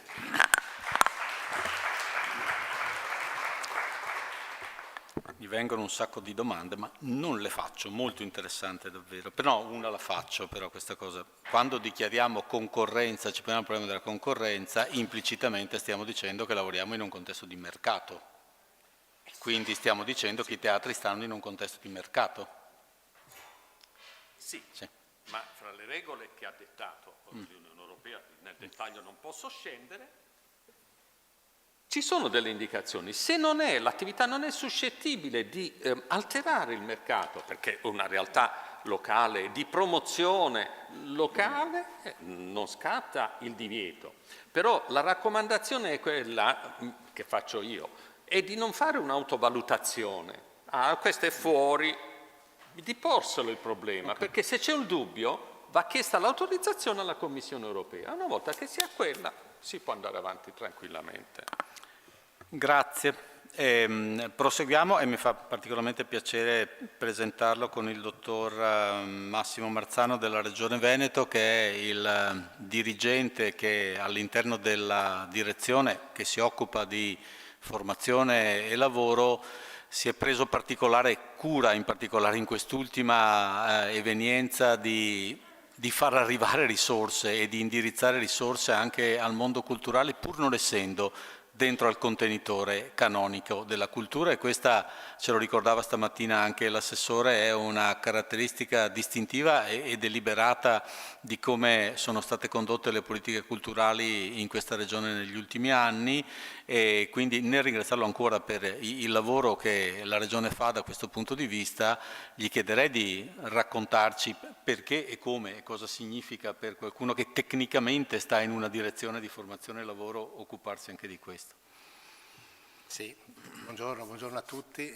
Io ringrazio anche per l'ospitalità e per l'occasione che viene data alla Regione di raccontare un po' quella che è stata l'attività di questi ultimi anni e un po' quelle che sono le prospettive. Noi partiamo da un dato che è quello, purtroppo, ma non condivisibile come considerazione, ma sembra che la cultura nella crescita, nello sviluppo e nella coesione abbia un'incidenza molto bassa, un'incidenza minima che sia quasi irrilevante, e quindi viene considerata come una cenerentola all'interno delle attività imprenditoriali in senso generale. Questo è sicuramente un errore, credo che qui tutti condividiamo questo punto di vista, tant'è vero se poi vediamo i numeri realmente, l'indotto e il volano che la cultura può dare allo sviluppo, al PIL, è veramente molto intenso, soprattutto in stati come il nostro, in nazioni come la nostra, dove il patrimonio culturale, il turismo sono delle voci fondamentali e importantissime. All'interno di questo quadro, quindi nella consapevolezza che non è vero che la cultura non fa PIL o ne fa molto di più di quello che si pensa, bisogna entrare, per quanto riguarda poi le competenze della direzione che dirigo io, bisogna parlare di competenze, perché quello che possiamo fare noi è aumentare le competenze che ci sono attualmente nella pubblica amministrazione, nelle imprese e nelle parti sociali, in tutti gli attori che ci sono in questo momento attivi, per far sì che ci sia un sistema che funzioni meglio. L'Unione Europea ha fatto e sta facendo la sua parte. Nel 2018 ha fatto l'anno europeo del patrimonio culturale per dare stimolo, proprio per valorizzare anche questi presupposti fondamentali per un migliore sviluppo della cultura. La Regione del Veneto nel 2019 ha fatto un riordino normativo, ha fatto una nuova legge sulla cultura, abrogando 28 norme, 28 leggi precedenti, quindi c'era un po' d'ordine da fare, è stato fatto, e da lì si cerca di partire ora per lavorare insieme. Come si diceva prima, io non mi occupo direttamente di cultura, però se ci si occupa di formazione e di istruzione va da sé, non si può non occuparsi di cultura, anzi la cultura parte proprio da qui, cioè la cultura è un qualche cosa che deve entrare nell'anima delle persone, e entra nell'anima delle persone non dico dalla scuola dell'infanzia, ma sicuramente dalle scuole elementari, quindi partendo da lì si va avanti e si arriva fino all'accademia. In questo quadro negli ultimi anni, diciamo dal 2016 fino a quest'anno, giusto per avere uno spazio temporale abbastanza ridotto e anche per capire un po' quanta è stata l'intensità dell'azione della Regione su questi temi, sono stati fatti molti bandi finanziati da parte nostra, della Giunta regionale, finanziati con varie risorse, possono essere risorse regionali, il Fondo Sociale Europeo, risorse nazionali, volte a favorire appunto qualsiasi attività in ambito di formazione e di istruzione. In particolare però, per quanto riguarda la cultura, il settore culturale che va dal restauro allo spettacolo all'impresa culturale, a mio avviso è un numero molto alto. Noi abbiamo messo a disposizione, ragionando e confrontandoci col territorio, con le università, con le parti sociali, circa 26 milioni di euro. 26 milioni di euro in 5 anni sono veramente tanti, e 25 milioni dedicati soltanto al settore culturale, divisi in varie attività, in varie iniziative, alcune che si ripetono anno per anno, quindi che vengono costantemente ripetute e migliorate a valle del monitoraggio, altre invece più mirate e più puntuali. Per esempio noi abbiamo fatto delle attività di formazione continua dove entravamo nelle imprese, cioè consentivamo agli enti di formazione, alle università, ai soggetti che accreditati presso di noi, presso la Regione, di erogare delle azioni, dei servizi che consentissero appunto il miglioramento trasversale delle imprese. Abbiamo cercato di favorire anche e ricostruire un po' quella che era la storia delle imprese del territorio e anche di valorizzare quelli che sono gli antichi mestieri che nel Veneto sono molto presenti, artigiani e artistici, perché poi la distinzione è anche molto labile, cercando appunto di sostenere quelle imprese, ma sempre dal punto di vista culturale e formativo. Un'altra iniziativa, questa che riguarda veramente lo spettacolo, è il progetto Teseo. Teseo sta per Teatro, Scuola e Occupazione. Abbiamo fatto un accordo di programma con il Teatro Stabile di Venezia per attivare e sostenere una scuola di formazione per attori.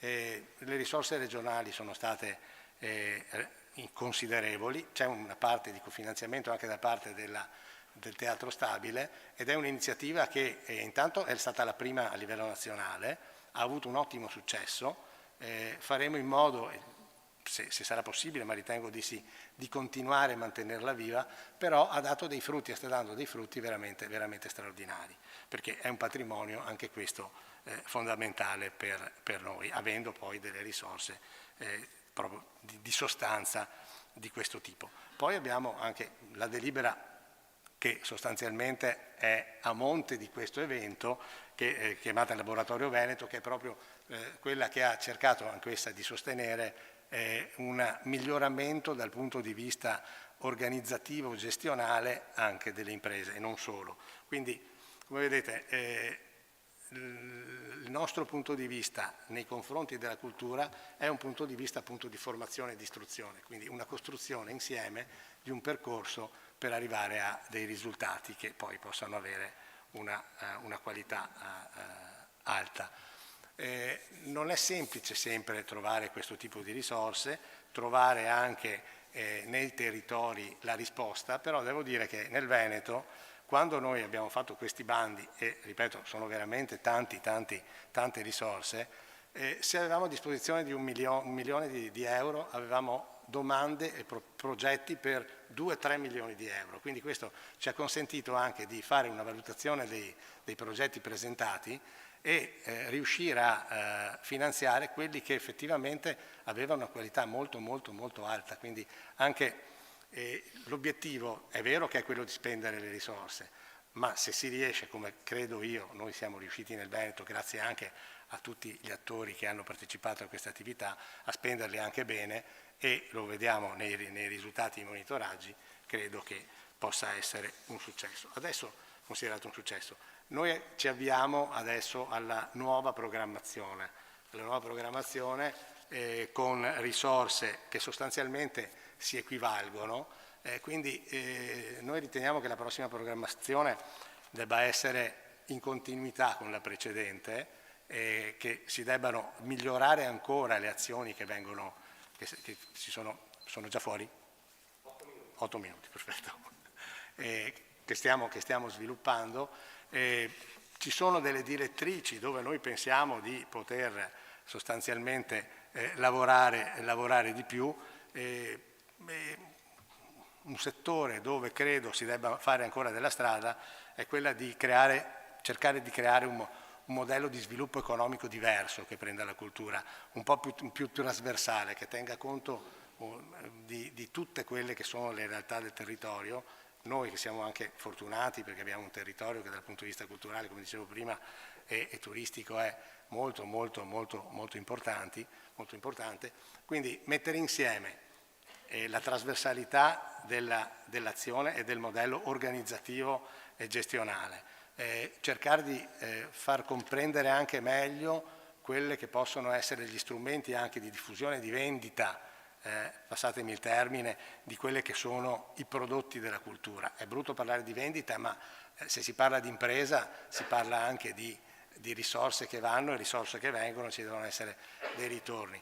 Anche la creazione poi di spazi ibridi all'interno del quali ci possano essere contaminazioni che consentono quindi di far sì che l'osmosi tra realtà diverse possano creare delle sintesi poi ancora più produttive. E tutto questo dovrà tener conto anche del processo di digitalizzazione sempre più avanzato e sempre più necessario che noi dobbiamo per forza affrontare, sostenere e una cosa che abbiamo constatato, non tutti sono così capaci di utilizzare quelle che sono le risorse digitali di adesso, soprattutto però devo fare un'ammenda nostra, la pubblica amministrazione è quella che meno di altre riesce a gestire a volte quello, non parlo tanto della regione perché tutto sommato noi possiamo considerarci anche fortunati in senso generale, però avendo a che fare anche con enti locali che hanno una grande importanza nella valorizzazione del patrimonio culturale, noi ci accorgiamo che fanno più difficoltà di noi ad avere le competenze necessarie. Lo stesso quelli che gestiscono i musei, per esempio. Ecco, questa è un'altra realtà dove c'è da lavorare per fare in modo che questo possa svilupparsi, essere sempre più produttivo, più utile e soprattutto essere una fucina di idee e di coesione anche per quello che è la valorizzazione del nostro patrimonio, che però va considerato non come un patrimonio semplicemente fisico, ma un patrimonio che fa parte proprio della realtà del Veneto e della realtà dell'Italia come situazione particolarmente favorevole per fare azioni di questo tipo. Quindi questo è stato un po' quello che ha ispirato in qualche modo l'assessore, la giunta regionale, il presidente e le strutture nostre per creare un qualche cosa che spero possa essere apprezzato anche dai destinatari, ma da quello che vedo rispetto all'offerta che noi diamo di occasioni e le proposte che ci vengono fatte, sembra di sì. Io vi ringrazio. Grazie. Grazie.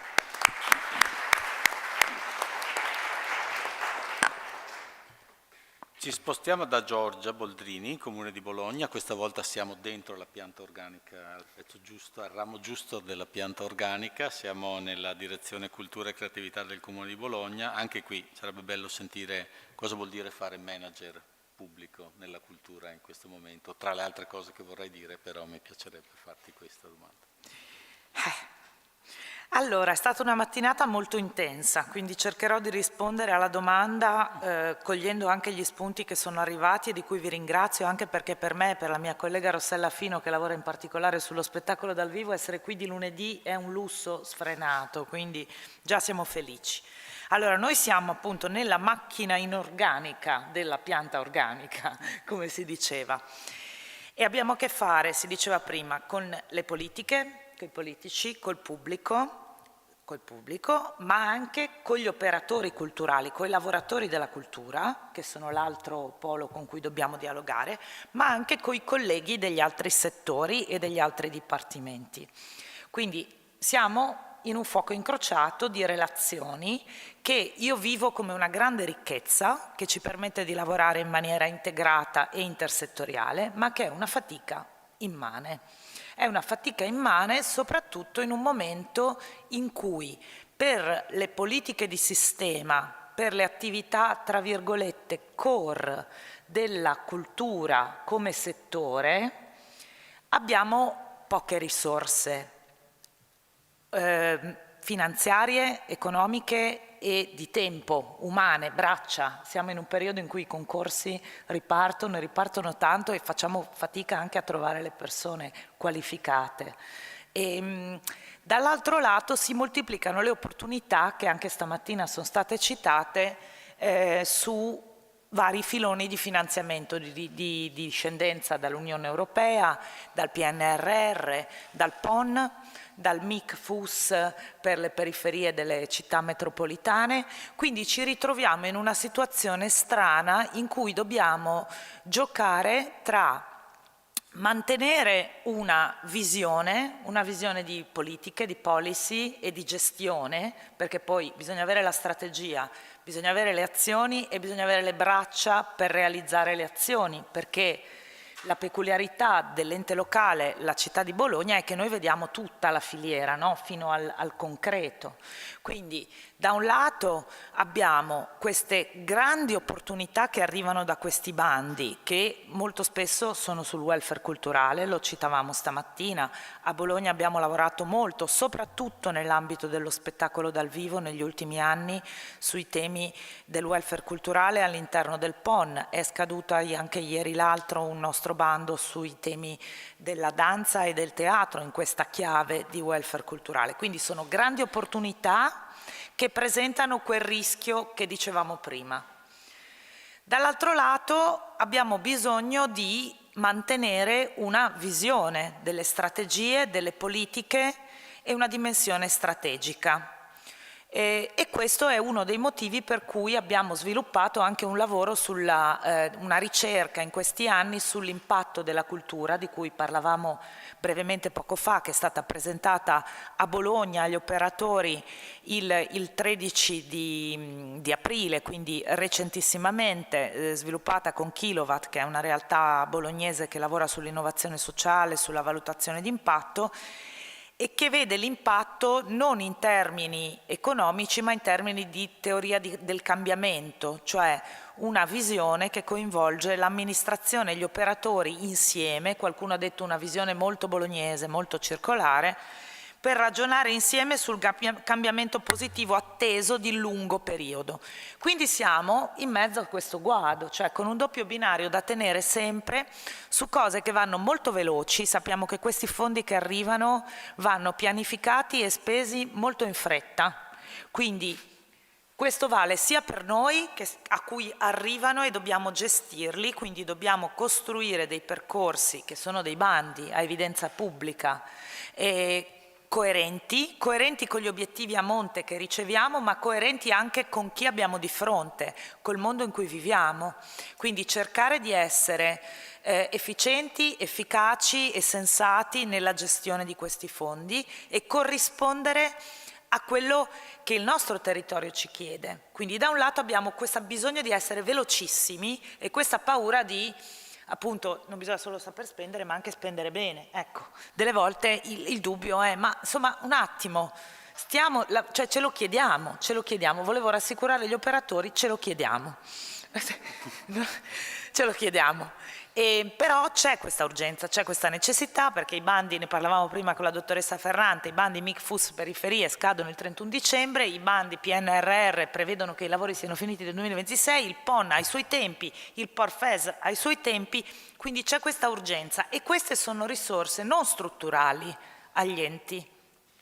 Poi ci sono le risorse strutturali che dovrebbero essere quelle che permettono agli enti e agli operatori di lavorare in maniera più distesa, ma sono sempre meno, cioè non crescono le variabili.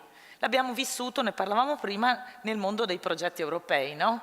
Cioè quando uno è abituato a lavorare con una dimensione, poi improvvisamente arriva il progetto europeo, bisogna stare molto attenti a come si costruisce sulla base di quel progetto e con che logica.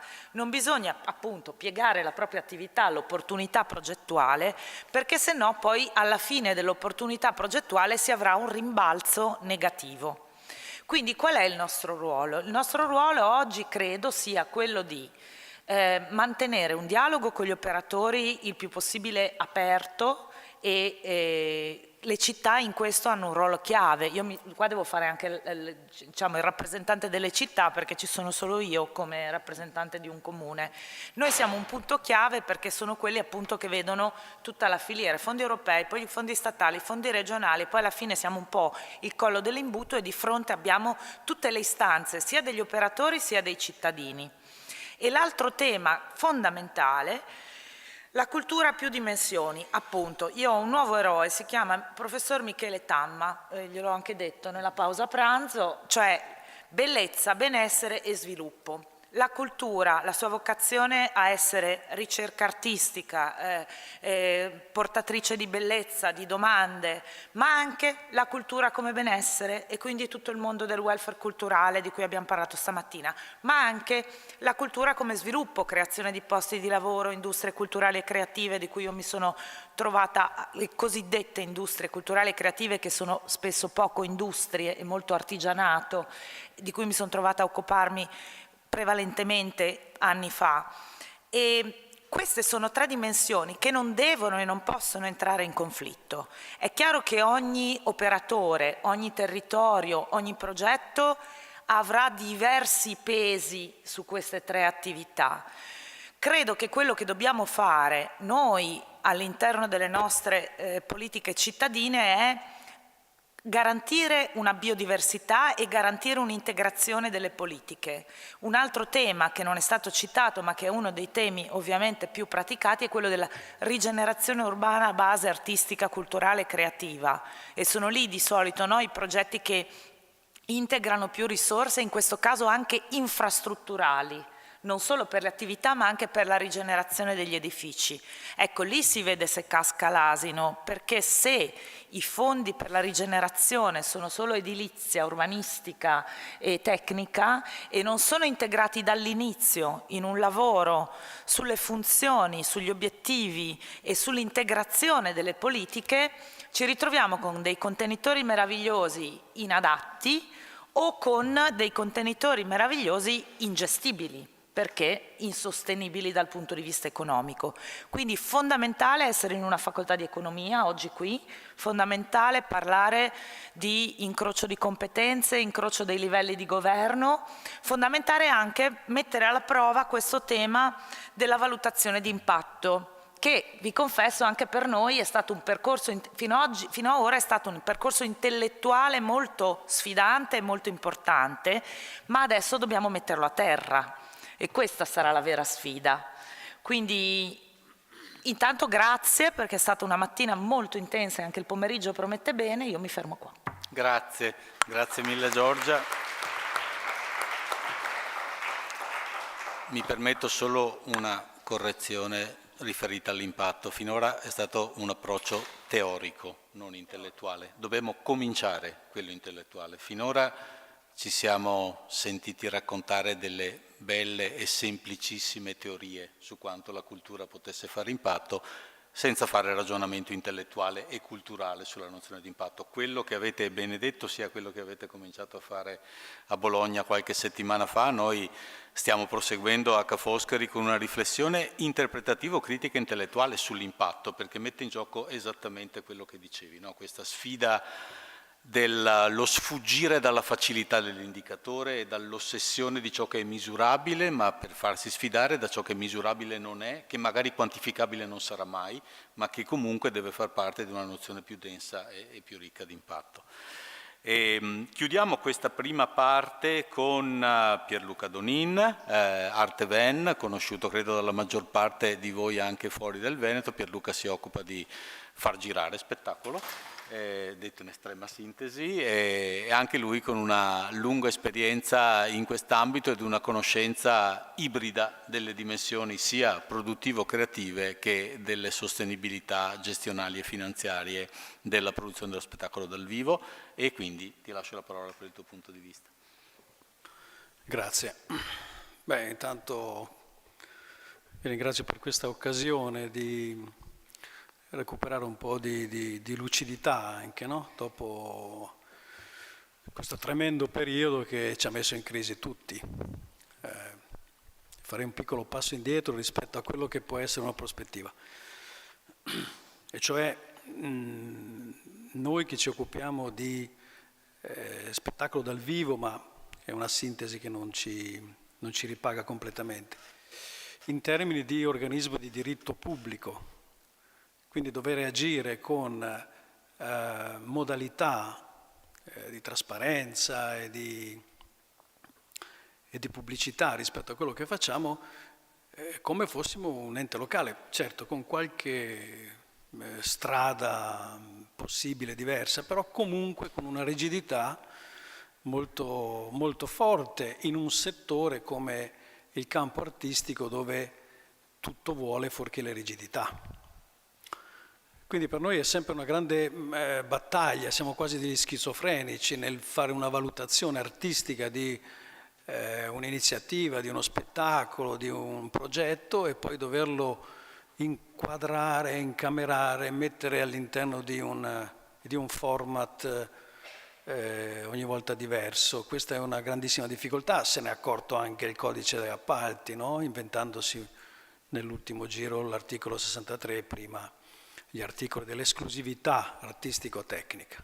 Ma dietro uno spettacolo ovviamente c'è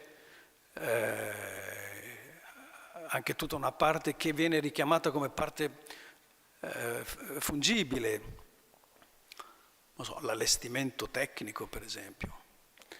Allora se noi riusciamo a fare un ingaggio di un artista in maniera diretta perché lo conosciamo, perché sappiamo che può farlo, dall'altra parte tutta la parte inerente alla costruzione di quello spettacolo deve subire tutta una serie di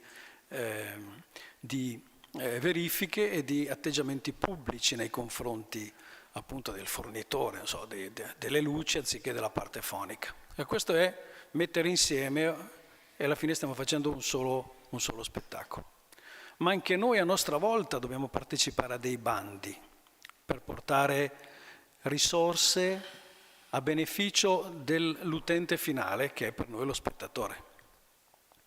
Allora in questa filiera complessa, più volte è stata citata dagli interlocutori che mi hanno preceduto, ci poniamo continuamente un problema, cioè fino a che punto il bando pubblico non lede la parte artistica, cioè dov'è il punto dove noi dobbiamo conservare la parte artistica perché deve essere creativa e libera, rispetto invece a doverla poi in un secondo momento inquadrare. Allora questo ci spacca ogni giorno nell'inventare le azioni che dobbiamo fare per conto del pubblico in termini di persone, perché noi siamo un servizio alla persona, non possiamo dimenticarcelo. Dall'altra parte i bandi che vengono ideati dalla pubblica amministrazione spesso hanno tempi cortissimi, ci mettono in difficoltà anche solo nella costruzione del progetto, per cui siamo sempre continuamente in corsa, continuamente in affanno. Noi avremo bisogno di una squadra di lavoro che si occupa di bandi e quindi ancora una volta togliendo risorse all'oggetto finale per noi, all'oggetto principale che è mettere insieme artisti e pubblico. Allora, in questa dimensione il nostro dubbio continuo è fino a che punto noi dobbiamo strutturarci continuamente per essere una grande azienda che sa gestire bandi dall'Europa alla regione al comune, togliendo creatività, perché anche noi abbiamo bisogno di essere creativi poi alla fine, togliendo quindi molte risorse alla creatività. E questo è il difetto di voler andare verso un sistema perfetto in termini burocratici, che perfetto non sarà mai. Allora, le discussioni continue con il nostro responsabile anche dell'anticorruzione, che è sacrosanta, la trasparenza è sacrosanta. Io vorrei mettere tutto in trasparenza e noi mettiamo tutto, perfino i verbali del Consiglio di amministrazione, dove litigano, li mettiamo in trasparenza. Ma non è che attraverso la trasparenza io miglioro l'azione. Io attraverso la trasparenza rendo pubblico quello che faccio, poi sarà il gestore politico, la legge che mi dirà che sto sbagliando. In moltissimi casi, ogni volta che ci mettiamo a fare un'azione diversa, chiediamo un parere pro veritate a un avvocato amministrativista, perché ci sono moltissimi ambiti dove con lo spettacolo dal vivo è un po' complesso portarlo alla sua da infungibile a fungibile, come dicono le persone che se ne intendono. Allora, il punto dove diventa utile un soggetto come Arteven, che è un soggetto che cambia pelle continuamente rispetto alle funzioni che fa, sempre con un fine molto chiaro e ultimo, ma questa pelle che noi cambiamo continuamente va sempre e comunque a conservare, a proteggere e a tutelare la parte artistica. Ovviamente siamo in un ragionamento teorico, perché fin tanto che non si metterà in equilibrio il sostegno pubblico alla produzione creativa e alla parte organizzativa, questo sbilanciamento continuerà ad essere un problema da risolvere.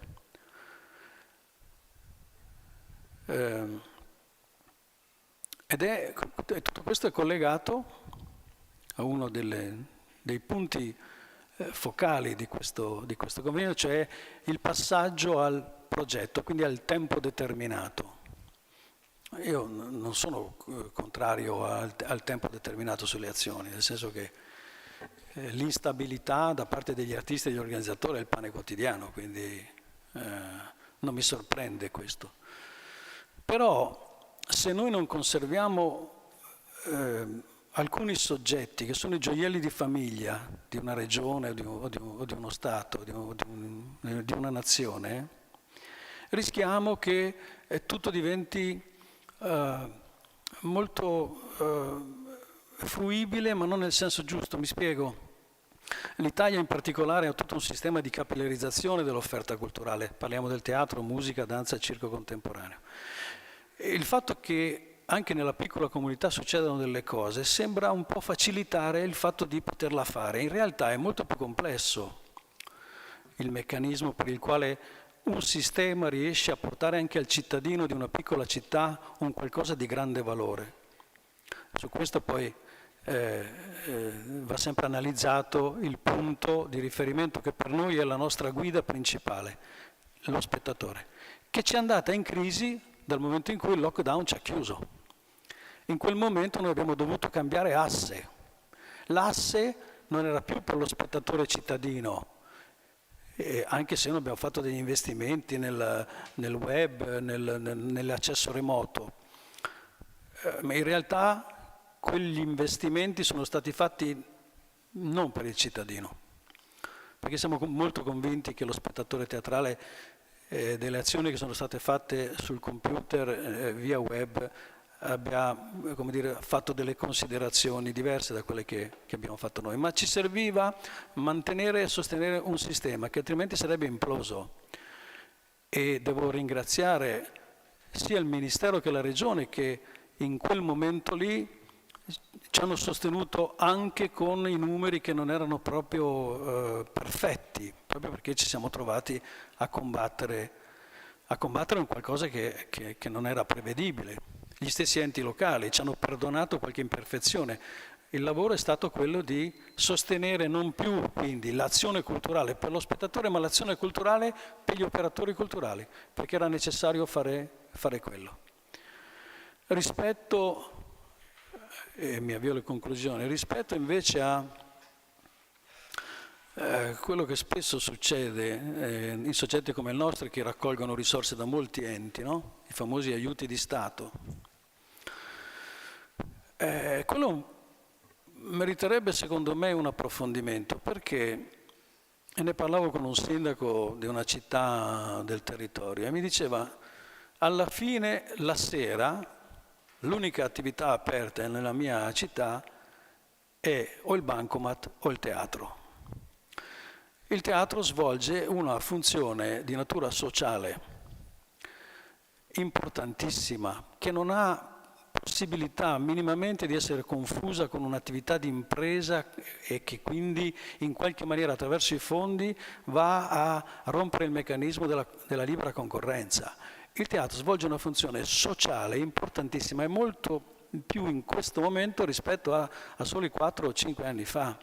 Se noi pensiamo che il teatro debba stare assieme al turismo, alle attività per attrarre persone diverse da uno spettatore che ha voglia di giocare il proprio tempo col teatro, secondo me rischiamo un isolamento o quantomeno una omologazione rispetto al meccanismo della creatività artistica. E noi dobbiamo fare molta attenzione a non portare mai all'omologazione artistica, anche se tutto il sistema, le procedure ci vogliono portare là. E questa è una battaglia che noi dobbiamo fare sul piano intellettuale, con l'aiuto degli artisti ovviamente, ma anche con l'aiuto dei tecnici che poi mettono a posto le cose, ma è necessario non confonderci, non perché siamo nobili o perché dobbiamo essere aristocratici rispetto a questo, ma dobbiamo ribadire la funzione del teatro rispetto alle altre forme culturali. Se noi ci perdiamo in questo, commettiamo un piccolo errore, a mio parere. E io credo che mai come oggi il teatro, la danza, la musica, ovviamente il circo contemporaneo, sia così necessario all'umanità, perché l'ultima cosa che ci è rimasta, dove condividiamo emozioni assieme in maniera artigianale, per il pubblico e artistica, per chi sale in palco, è rimasto solo quello. Eravamo in crisi prima, siamo in crisi ancora, ma siamo rimasti in piedi. Il cinema, per esempio, ha subito molti più problemi. Aveva una crisi precedente e oggi i cinema hanno bisogno di essere sostenuti perché anche la sala svolge una funzione sociale nella comunità. I luoghi di aggregazione svolgono funzioni sociali. Non me ne vogliono gli artisti, ma al netto di quello che succede in palco. La responsabilità degli organizzatori sta nel costruire l'azione.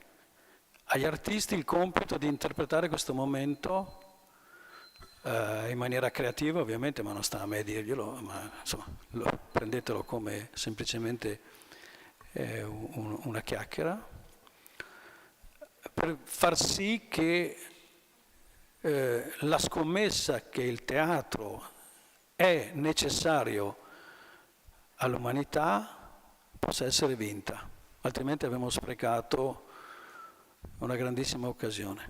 Grazie. Grazie davvero Luca. E senza indugio, per mantenere almeno il ritardo che abbiamo, senza peggiorarlo, vi ringrazio i nostri 4 primi panelist e chiederei di raggiungermi qui a Donatella Ferrante, Stefano Marchioro, Claudia Marcolin e Rosa Scapin.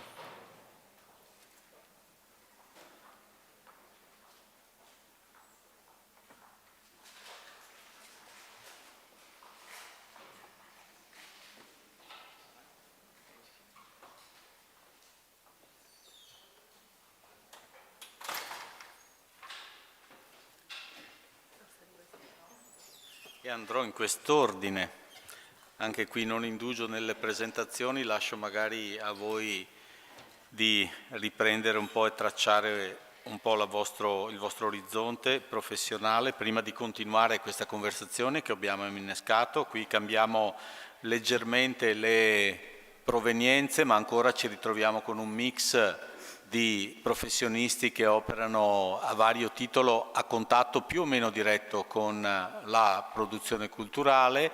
Passo per prima la parola alla dottoressa Donatella Ferrante, una vita mi sembra dentro al Ministero adesso della Cultura, in particolare la Direzione Generale dello Spettacolo, quindi credo con un osservatorio straordinario rispetto a queste cose. Sì, buongiorno, grazie a tutti.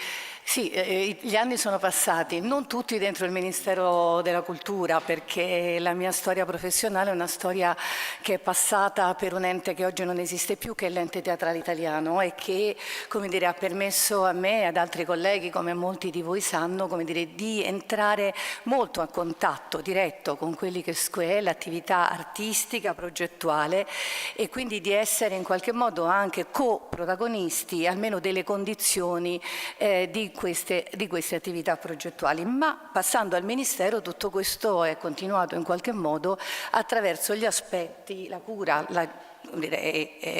per quanto riguarda la parte tecnica, degli aspetti normativi e disciplinari.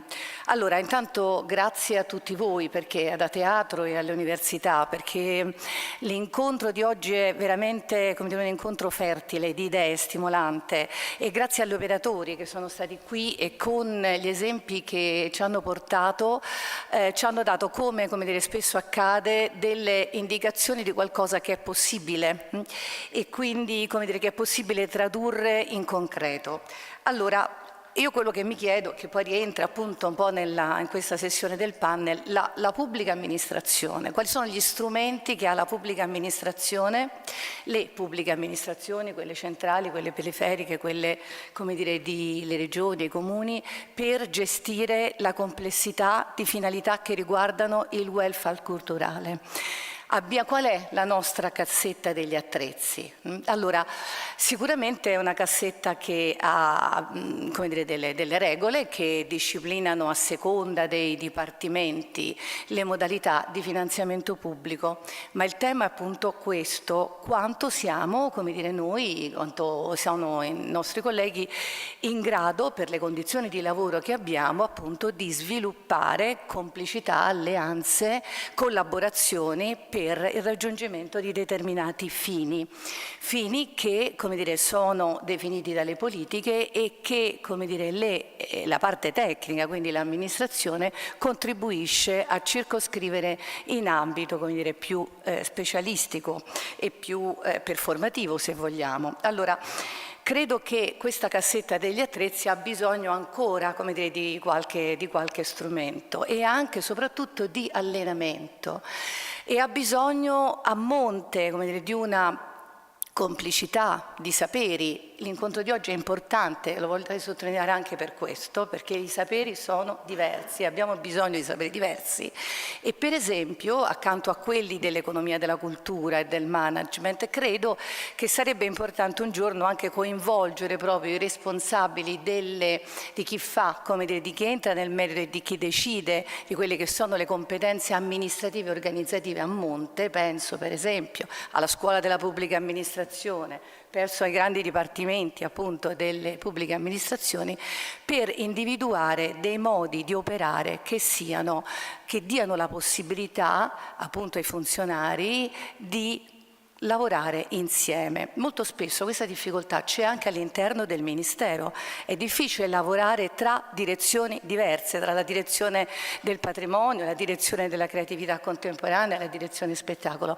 Va, come dire, scardinata, queste barriere vanno scardinate. All'inizio credo è stato appunto detto da qualcuno, no? Questa parola dei silos separati, è lì che dobbiamo fare il primo salto di qualità all'interno dei ministeri, e poi, parlando di welfare culturale, sicuramente tra amministrazioni con competenze diverse.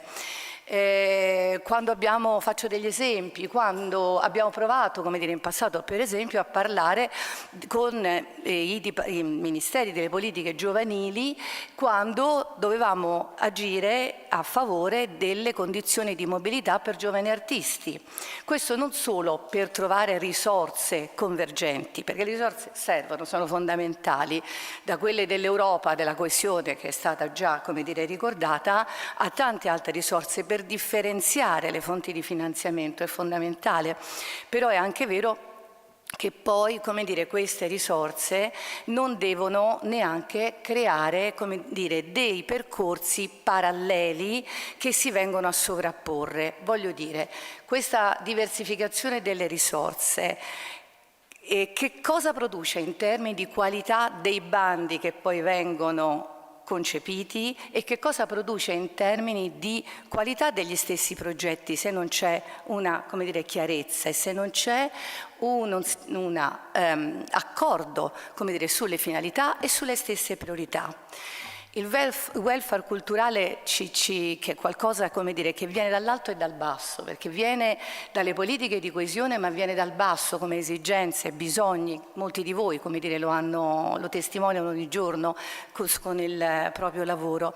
Allora, cosa vuol dire? Appunto, vuol dire per esempio che si passa dal pensare ai cittadini come spettatori al pensare ai cittadini e alle cittadine come fruitori o come persone che partecipano ai processi culturali.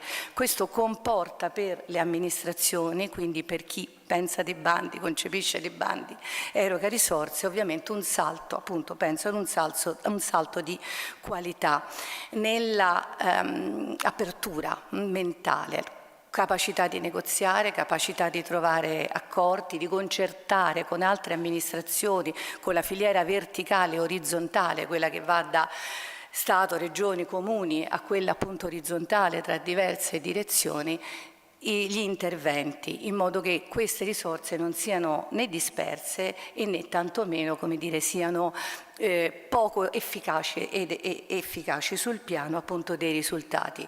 Avere una chiarezza di intenti vuol dire anche sapere dove, che cosa si vuole, a quale bisogno e con quale priorità si vuole rispondere, a quali bisogni prioritari si vuole rispondere. Qui entriamo in quel campo che è stato toccato, importantissimo, della valutazione che non è più un qualcosa che avviene, diciamo, solo ex post, ma avviene nel corso di un'attività. E quella valutazione che a nostro avviso deve entrare all'interno degli stessi progetti. Questo tema della valutazione mi porta, come dire, ad un aspetto che sapete ho curato, come dire, sto curando con i colleghi e le colleghe delle regioni da ormai diversi anni, che è quello delle residenze. Nell'ultimo incontro di Atreatro ho avuto modo di parlare dell'appunto metodo che è stato stabilito, dell'intesa, delle linee guida. Quello è una buona pratica di allenamento tra istituzioni verso un fine condiviso. Parlo di un allenamento che è come dire, in corso dal 2015 con il primo triennio, con il secondo triennio 18-21 e ora con il prossimo triennio, che ha confermato le linee precedenti, ma sono stati anni, come dire, che raccontano una storia, raccontano un'evoluzione di questa storia. E volevo solo ricordare un tema passato e anticiparne uno futuro. Intanto in passato mi ricordo che abbiamo molto... Già finito? Bene. Allora, come insomma... Per esempio sulle residenze abbiamo discusso tanto, no? Sull'antinomia, come dire, allora pensavo fosse un'antinomia tra presidi territoriali e luoghi liberi di ricerca e di attività artistica. Ecco, nei fatti, come dire, si sta vedendo che nelle migliori delle pratiche delle residenze questi due aspetti riescono a coniugarsi. E l'altro che guarda al futuro, che è quello appunto della valutazione, quello che nel prossimo triennio, che ha confermato le linee guida, ormai le regioni sono 18, quindi abbiamo, come dire, un buon test di cooperazione interistituzionale tra Stato e Regione, anche nelle differenze che ci sono tra le diverse 18 regioni. Questo nuovo triennio avrà un monitoraggio, l'accompagnamento di un monitoraggio che proprio si basa su quella teoria del cambiamento che prima la collega di Bologna stava ricordando e che appunto è già nel lavoro, fa parte nel lavoro di progettazione e sul quale vorremmo che tutti i titolari di residenza che saranno, come dire, selezionati fossero immediatamente coinvolti come lavoro progettuale insieme a quello appunto di residenza e di accoglienza delle residenze artistiche. Il tempo è volato, non mi aspettavo che fosse così e quindi lascio agli appunti tante altre cose come quello appunto del bisogno di integrazione tra saperi e del bisogno di definizione delle funzioni nell'ambito dello sistema dello spettacolo e nell'ambito del lavoro delle amministrazioni pubbliche. Grazie mille.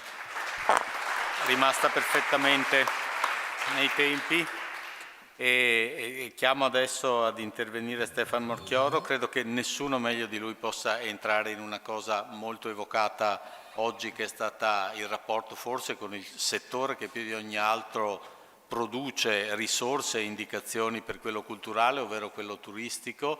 Credo che Stefano da tecnico, ma anche da attento osservatore e amante della variabile culturale abbia molto da raccontarci nel poco tempo. Nel poco. Grazie, buon pomeriggio anche da parte mia e grazie anche agli stimoli di Fabrizio Panozzo.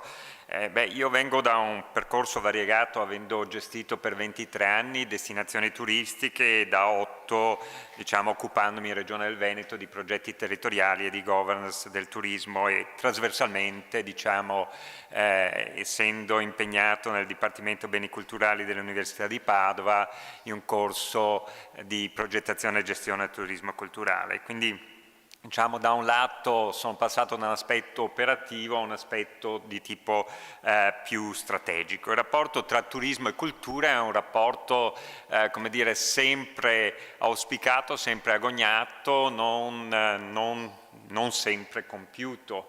Si tratta di due filiere, a mio modo di vedere, molto complesse, molto articolate, e che si annusano ma che fanno fatica a volte ad integrarsi davvero.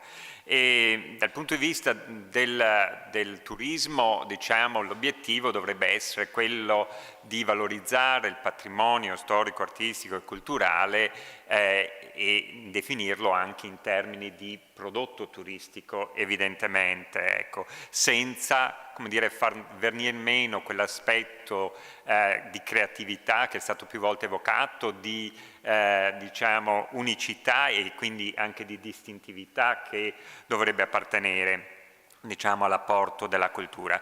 E questo a mio modo di vedere, prima Fabrizio ci sollecitava sul rapporto tra la rappresentanza istituzionale e le competenze tecniche. Io credo che sia soprattutto nel metodo, in termini proprio di destination management, la risposta. A qualsiasi livello di destinazione noi approcciamo il tema, è chiaro che il prodotto normalmente viene ideato, creato più a un livello di territorio, evidentemente, però questo vale a tutti i livelli di destinazione, perché ad esempio la marca Italia, come dire, è destinazione quando ci approcciamo sui mercati internazionali. Io sono un nostalgico del binomio turismo e cultura, credo la miglior stagione che abbia avuto il turismo è stato proprio quando è stato integrato all'interno del Ministero dei Beni Culturali. E in qualsiasi livello di destinazione quello che è importante è partire dalle risorse di un territorio per definire anche la visione di che destinazione si vuole essere in prospettiva, cioè non solo sulla base delle risorse naturali, culturali, artificiali che si hanno a livello di territorio, ma anche appunto l'apporto di quelle che vengono definite le azioni sull'offerta, tra questo la tematizzazione della vacanza o il tema degli eventi o il tema appunto dei prodotti culturali, che aiutano a diversificare l'offerta, ad evitare una standardizzazione, ad evitare la fungibilità di una destinazione con un'altra, soprattutto in un periodo in cui avevamo assistito al fenomeno dell'overtourism, al tema anche eccessivo degli short break, e quindi c'era la necessità, ad esempio, delle destinazioni, delle città d'arte di recuperare, come dire, un rapporto con il pubblico che fosse meno mass market e che fosse molto più legato al genius loci e quindi alla necessità di vivere il territorio. E questo, a mio modo di vedere, va affrontato, va risolto con processi partecipativi che contribuiscono appunto a definire visione e in coerenza con la visione e con la destinazione che prodotti, in questo caso del turismo culturale o della cultura abbinata al turismo, vogliamo andare a ideare.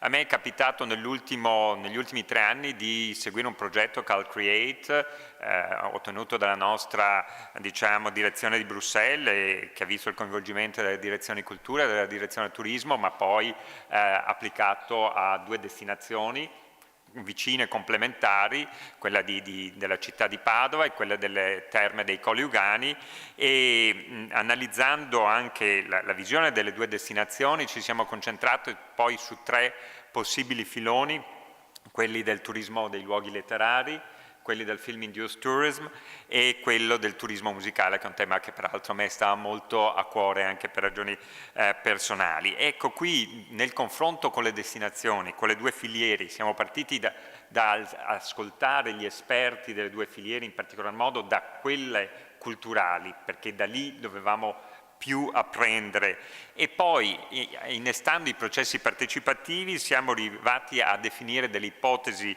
di lavoro, di possibili prodotti che poi abbiamo restituito, risottoposto alle destinazioni, riconfrontato con i rappresentanti delle filiere e che poi abbiamo provato a testare, in particolar modo sul turismo musicale, con un'azione pilota. Ad esempio Padova, forse non tutti sanno, è, diciamo, adatto i Natali anche a Bartolomeo Cristofori, quindi all'inventore del pianoforte, era anche l'anno di Tartini 2020 oltre a quello di Beethoven, e quindi abbiamo testato sul campo un itinerario di turismo musicale che mettesse insieme, come dire, questi 2 diciamo, riferimenti importanti in ambito musicale, con il tema delle botteghe artigianali, quindi con i liutai, con il tema degli eventi, quindi i concerti. Abbiamo testato dei prodotti di turismo musicale.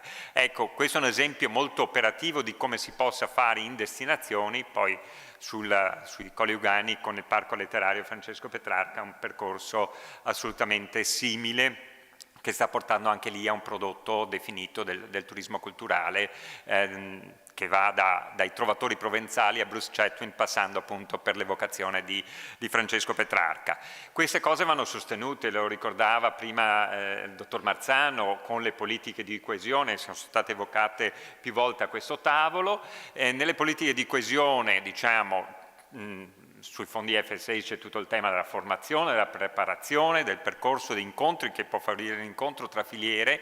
Nel versante del FESR da tempo ragioniamo oltre che sugli aspetti infrastrutturali delle imprese, anche sulle aggregazioni di imprese, nelle reti o meglio club di prodotto nella forma di rete di impresa. Quindi per favorire l'incontro anche tra imprese complementari a quelle classiche del turismo, e quindi noi ad esempio non mettiamo limiti di codice Ateco nei nostri bandi, perché riteniamo che tutto ciò che contribuisca a definire un prodotto, in questo caso un prodotto del turismo culturale, e quindi le imprese di quel filone possono ben inserirsi, come dire, creare aggregazione con le imprese ricettive. C'è poi tutto il tema del Film Induced Tourism, che è sostenuto appunto soprattutto lato direzione cultura, da parte quindi il sostegno alle produzioni cinematografiche che incontrano e che hanno tre modalità, come dire, di diventare anche offerta turistica: quando attraggono le produzioni, perché diciamo c'è una ricaduta assolutamente diretta nell'ospitare le produzioni; quando passano per i circuiti, purtroppo non più come prima le sale, ma molto i circuiti on demand, e poi i luoghi del cinema che possono tornare ad essere attrattivi e visitati. Ecco, nella prossima programmazione andremo a riproporre questo tipo di attività, ma andremo anche a sostenere, ad esempio, per quanto riguarda le destinazioni, l'utilizzo delle ICT, delle tecnologie applicate al turismo, ma in realtà applicate alle modalità di fruizione, come dire, della visita di un territorio da parte di turisti, di visitatori, di escursionisti, da parte degli stessi residenti. E quindi tutto il tema, penso, della realtà immersiva, della realtà virtuale, eccetera. Proprio il mio dipartimento ha testato, in questo caso il Dipartimento Beni Culturali dell'Università di Padova, la ricostruzione dello storico teatro Zairo in Prato della Valle, con una ricostruzione virtuale che consente a visitatori e residenti di poter, diciamo, immergersi in quello che era la storia, diciamo, di quel luogo, diciamo, nel periodo di quella costruzione, di quella valorizzazione in termini del territorio. Ecco, io credo quindi che le due filiere si devono parlare sempre più, si debbano incrociare, si debbano contaminare in senso positivo, evitando, lo dico perché è un tema che confronto spesso anche con qualche docente, di non essere elitari, perché gli aspetti divulgativi possono avvicinare, una mostra divulgativa può avvicinare comunque anche una sola persona alla storia dell'arte, e quindi ha già raggiunto un obiettivo. Se poi questo si mischia anche col diventare un prodotto turistico, ne abbiamo raggiunti due e male non fa. Grazie. Grazie davvero Stefan per la sintesi e la puntualità, e passo la parola, anche qui tanti commenti e domande da fare, ma mi interessa molto di più sentire la voce di Claudia Marcolin, adesso Teatro Stabile del Veneto, da poco, con un'esperienza manageriale che le permette anche una visione da fuori che credo sia interessante in questo momento per le produzioni culturali. Sì, buongiorno a tutti, ringrazio il professor Panozzo per l'invito molto gradito e mi scuso perché stamattina non ho potuto assistere alle sessioni che mi risultano molto interessanti e quindi saranno graditi sicuramente le presentazioni.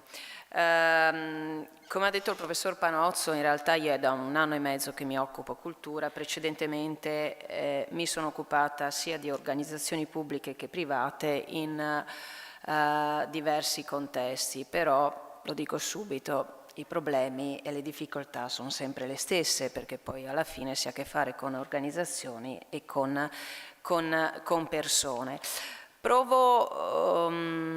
Io non ho fatto una presentazione vera e propria, ma provo, diciamo, a prendere un po' di spunti dai precedenti interventi per fare alcune riflessioni. Si è parlato di piano organizzativo prima, quindi noi come Teatro Stabile del Veneto siamo dentro al grande elenco delle pubbliche amministrazioni, anche se fino adesso abbiamo un po' fatto finta di non esserci dentro. E la prima cosa che mi è stata chiesta dal CDA quando sono entrata è stata di rivedere il piano organizzativo, al che io ho detto no, anche qui il piano organizzativo. Perché? Perché lo dico questo? Perché un'amministrazione pubblica e poi parliamo anche del tema del agiamo in un contesto di mercato o no, un'organizzazione pubblica che inizia a studiare un nuovo piano organizzativo, nel momento in cui l'ha finito, anche solo se parliamo di 6 mesi o un anno, il contesto in cui opera è totalmente cambiato. Ce l'hanno insegnato il Covid, ce lo sta insegnando la guerra in Ucraina, ma tante altre cose. Quindi anche qui il tema di come anche una pubblica amministrazione deve essere flessibile, deve operare all'interno sì di piani, ma essere pronta a cambiare improvvisamente il suo modo di agire. Su questo allora il tema di come confrontarsi con il resto del mondo l'abbiamo visto anche grazie al professor Panozzo in questa, diciamo, attività di cross fertilization, ovvero come il teatro si è confrontato negli ultimi 2 anni con il mondo imprenditoriale. Credo che fosse stata una novità per il Teatro Stabile del Veneto e lo ha fatto in diversi modi e poi vediamo come si è declinato. Il primo modo nella governance, una governance che era fatta di enti pubblici e sono entrate prima le camere di commercio. È vero che sono enti pubblici ma hanno a che fare con imprese, con il commercio, ed è entrata Assindustria Veneto Centro. E questo ci ha aiutato un po' a cambiare l'approccio con le nostre attività. Vi faccio un esempio. Noi gestiamo 3 teatri, anzi 4, in 3 comuni diversi, quindi Venezia, Padova e Treviso. Ognuno di questi comuni ci dà, giustamente noi siamo molto grati, anche noi devo dire siamo dei privilegiati, siamo sopravvissuti al Covid grazie a un forte contributo pubblico della Regione e dei nostri soci pubblici. Ma l'approccio che ha il comune, più ovviamente, come dire, gli uffici di ragioneria che l'ufficio della cultura, è il contributo che ti do vale 100, tu devi stare attenta a far sì che la gestione di quel teatro valga altrettanto. Allora questa cosa ogni tanto mi spiazza per 2 motivi. Uno, perché non gestiamo soltanto un comune, non gestiamo soltanto un teatro, ma gestiamo una rete di comuni che quindi devono lavorare in sinergia, che quindi devono guardare anche all'altro territorio. Dico sempre, come dire, il comune di Treviso può trarre vantaggio da quello che fa il comune di Venezia, viceversa, e così anche il comune di Padova. L'approccio che mi fa Assindustria Veneto Centro nel momento in cui mi dà un contributo non è cosa ne fai di questi soldi, è che azioni facciamo insieme e che valore aggiunto io con l'adesione al teatro posso dare ai miei soci, e quindi anche il cambio di prospettiva che l'impresa ci sta dando. Certo, noi qui faccio un passo indietro sull'organizzazione, che tu la migliori puntando ai processi, migliorando, lavorando per progetto o lavorando per prodotto, stando attenti che il teatro non risolve dei problemi, le imprese invece risolvono dei problemi, infatti diciamo siamo ben lontani da applicare, adesso non voglio entrare in questioni manageriali, però il lean management o approcci sui processi in un teatro. Riusciamo a farlo, a lavorare bene sui progetti e sul prodotto. Io dico sempre ai miei che noi facciamo produzione teatrale, alla fine facciamo prodotti che devono, mi dispiace dirlo, che devono essere industriali, perché poi è vero, la creatività non c'è soltanto nel teatro, ma quanta creatività, tutte le innovazioni anche nel mondo imprenditoriale nascono da creatività, è vero, da una soluzione di un problema, ma da un approccio innovativo e creativo. Altro confronto con il mondo imprenditoriale, e qui devo ringraziare l'ex direttore artistico che è qui presente, Massimo Ongaro, che mi ha lasciato un piccolo progettino che appunto si chiamava Teatro d'impresa. Io appunto piena di problemi ho detto oddio, bisogna fare anche questo. Alla fine ci siamo divertiti. Perché ci siamo divertiti? Perché ho mandato i miei collaboratori fuori dal mondo teatrale, li ho mandati dentro ad aziende che si occupavano di liquori, che si occupavano di tecnologie, che si occupavano di vestiti, e anche loro hanno iniziato a dire sì, effettivamente possiamo imparare, effettivamente hanno iniziato a capire che, come mi hanno insegnato nei corsi di management, si possono vedere le cose con altri occhiali. Allora, quando tu inizi a vedere le cose con altri occhiali, inizi anche a trovare delle soluzioni, dei nuovi strumenti per affrontare, diciamo, i problemi.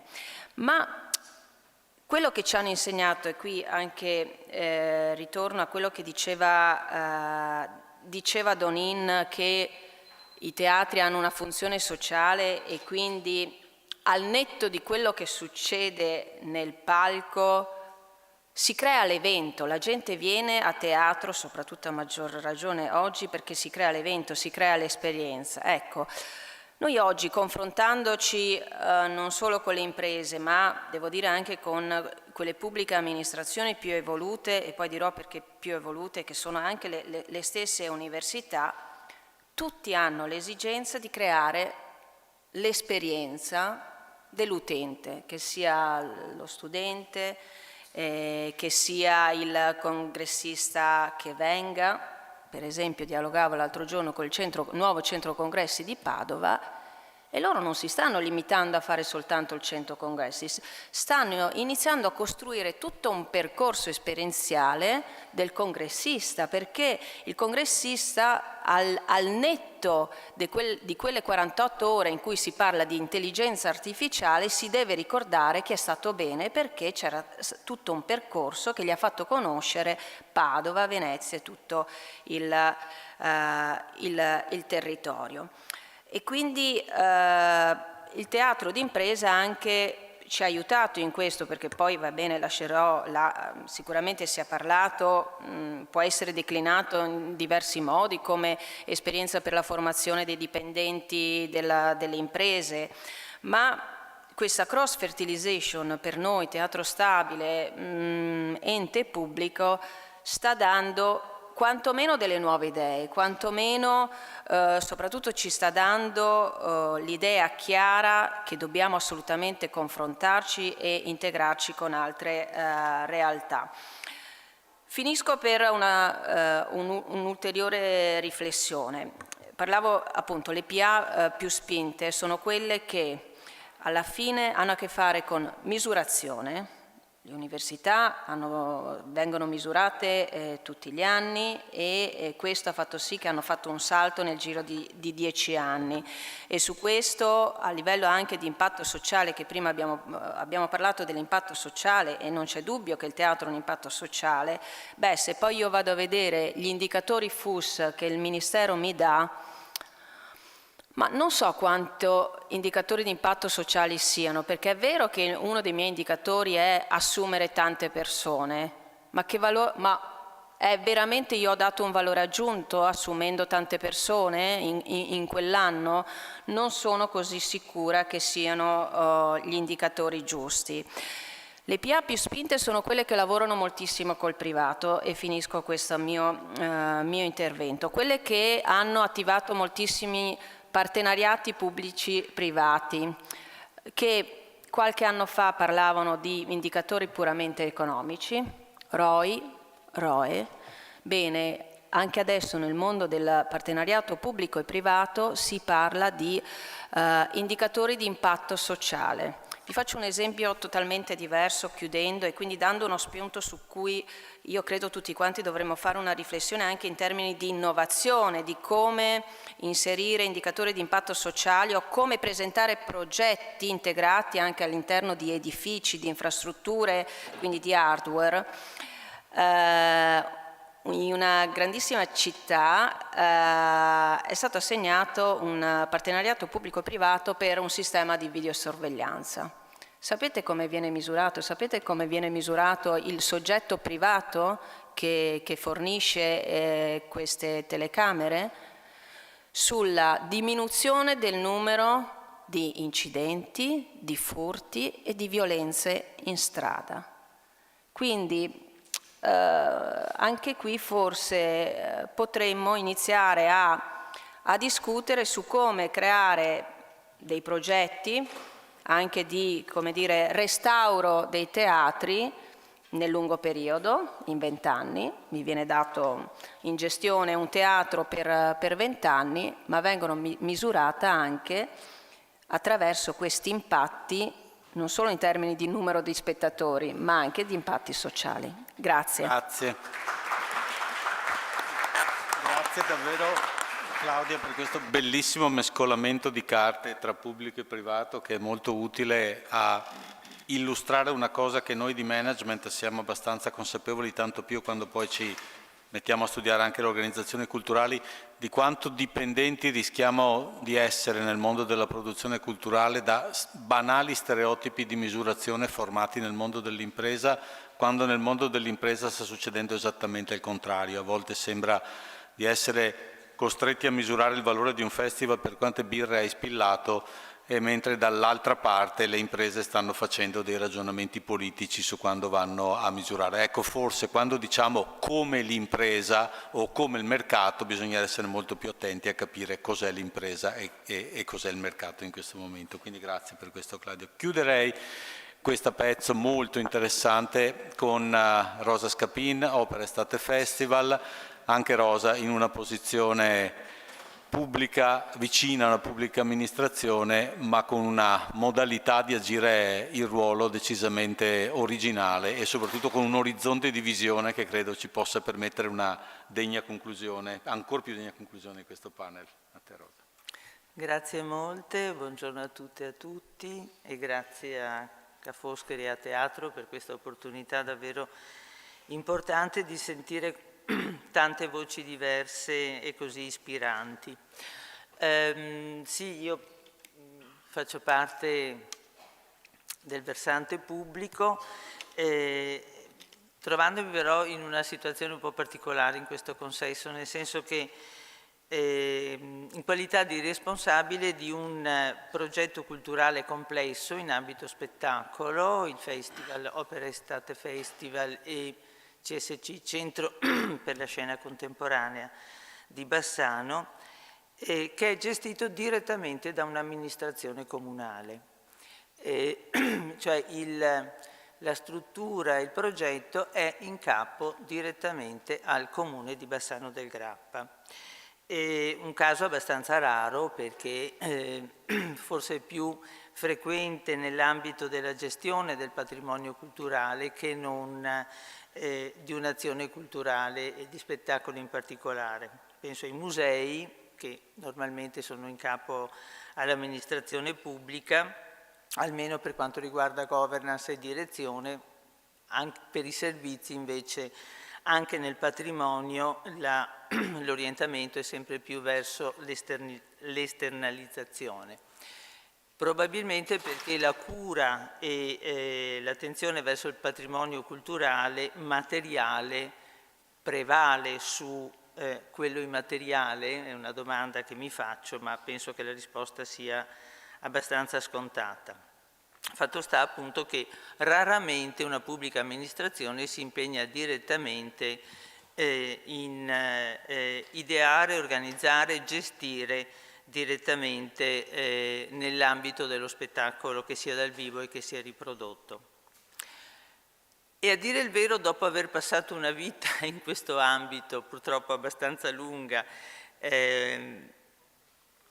sostenendo la necessità che questo progetto, che è un progetto appunto di spettacolo dal vivo, venisse mantenuto in capo alla pubblica amministrazione, vi assicuro che in tanti anni ho combattuto ad ogni cambio di amministrazione, perché chi arrivava si chiedeva: ma perché dobbiamo gestire questa roba noi? Perché non facciamo una fondazione, un'istituzione, qualsiasi cosa che non siamo noi a gestirlo? E la mia idea è sempre stata che questa cosa, che da piccola è diventata grande, un progetto permanente che non si occupa solo di un festival che dura parecchio, dura 90 giorni, ma che ha affiliato anche un progetto appunto che si chiama Centro per la Scena Contemporanea, che fa formazione, che fa residenze, che lavora tutto l'anno in sostegno sia alla produzione artistica, ma in sostegno anche all'audience, al suo sviluppo, al suo engagement. Dopo appunto aver passato tanto tempo a sostenere questa modalità, oggi devo confessare che coltivo serenamente il dubbio se aver preso la direzione giusta. Fatto sta che però sono convinta e mi consola anche la convinzione che in certi momenti, soprattutto recentemente, scusate, in cui importanti restrizioni nella pubblica amministrazione hanno portato a un disimpegno nel sostegno verso le azioni culturali, sono certa che l'aver esternalizzato a un soggetto diverso da una gestione diretta avrebbe portato una restrizione o perlomeno uno stop allo sviluppo che invece è stato importante negli ultimi anni per il nostro progetto. E soprattutto in tali frangenti l'aver investito, e qui nel nostro compito per casa, ma anche nei vari interventi che si sono succeduti, sono state definizioni e temi che hanno ricorso frequentemente. Quindi l'aver investito in quelle che sono state chiamate nozioni di risultato, di accountability, sia interna che esterna che sociale, di impatto, ecco, l'aver investito in questo, e noi l'abbiamo fatto delle ricerche sul pubblico, sui residenti, sugli operatori, sugli artisti, e ricerche di impatto non sull'economico come si fanno normalmente, ma soprattutto di impatto culturale e sociale. Ecco, sono state delle ricerche piuttosto importanti sulle quali abbiamo investito molto, curate da Fondazione Fitzcarraldo. L'aver investito in quelle ricerche ha orientato le scelte dell'amministrazione, non solo verso il mantenimento del progetto, ma nel suo sviluppo. Con rilevamenti, con monitoraggio, con ricerca e valutazione appunto degli impatti economico, sociale e culturale del progetto, che hanno consentito non solo lo sviluppo, ma l'hanno anche orientato. Il fatto di aver mantenuto comunque il progetto in capo all'amministrazione ha consentito anche di lavorare, ma questo lo fanno anche tutti i soggetti partecipati, in totale aderenza al sistema della trasparenza e della responsabilità a cui è chiamata la governance pubblica, ma è evidente che il nostro lavoro è stato anche quello, il nostro lavoro intendo di chi gestisce direttamente il progetto culturale, è stato quello anche di agire sulla competenza e sulla consapevolezza della stessa governance, con alterni risultati, ovviamente, com'è naturale che sia, ma compensati da un impegno importante anche sull'investimento in reputazione del progetto, sia in ambito locale che esternamente. In che modo? Con la cosciente necessità e attitudine nel sollecitare e partecipare a reti, a network a tutti i livelli, da quello locale a quello nazionale a quello internazionale, e di attrarre risorse non solo pubbliche, non solo dedicate alla cultura in via prioritaria, per lo sviluppo dei processi e dei progetti. Da qui anche l'inevitabile e però sempre consapevole valore assunto come prioritario verso l'espansione del lavoro culturale anche verso altri ambiti, della valorizzazione e promozione del patrimonio culturale, che è quello dove molto spesso ambientiamo i nostri progetti, del patrimonio ambientale, sia come tema che come modalità di fruizione dei nostri progetti e dei nostri programmi, del coinvolgimento delle comunità e dei processi partecipati. È stato per esempio tutto questo al centro di un progetto triennale finanziato, sostenuto da Cari Verona, che ha caratterizzato gli ultimi 3 anni del nostro lavoro, che ha generato nuove iniziative partecipative, nuove modalità di accesso, processi di valorizzazione del patrimonio del territorio e forme di professionalizzazione e empowerment sostenibili nel tempo verso la scena artistica, verso giovani curatori e anche verso la governance sia tecnica che politica. E infine il tema dell'attivazione e del consolidamento delle pratiche che sviluppano il ruolo delle arti e di quelle performative in particolare di cui ci occupiamo soprattutto, anche come generatrici di salute e benessere. L'esempio è quello di Dansuel. Dansuel è la pratica che abbiamo attivato di danza contemporanea per le persone con Parkinson, che è nata una decina d'anni fa a Bassano, adesso si è diffusa, disseminata a livello nazionale, sempre con la nostra assistenza e con insegnanti formati a Bassano. Si svolge adesso a Schio, a Firenze, a Torino, Roma, Verona, Castelfranco, Bergamo, Recanati, Milano, in Giappone a Tokyo, Kanazawa e Kyoto, adesso anche ad Hong Kong. E concludo con una bella notizia di questi giorni: la vincita di un progetto europeo, Creative Europe, un progetto di cooperazione di media scala. Era la prima volta che ci cimentavamo in progetti di media scala. Finora il festival in circa 10 anni ha vinto 26 progetti europei, ma erano tutti di piccola scala, e il focus è la disseminazione di Dansuel anche a livello europeo. Lo facciamo con 5 centri, con 5 case della danza europee, e lo facciamo per la ricerca con Fondazione Università Ca' Foscari e con Fitzcarraldo. Siamo molto felici, condivido la nostra felicità. Abbiamo avuto 98 punti su 100, 1 milione di euro assegnato, 3 anni di attività e molte nuove professionalità impegnate. Quindi concludo dicendo: l'attitudine per noi è questa: non andare alla ricerca di finanziamenti perché le politiche culturali non sostengono adeguatamente l'attività culturale, ma al contrario rilevare bisogni, rilevare urgenze, rilevare necessità. Passo seguente: con chi posso intervenire, con chi posso attivare questo processo, condividere questa progettualità, e poi dove mi rivolgo per sostenerla. Grazie. Grazie anche a Rosa. Ci congediamo tutti quanti e scusandomi per la mia pessima gestione del tempo, ma l'argomento era denso. Passo la parola a questo panel che ci segue, che parla delle organizzazioni di rappresentanza, quindi comincio già a invitare i nomi.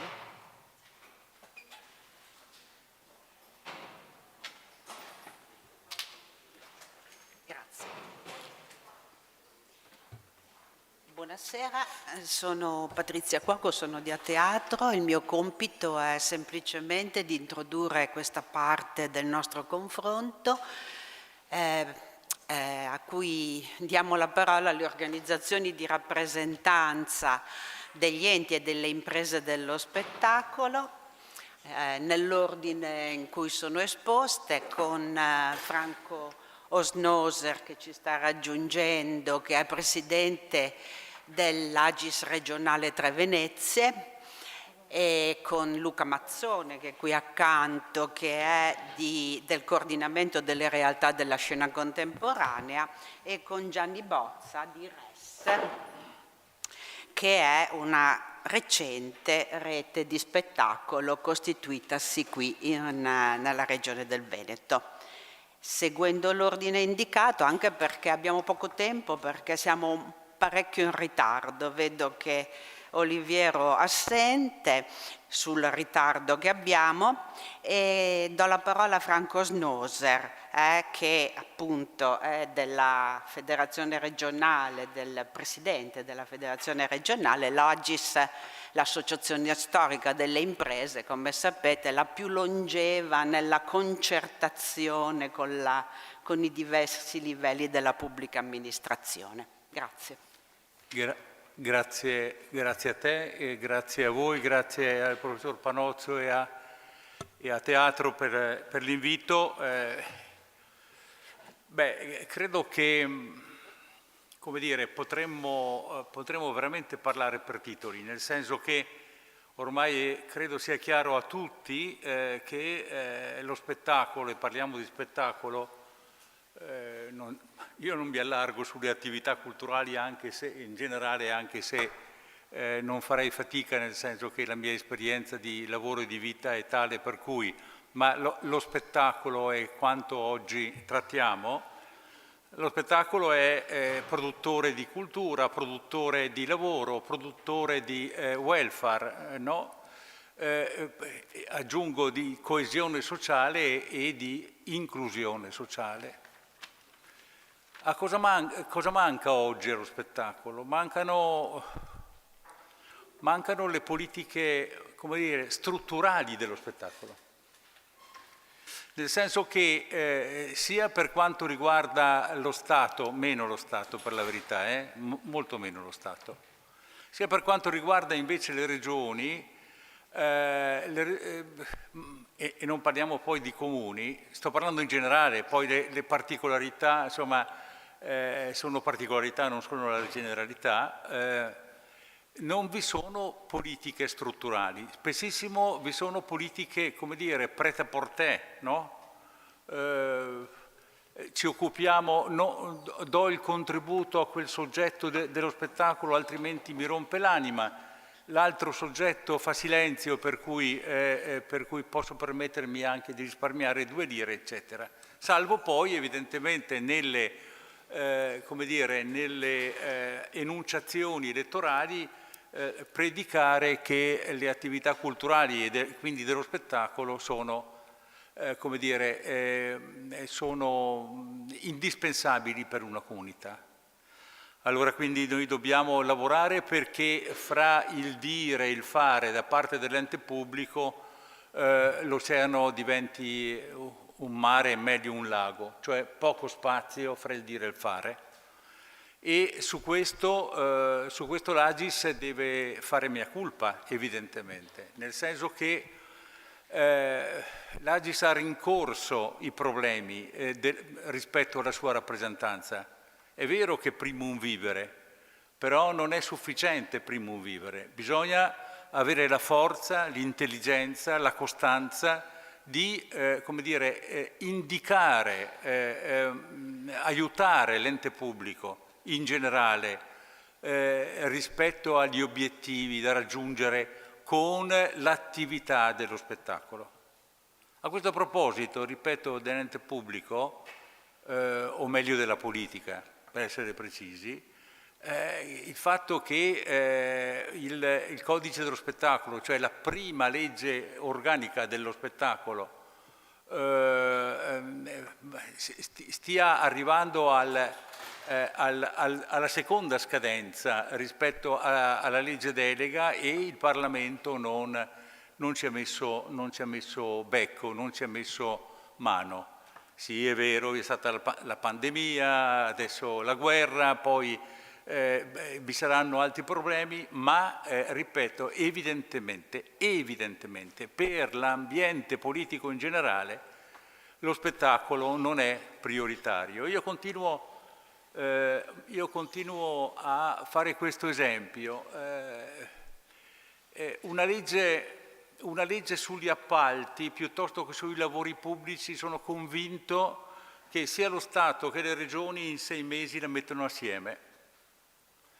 La legge sulle attività culturali e dello spettacolo della Regione Veneto abbiamo impiegato 7 anni per portarla a compimento. Quindi mi si può dire tutto quello che vogliamo, ma questa è la realtà. Badate bene, non lo dico solo qui, l'ho detto pubblicamente, l'ho detto in Commissione Cultura, l'ho detto, ho espresso queste mie opinioni, che non sono solo opinioni, sono dati di fatto in Consiglio regionale, per cui non è questo il problema. Dico solo che noi dobbiamo, come dire, renderci conto di quanto sia indispensabile per le nostre comunità il nostro lavoro, quanto sia indispensabile il nostro lavoro per gli operatori che lavorano all'interno delle nostre aziende, e quindi, come dire, sforzarci di essere professionali nell'elaborazione della proposta di riforma, quanto siamo professionali nel mettere in scena i nostri lavori, sia per quanto riguarda la prosa che la musica, che la danza. L'Agis del Triveneto a questo proposito ha messo a punto un documento programmatico che dice esattamente questo e che propone per il codice dello spettacolo le soluzioni che noi vediamo rispetto come dire, all'importanza, al valore, scusatemi, al valore che lo spettacolo riveste all'interno della vita delle nostre comunità. L'obiettivo, per dirla in soldoni, è quello che le attività culturali facciano parte del panel del diritto di cittadinanza. In altre nazioni, io non dico più evolute o meno evolute, in altre nazioni europee ciò è già avvenuto. Noi non potremmo che rincorrere questo, ma dobbiamo avere la forza e l'organizzazione per raggiungere questi obiettivi. Grazie.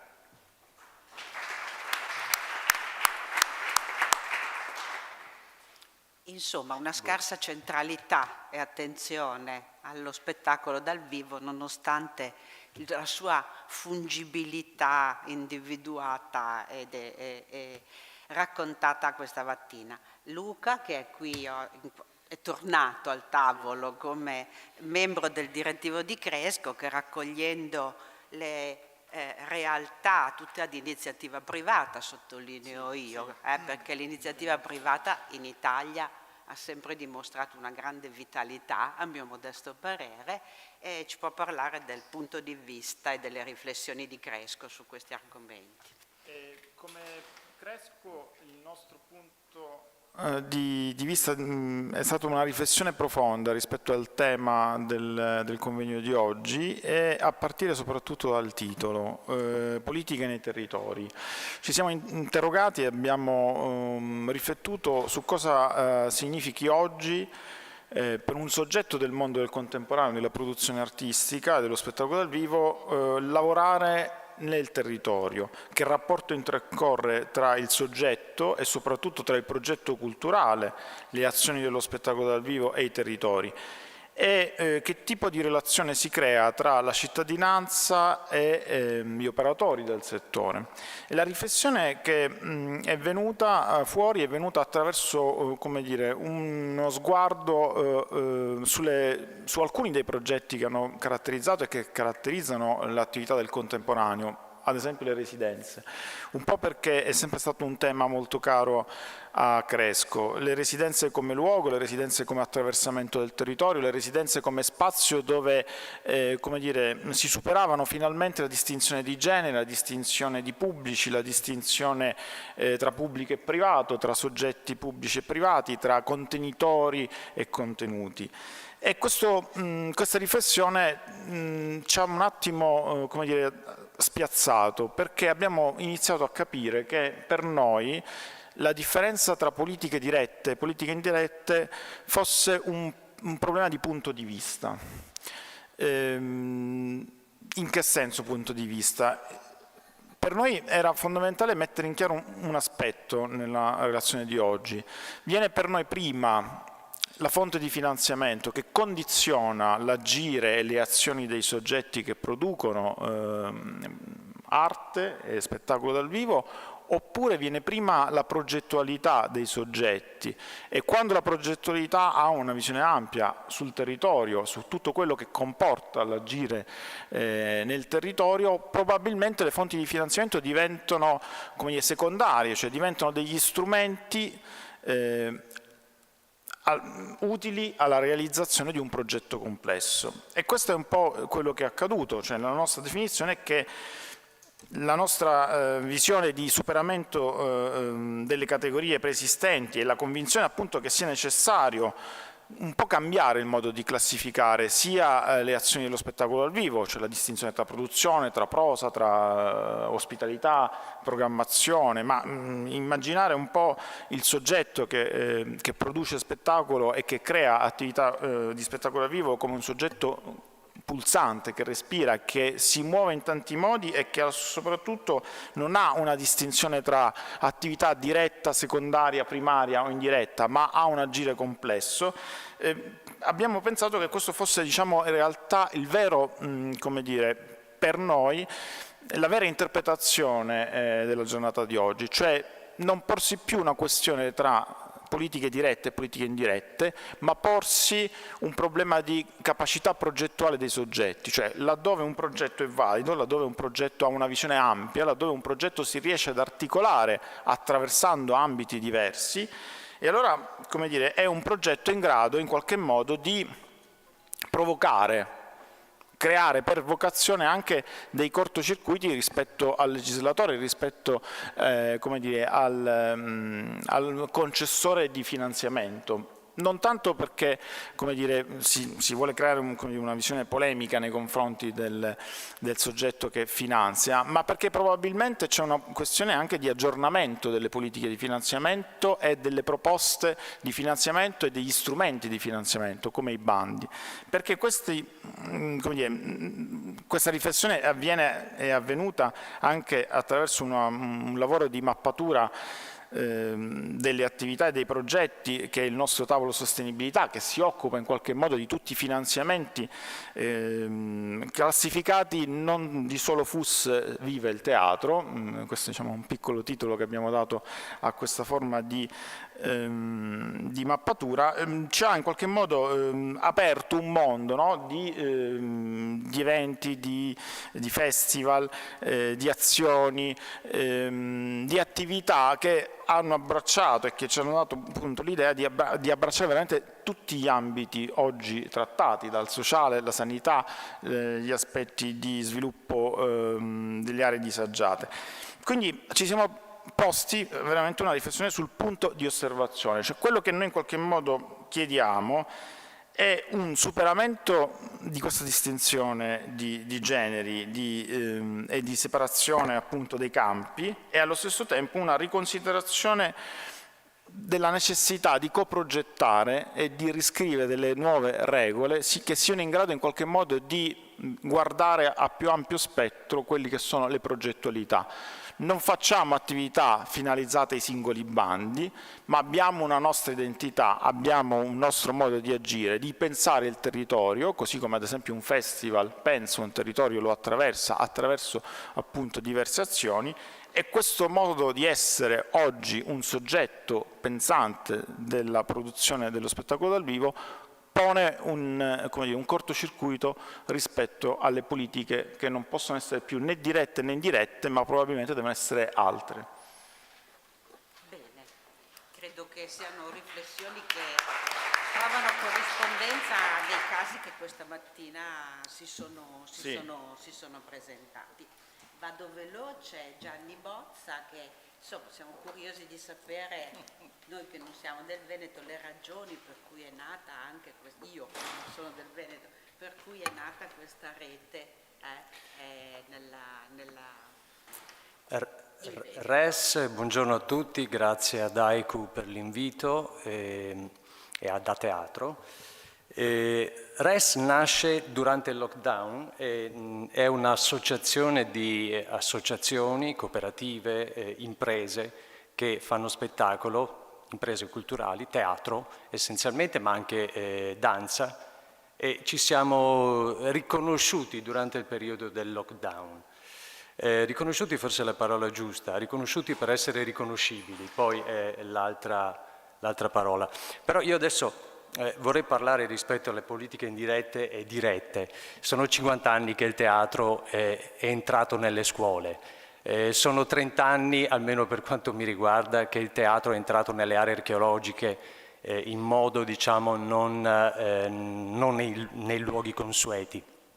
Insomma, questo ormai è un dato di fatto, che il teatro, la cultura sia entrato in altri ambiti, insomma, una cosa normale. E ben venga il teatro nelle imprese, è assolutamente proficuo lo scambio che c'è tra le due entità. Però io vorrei ritornare alla parola cultura, perché RES è una realtà regionale. In questa regione la parola cultura non è molto, come dire, popolare. Qui in realtà, insomma, fino a un po' di tempo fa c'era una legge regionale, anzi c'è ancora, che riconosce, o meglio, mette sullo stesso piano la produzione di uno spettacolo e una sagra, che io adoro, per carità, adoro le sagre, lo dico per primo, però li mette sullo stesso piano. Già qui c'è un po' di confusione. Certo i tempi della politica non sono i tempi della cultura, già questo è un altro problema, adesso li sto elencando, diciamo, in modo velocemente e può sembrare confuso. Adesso c'è la nuova legge regionale, lo citava il presidente Osnoser, bene, con quanti finanziamenti chi lo sa. Diciamo che riescono solo a mantenere la struttura, ecco. Il punto è proprio questo: cultura, avere il coraggio di investire su amministratori, su manager, su direttori artistici veri, non nomi popolari. Il punto è avere un'università come questa, meno male, che sono anni che, cioè io ho un po' di, ormai ce li ho un po' di anni, però un'università così attiva che ci ha dato modo che ha dato modo ai suoi studenti di studiare il comparto produttivo culturale del Veneto in modo come si sta facendo adesso. Un'università che ci dà il linguaggio per interagire con gli altri settori e meno male.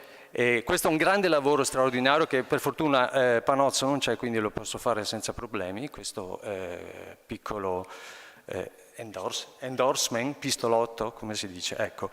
Il problema è interlocutori. Noi ci troviamo nella nostra piccola realtà ancora di fronte a bandi o interlocutori che confondono le realtà professionali dalle realtà amatoriali. Questo è un problema che esiste ancora. Il punto è anche, per quanto riguarda noi, perché non è sempre colpa degli altri, essere riconoscibili. E RES nasce anche per questo, per dire chi siamo, cos'è il nostro lavoro e com'è il nostro lavoro, e come deve essere fatto. E anche qui l'università ci può aiutare.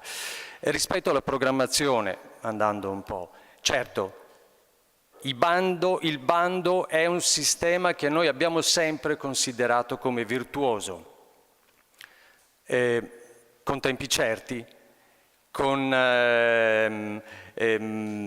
insomma, ci capita ancora di avere bandi il cui risultato non è stato, e sono bandi ministeriali, il cui risultato non è stato ancora, non è ancora uscito, e il bando avrebbe già dovuto chiudere le sue azioni, dovrebbe già essere a rendicontazioni.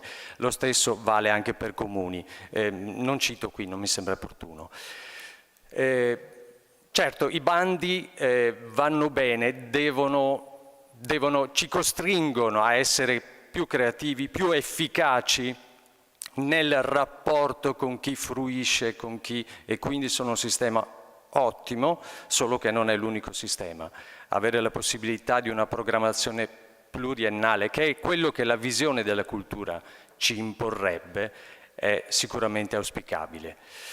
Ultima cosa, con cittadini veneti, visto che sono veneto, il rischio per noi che facciamo teatro qui è che, un po' come nei paesini di confine con la montagna, no? Verso l'Alto Adige, che chiedono di entrare, di fare il referendum e di diventare altoatesini o trentini. Ecco, il rischio è che le nostre compagnie se ne vadano dal Veneto, e quindi il nostro assessorato alla cultura, che ha aggiunto la parola assessorato all'identità veneta, dovrebbe preoccuparsi di aggiungere anche crisi all'identità veneta. Grazie.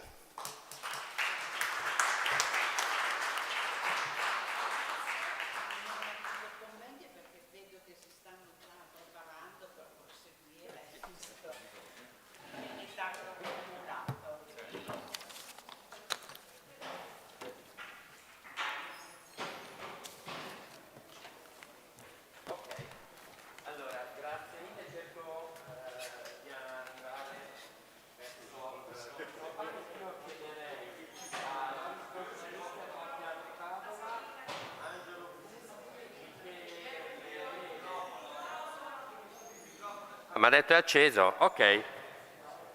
Sì, adesso me la cavo. Loris, Angelo, Michele e Massimo. Allora, mettetevi, no, su di qua, belli tranquilli. Allora, io vado in ordine alfabetico e comincio da Loris. E te la faccio, non so se è facile o difficile, perché allora, so che avete studiato, sul sito della compagnia leggo: crediamo nel teatro come forma artistica capace di creare coesione sociale, di innovare le politiche e i modelli di welfare e di sensibilizzare e promuovere progetti di comunicazione sociale in modo diretto, efficace e originale. Quindi c'è già dentro tutto quello che abbiamo detto oggi. In realtà è tutto un pochino più complicato. La cosa che secondo me va rimarcata e che mi interessa sottolineare è che noi abbiamo parlato oggi di una quantità di progetti, di pratiche, del modo di sostenerli, del modo di valutarli. In realtà tutti questi ambiti, questi settori sono nati perché degli artisti, delle persone che fanno teatro, hanno avvertito la necessità di andare nelle carceri, di andare negli ospedali, di andare nei quartieri, eccetera, eccetera, eccetera. Di lavorare nelle scuole, che è stato il primo ambito di intervento in questo campo. Quindi è tutto un mondo che è nato perché c'era una volontà artistica, perché questo bisogno di relazione di cui si è parlato oggi era un bisogno che avvertivano prima di tutto gli artisti. Poi tutto quello di cui abbiamo parlato oggi, che è stato interessantissimo, secondo me è una cosa che arriva dopo. Ti lascio la parola, Loris. Beh, mi aggancio a questo che hai detto, perché sì, questo problema dei bandi che finanziano in questo modo i progetti arriva un po' dopo che molti artisti già erano lì a farlo questa cosa, perché chi fa il nostro mestiere, noi facciamo teatro, la nostra natura è già contaminata, perché quando fai teatro per forza, secondo me, dal nostro punto di vista fai anche attività sociale e quindi tutto è contaminato, dipende da dove metti l'accento.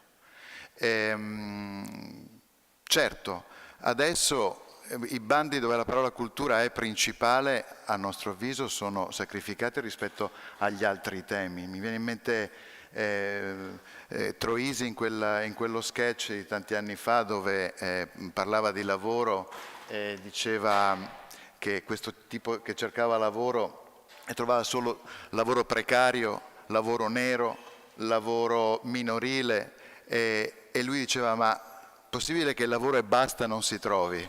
Ecco, se sostituiamo la parola lavoro alla parola teatro, alla parola cultura, capiamo un po' insomma che forse questa cosa manca, ogni tanto un po' di cultura in purezza, forse proprio concentrandoci su quella cosa bisognerebbe crearlo, ecco. Però ripeto, chi fa il nostro mestiere era già lì. Se io faccio teatro in carcere, faccio teatro, faccio un'operazione sociale, cosa sto facendo? Sono già lì. Se io faccio, prima si parlava di teatro d'impresa, se io facendo teatro d'impresa metto al centro il lavoratore, quindi le persone che lavorano nell'impresa stessa e magari questa persona che fa l'operaia porta in scena anche la sua storia di persona migrante e che è entrata nel tessuto sociale, eccetera. E tutto questo ha molto a che fare con il teatro perché tutto questo è teatralizzato ed è usato come, da un punto di vista drammaturgico. Sto facendo teatro, sto facendo cultura, sto facendo socialità, cosa sto facendo? Sto facendo tutte queste cose. Appunto, ripeto, in qualche modo siamo già lì. Eravamo già lì. Qui mi pare che si stia cercando di mettere l'accento sulla domanda se i bandi, quando sono strutturati in questo modo, mi costringono in una direzione e quindi mi costringono ad abdicare a qualcosa del mio essere persona di teatro o artista in funzione delle direzioni del bando stesso. Se consideriamo quello che ho appena detto, no, nel senso che siamo già pronti in questo senso qui, noi, cioè, userò, diciamo così, tutto quello che so di teatro e userò le tecniche teatrali per mettere nella direzione che voglio io, cioè secondo la mia poetica, secondo il mio modo di fare il teatro, eccetera, per arrivare all'obiettivo. L'altro giorno eravamo in una classe di una scuola superiore e dopo un monologo di un mio collega, un ragazzo straniero ha detto: ma questo è il teatro? Un ragazzo di 18 anni.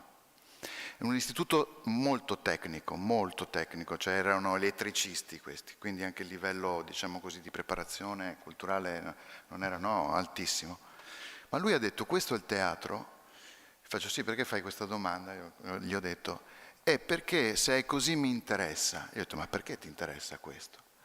È perché lui mi stava parlando. E ho detto: ma le altre volte che sei stata a teatro? Non ci sono mai stato, ho detto. Perché mi avevano sempre detto che il teatro era una cosa noiosa e lunga. Cioè... Senti una cosa, nell'economia della compagnia, le fonti di finanziamento che abbiamo definito indirette, chiamare come noi, quanto pesano? pesano ovviamente, perché principalmente arrivano da lì, arrivano dai bandi, arrivano da questo tipo di finanziamento, però sai,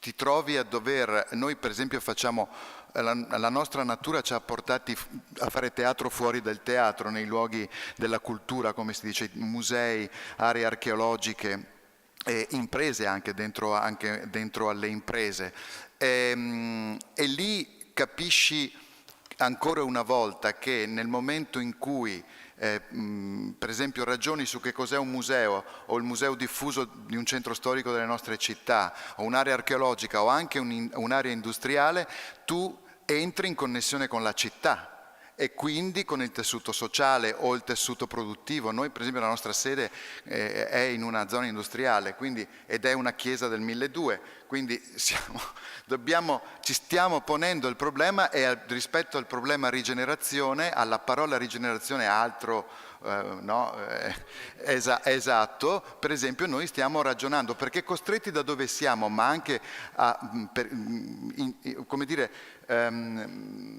supportati e anche istigati da questi bandi a ragionare sul posto dove siamo e sul senso che ha la nostra presenza dentro un luogo di produzione di lavoro, noi che produciamo cultura. E quindi il concetto di rigenerazione per noi va applicato per esempio in maniera un po' provocatoria e paradossale alla zona industriale, non a un bel borgo delle colline. Ok, grazie mille Angelo Curti, grazie a Loris. Angelo Curti, buonasera, che opera nell'ambito, posso dire, del teatro privato, una compagnia teatrale.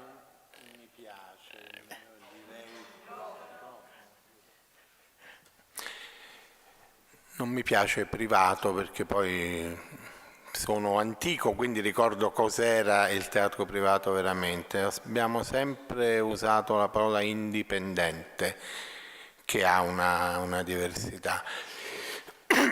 Però stavi facendo una domanda. Punto secondo, è stato a lungo nel direttivo di A Teatro, quindi è del team che sta lavorando su questi temi da tempo. Io dicevo teatro privato perché tu sei classificato ministerialmente come in quell'ambito, imprese di produzione. E come coniughi la funzione pubblica da compagnia indipendente nell'ambito che abbiamo affrontato oggi? Ti ci ritrovi o ti senti tirato per la giacchetta? È una storia lunga, 40 anni, nel senso che la prima volta che abbiamo chiesto un contributo al Ministero era esattamente 40 anni fa, con il nostro gruppo che si chiamava Falso Movimento, e questa forse è una notizia per qualcuno, quest'anno per la prima volta non abbiamo rinnovato la domanda ministeriale, e questo da un lato mi ha fatto sentire più leggero e dall'altro poi fa riflettere su delle cose. Nella lontana stagione 1980-81 eravamo dei ragazzi giovani, diciamo, i nostri coevi compagni erano gruppi che si chiamavano La Gaia Scienza, il Carrozzone, dopo poco sarebbe arrivata la Società, senza essere allora Raffaello Sanzio, eccetera. Eravamo dei ragazzi giovani e noi di Falso Movimento particolarmente giovani, e andammo al Ministero e c'era una signora romana che quando noi chiedevamo come fare, pensate che adesso ci sono i siti, ora si usa la parola bando, all'epoca non esisteva, esistevano le circolari del Ministero che erano dei ciclostilati su carta che venivano a un certo punto pubblicate sulla Gazzetta Ufficiale, ma prima si andava nelle prefetture, perlomeno noi a Napoli andavamo alla prefettura che affaccia su Piazza Plebiscito e chiedevamo se era uscita la circolare. Quando venivamo in possesso di questo documento capivamo quali erano gli articoli e come ci dovevamo regolare per ottenere contributo del Ministero, come si dice adesso, i giovani dicono il FUS, partecipo al bando del FUS, il cambiamento anche terminologico è indice del tempo che avanza. Questa signora ci disse: ma voi siete giovani, volete fare una domanda, quello che è importante è il deficit, se volete avere quanto vi può servire, 10 milioni, scrivete che fate un deficit di 20 milioni. Si riempivano alcune pagine a penna e poi venivamo valutati in base...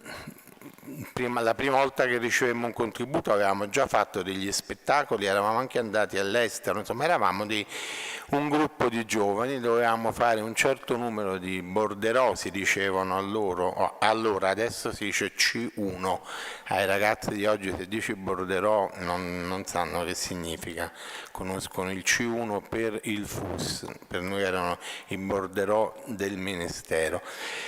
Si documentava questa attività, si scriveva un bilancio e quello, oggi forse si direbbe che erano falsi in atto pubblico, non so, non credo che all'epoca i teatri stabili facessero come noi, però questo ha permesso e permetteva una fioritura di talenti, si può dire perché non mi riguarda personalmente, registi che poi hanno fatto la storia del teatro non solo italiano e non solo europeo. La dinamica di gruppo era una dinamica che veniva favorita allora da quelle modalità. Poi successivamente, dopo qualche anno, realizzammo Teatri Uniti, cioè l'unione di 3 gruppi dell'epoca in una dimensione, come si usava allora, cooperativa. Naturalmente tutto questo ha comportato una strutturazione in termini di attività molto più radicata, molto più articolata, fino ad andare avanti, fino all'entrata in vigore nel 2014 della cosiddetta progettualità triennale. Anche questo però non ha smosso quello che poi è sempre stata la caratteristica del finanziamento pubblico teatrale italiano, cioè finanziamento dei soggetti piuttosto che ai progetti, e questo porta come conseguenza anche una importanza maggiore di quello che è il dato storico rispetto alla reale attività, insomma una serie di articolazioni molto più strutturate, se si vuol dire, rispetto a una volta, che però non credo abbiano aiutato i giovani, abbiano aiutato realmente il ricambio generazionale, abbiano aiutato realmente lo sviluppo della creatività. Vedete che ho portato un oggetto con me, in realtà la mia idea, se questo fosse stato un contesto diverso, era quello di fare un elenco degli ingredienti che ci vogliono adesso per partecipare a un bando, articolarlo come una ricetta di cucina e appunto con le percentuali, 25% di qualità indicizzata, 30% di qualità artistica, punteggio 7, 8, 10 per il direttore, poi magari condirlo e provare a mangiarlo, però forse sarebbe stato un gesto performativo che richiedeva un contesto diverso.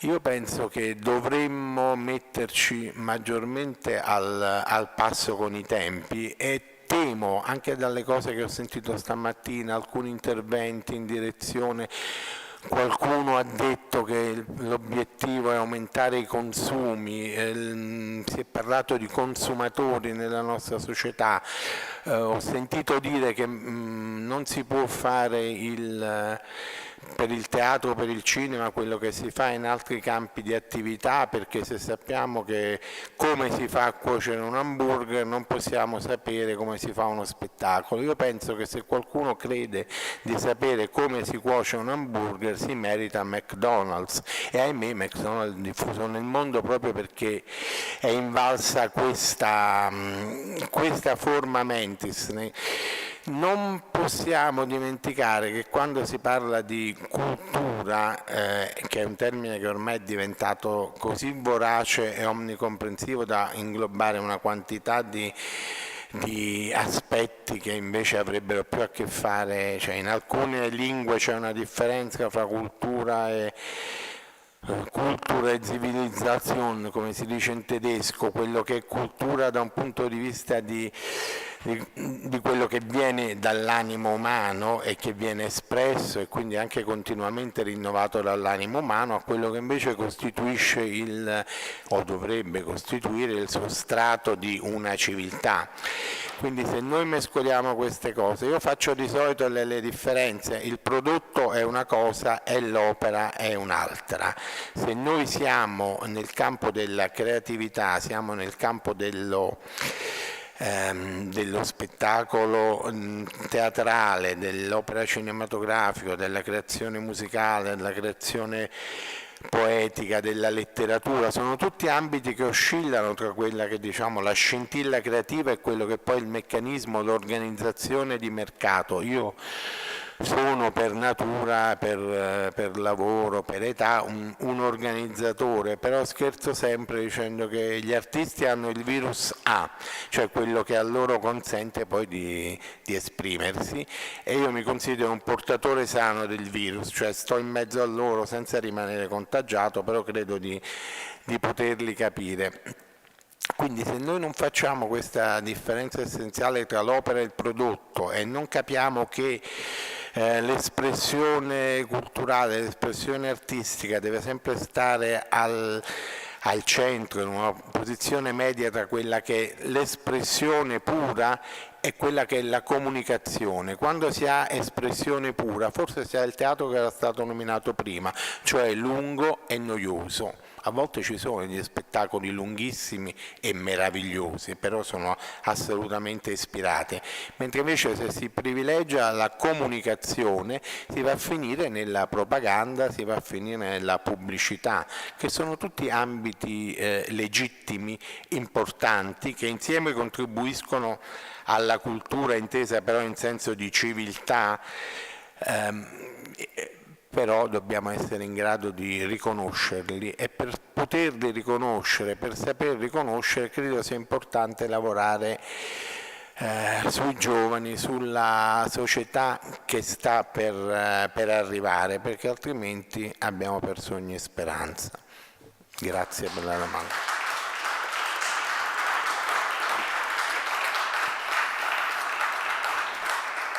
Grazie mille per questo richiamo alla necessaria imperfezione di quello che è il lavoro artistico, il lavoro creativo. Comunque è un'industria di prototipi, se la si vuole proprio definire come industria, cioè se la si fa ma non sa come viene, forse quello che magari si pensa che non potrà incontrare avrà successo. Il primo grande successo di Teatri Uniti, ovvero Rasoi, è nato grazie all'ETI, all'Ente Teatrale Italiano, che noi nella nostra gioventù pensavamo che ci offriva un teatro e un budget, ci offrì solo il teatro al Valle a Roma. L'allora direttrice dell'ETI, Giovanna Perinelli, disse: no ragazzi, ma noi vi facciamo venire a teatro alla fine di maggio, inizio giugno, ma non vi possiamo dare oltre l'incasso.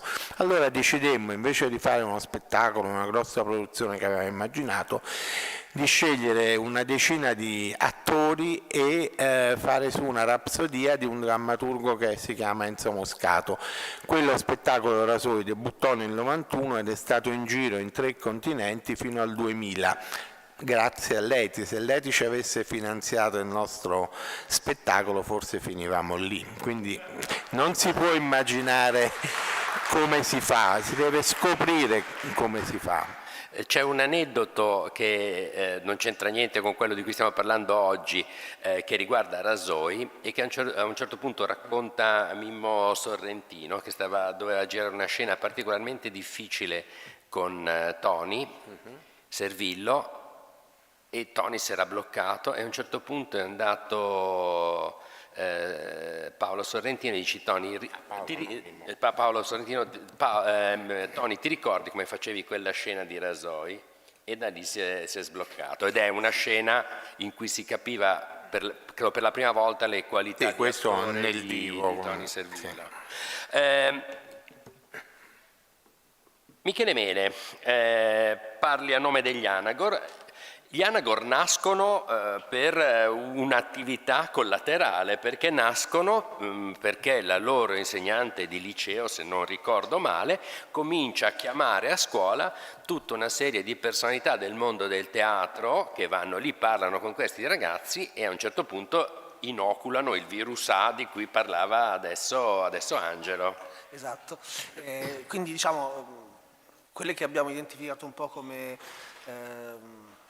attività collaterali, finanziamenti indiretti, in realtà hanno fatto parte proprio della genesi della compagnia. Un laboratorio teatrale appunto non condotto da operatori ma da artisti, e quindi al liceo Giorgione di Castelfranco la presenza di Laura Curino, di Gabriele Vacis, che hanno condotto appunto dei laboratori e che quindi poi hanno dato vita a questo nucleo di lavoro, ma non solo, diciamo, l'istruzione, penso anche al discorso della rigenerazione urbana.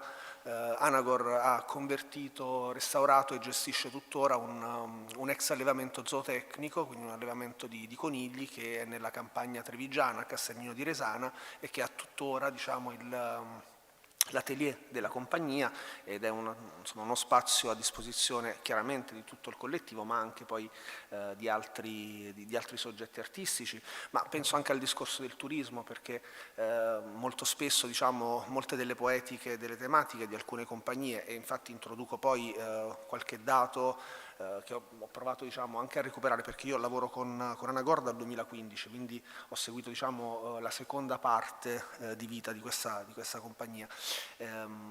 Ma appunto nella prima parte della vita c'è stato diciamo, un evento che lego, diciamo, anche al discorso dei finanziamenti indiretti, che è stato le celebrazioni dei 500 anni dalla morte di Giorgione. Quindi nel 2010, diciamo, la compagnia ha intercettato un finanziamento regionale, quindi a fronte di un investimento di 60.000 euro è stato concesso alla compagnia un contributo di 6.000, con i quali, diciamo, questi 6.000 euro sono serviti alla produzione di 2 spettacoli teatrali che sono Tempesta e Rivelazione.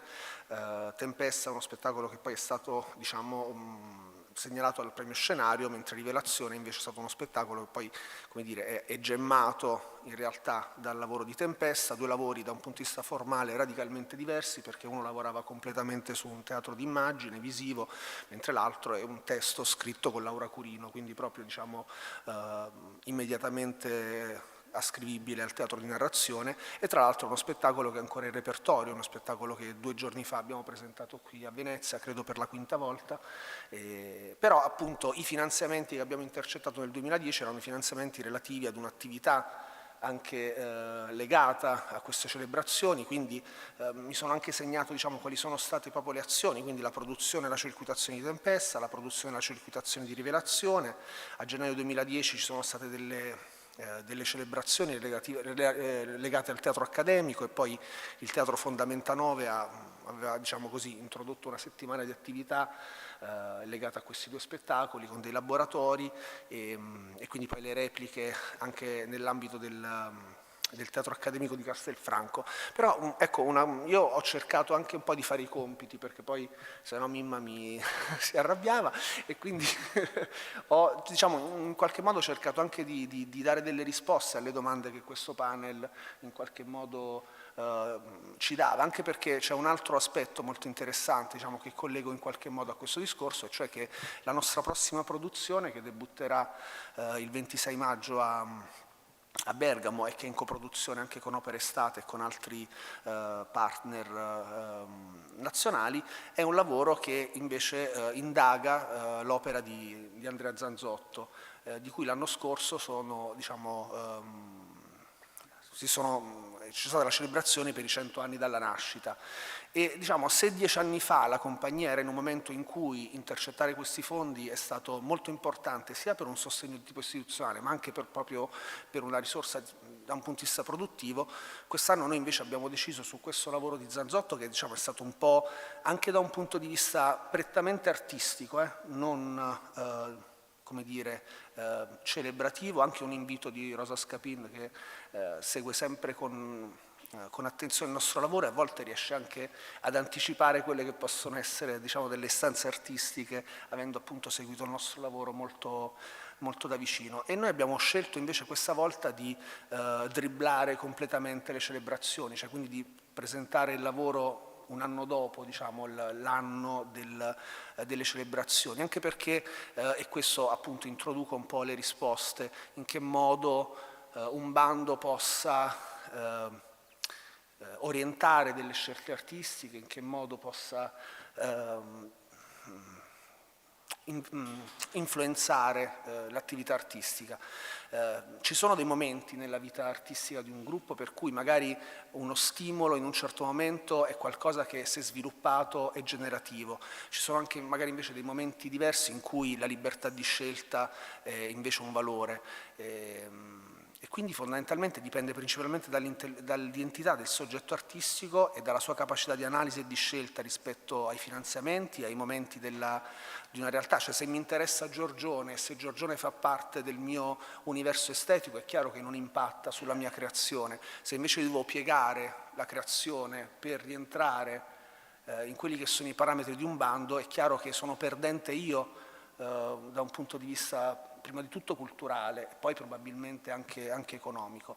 E poi, come dire, il discorso della ricerca, dovremmo comunque essere in grado di non adattarci mai troppo, probabilmente, cioè non è la mia ricerca che deve aprirsi al bando, ma devo essere, appunto, come diceva alla fine del suo intervento anche Rosa, cioè devo essere in grado di capire prima quali sono le mie esigenze e poi magari se c'è una linea di finanziamento che in qualche modo è coerente, anche perché per la nostra esperienza quando abbiamo fatto dei bandi semplicemente per intercettare dei fondi, ma non c'era di fatto nella nostra attività una presenza legata a quel tipo di istanza, il bando è stato perso. Quando invece abbiamo fatto bandi anche privati, non necessariamente pubblici, che invece erano particolarmente adeguati a quello che era il nostro lavoro, e penso ad esempio al bando New Setting della Fondazione Hermès, che è un bando che sostiene la creazione contemporanea, ma soprattutto la relazione tra arte visiva e arte performativa, che è in pratica quello che la nostra compagnia esprime come poetica da anni. Allora poi in quei momenti lì, se il tuo progetto è solido e insomma vince. Io però adesso voglio dire un paio di cose perché voglio prendermi il rischio che Fabrizio Panozzo non mi chiami mai più a insegnare a Ca' Foscari, perché diciamo che abbiamo parlato di coprogettazione, abbiamo parlato di co-creazione, abbiamo parlato di tante istanze e io ricordo moltissime esperienze, ad esempio anche in contesti del tutto non istituzionali, no? Come il Teatro Valle Occupato che ho seguito, dove ho curato anche dei laboratori di progettazione, e a volte la difficoltà all'interno di quei contesti era proprio quella di, come dire, della partecipazione. Cioè nel momento in cui le identità diverse che siedono intorno a un tavolo non vengono, come dire, interpellate rispetto a delle competenze specifiche, ma semplicemente rispetto al fatto che la mia voce è come la tua ed è uguale, quello a volte crea confusione, perché non c'è un processo decisionale. E quindi quando in molti contesti, anche molto istituzionali, e penso a tutte le esperienze delle capitali della cultura italiana ed europea, cioè adesso va molto di moda la co-creazione, però io ho sempre creduto nella responsabilità di una scelta, e quando a volte, diciamo, la gente, cioè gli attori dei processi culturali, no, tendono a assomigliarsi molto, allora anche quella responsabilità di scelta a volte rischia di dilatarsi, no, all'interno di questi processi. Quindi io credo che bisogna essere sempre molto molto lucidi e avere sempre comunque una percezione di quello che è un livello di differenza rispetto agli attori di un processo. E non lo so se ho contribuito in modo positivo al dibattito, però voglio ringraziare tutte e tutti per la partecipazione e appunto anche l'opportunità di questo confronto. Grazie.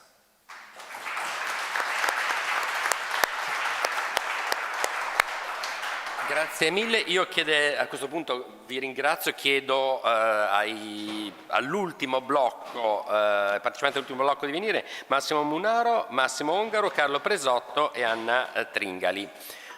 O Tringali, aiuto, mi perdo. Allora, intanto ne approfitto per dire una cosa, che misurare gli impatti dei processi culturali è abbastanza complicato e, come ci hanno raccontato i nostri amici adesso, ci sono delle conseguenze inattese. Tutto questo in un ambito in cui si vanno tendenzialmente a esplorare territori nuovi come quelli che abbiamo raccontato adesso, è per certi aspetti ancora più probabile. È molto probabile che tante energie e anche tanti denari si perdano in maniere non particolarmente efficaci, ma poi arrivano anche delle conseguenze non attese come la nascita di Anagor. Massimo Munaro, Teatro del Lemming. Allora, che ci racconti? Voi, vai. No, io ho preparato un piccolo intervento, non so se si sente. Devi accendere il microfono. Ok, eccoci.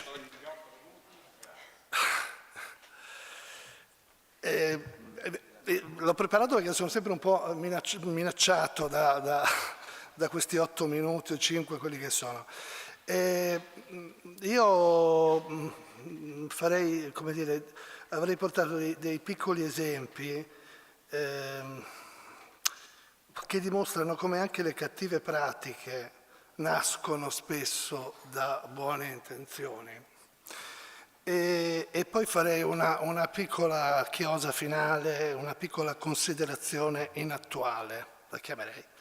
Dunque la prima cosa è questo, il primo esempio è questo. Il Comune di Rovigo pubblica un bando per l'assunzione a tempo indeterminato di una figura per la direzione e il coordinamento delle attività produttive del teatro sociale. Questa figura è mancante e quindi è una grande opportunità per la città. Si tratta di una figura apicale di vertice, cioè in sostanza diventerà il direttore organizzativo del teatro. Titoli di studio richiesti: economia e commercio, giurisprudenza, scienze politiche. Dunque chiunque si sia laureato in un DAMS è escluso da questo concorso.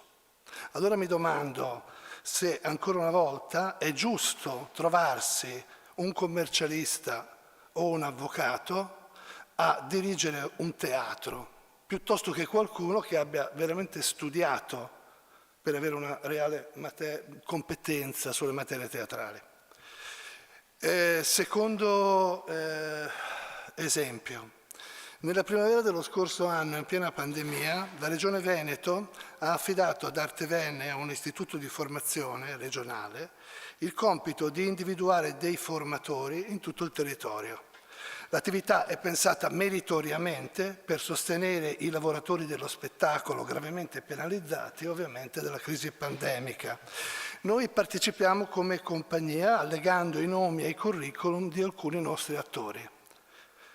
I nostri attori però sono a busta paga. In quel periodo erano in FIS, cioè sostenuti dalla compagnia che integrava il loro stipendio. Mentre scopriamo che l'ente di formazione non può accettare che pagamenti in ritenuta d'acconto o con fatture direttamente intestate al lavoratore. Il risultato è che questo bando, invece di sostenere le tante realtà produttive, finisce per precarizzare ancora di più il lavoratore e per penalizzare le piccole strutture che rischiano di essere scavalcate da questo grande progetto nelle attività formative che magari hanno già avviato da soli nelle scuole dei loro territori. Allora sono tantissimi progetti nazionali, europei, locali che prevedono che si debba considerare soltanto il costo orario del lavoratore, senza considerare che però le strutture come le nostre, per esempio che rendicontano al Ministero, devono rendicontare l'intera giornata lavorativa e perciò sono portate giustamente a stabilizzare il più possibile i lavoratori con dei contratti stabili. Allora va da sé che il costo orario non dice nulla rispetto alla professionalità messa in campo dagli artisti in questo caso. E però succede che il lavoratore assunto in busta paga viene pesantemente penalizzato rispetto a chi è ritenuto d'acconto, perché quest'ultimo può rivendicare ovviamente un costo orario più alto rispetto a quello che fa il lavoratore che è in busta paga. Allora, ho fatto questo esempio molto tecnico che spero sia riuscito a spiegare, per dire anche un'altra cosa. Posso farti una domanda per chiedere se ho capito bene? Cioè tu stai dicendo che ci sono delle regole che riguardano il mondo dello spettacolo e che se tu vai a andare a cercare i soldi in questo extra cultura ti trovi in un sacco di problemi perché le regole che vengono seguite da questi settori sono di fatto poco compatibili con quelle che tu sei obbligato a seguire per il mondo dello spettacolo. Ho capito giusto? Hai capito giusto, anche se queste regole vanno estese, queste regole che vanno in contraddizione con la continuità dei lavoratori sono anche dentro in realtà il mondo dello spettacolo. Ci sono tantissimi bandi di formazione che rientrano nello spettacolo che hanno le medesime regole e che quindi vanno in contraddizione col fatto che una struttura abbia un personale fisso. In generale comunque, fatta salva la necessità naturalmente di assicurarsi al consuntivo che il progetto che è stato realizzato e che il finanziamento sia stato ben speso, insomma, su questo va da sé, mi sembra però deleterio che la rendicontazione dei progetti assorba tantissimo tempo ed energie a strutture medie e piccole. C'è troppa burocrazia, non facciamo che dirlo, lo sentiamo ripetere tutti i giorni. Eppure questa burocrazia che allontana dal fuoco artistico, invece di diminuire, ogni anno aumenta.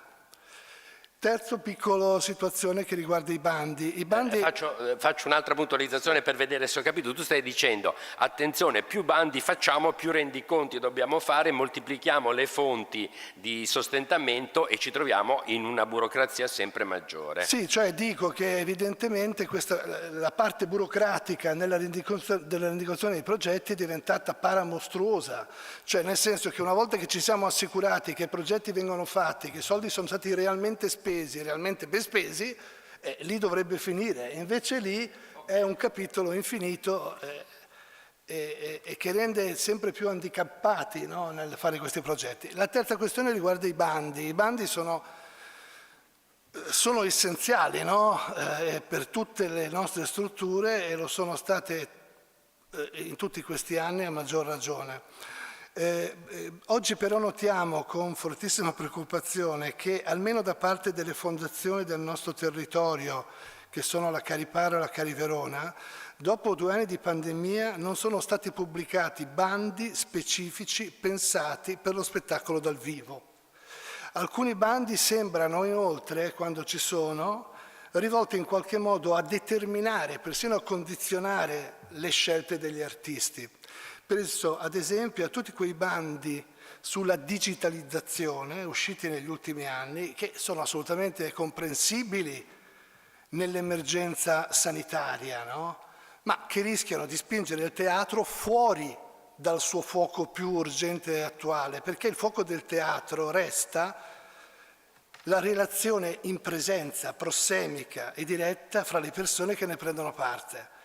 E se tanto più all'uscita da questi 2 anni di pandemia il teatro viene chiamato ad assolvere una funzione sociale nelle scuole, nelle carceri, nei luoghi ai margini e di fronte ai disagi, è perché esso assolve, come sempre, direi io, un ruolo che potremmo chiamare almeno compensativo. Perché a che cosa serve il teatro, infatti, ed eccoci all'ultima considerazione attuale di oggi.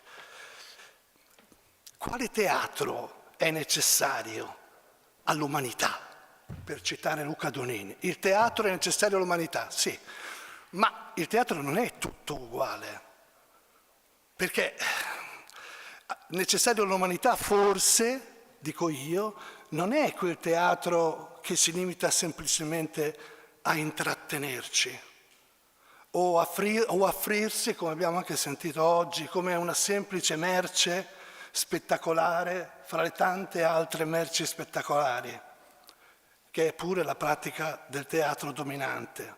Figuriamoci nell'epoca di Netflix come potrebbe competere il teatro su questo piano, non certo digitalizzandosi, dico io. Credo invece che per avere un senso oggi il teatro debba costituirsi come totalmente altro rispetto al nostro quotidiano mondo di finzione.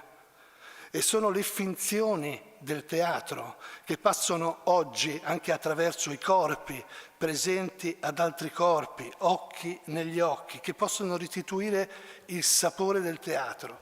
Perché questo è lo specifico dell'arte teatrale, che è il luogo che induce, costringe, quando riesce, alla relazione e all'incontro. Ed è questa è la sua necessità urgente oggi.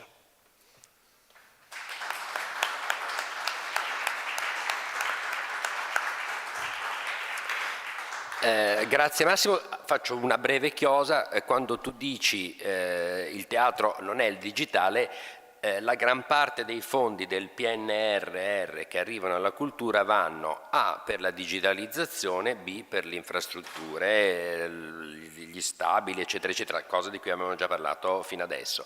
Punto secondo, tante delle pratiche di cui abbiamo parlato lavorano a partire proprio dalla relazione, occhi negli occhi, eccetera, eccetera, eccetera, anche fuori da quelli che sono i canoni del cosiddetto teatro ufficiale, teatro merce, teatro prodotto. Massimo Ongaro, buongiorno. Ha diretto fino a poco tempo fa lo Stabile del Veneto, adesso al Centro Santa Chiara di Trento, sei stato precedentemente evocato. Io partirei da una provocazione.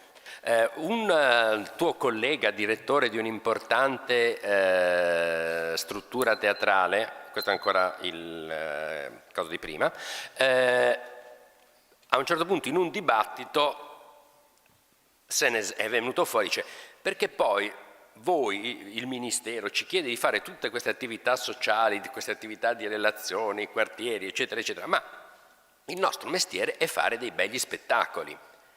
Non è fare tutta quell'altra cosa lì. Un'altra discussione a cui ho partecipato prendevano la parola le compagnie piccole e compagnie indipendenti e dicevano: noi facciamo tutto questo lavoro, che è un lavoro, come sappiamo, nel sociale richiede tantissimo tempo, tantissime energie, viene fatto tendenzialmente sotto costo. Quando le grandi strutture vanno a fare questo tipo di lavoro, ci arrivano con le loro logistiche, e viene a costare un sacco di soldi e non fanno il lavoro che bisognerebbe fare lì perché non sono capaci. Tu, che hai diretto una struttura grande, come hai risolto questi dilemmi? E Buonasera. come li risolverai a Trento? Grazie della domanda, grazie della domanda. È bello avere degli amici. Beh, allora, io posso dire per quanto posso la mia esperienza. Io prima di fare quello che faccio adesso facevo esattamente quello che facevano le piccole compagnie e mi scontravo continuamente con questo tipo di problematiche. Risolvo questi problemi tenendo conto del contorno in cui mi trovo a lavorare. Il contorno è fatto di grandi istituzioni, di enti organizzati e di soggetti meno organizzati. Cerco sempre di operare in maniera tale da non lasciare troppo indietro quelli che hanno maggiori difficoltà, ma questo dovrebbe essere, credo, l'obiettivo, il ruolo di qualsiasi istituzione che ha delle capacità elevate, come la struttura che ho diretto precedentemente e come la struttura che dirigo adesso, che peraltro ha la caratteristica di essere una sorta di braccio operativo della provincia autonoma di Trento, quindi un soggetto che viene di fatto delegato a fare veramente qualsiasi cosa la provincia possa inventarsi in ambito culturale. Nel momento in cui veniamo investiti del problema, diciamo comunque del compito da svolgere, possiamo decidere di agire in un modo che è quello che potrebbe essere più semplice, se vogliamo, cioè fare da soli, unilateralmente, fare le cose senza tener conto di nulla di quello che c'è intorno, di quello che potrebbe generare il nostro modo di agire, oppure alzare lo sguardo e guardarci intorno. In questo momento storico credo che sì, è vero, ci sono moltissimi problemi burocratici, amministrativi, di risorse, ma Il vero problema è organizzativo. Il vero problema è riuscire a darsi delle soluzioni organizzative innanzitutto, e questo riguarda sia chi sta dalla mia parte, e cioè chi svolge in sostanza una funzione di mediazione tra le istanze artistiche, cioè chi manifesta il virus di cui parlava prima Angelo, e tutta la struttura amministrativa, pubblica e quant'altro, che ha delle esigenze completamente differenti. Contemperare queste diverse esigenze è esattamente il ruolo che strutture come la nostra devono essere in grado di fare. Per cui la necessità è sicuramente organizzativa e di programmazione. Questo vale per le strutture come la nostra, quelle strutture più grandi, ma vale anche per chi dall'altra parte rappresenta istanze artistiche.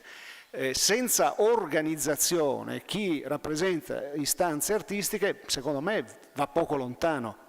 In questo momento in particolare, dopo quello che ci è successo negli ultimi 2 anni, non si può non considerare queste problematiche, cioè, lo diceva anche Lenin, senza organizzazione non si può costruire nulla. Quindi io mi metto per primo nelle condizioni di dover fare attenzione a tutto e tutti quelli che intorno a me hanno in qualche modo una relazione con quello che faccio, ma lo stesso problema credo dovrebbero cominciare a porselo, se non lo stanno già facendo. Alcuni lo hanno fatto egregiamente, ci sono anche qui degli esempi che conosco bene, che ho apprezzato.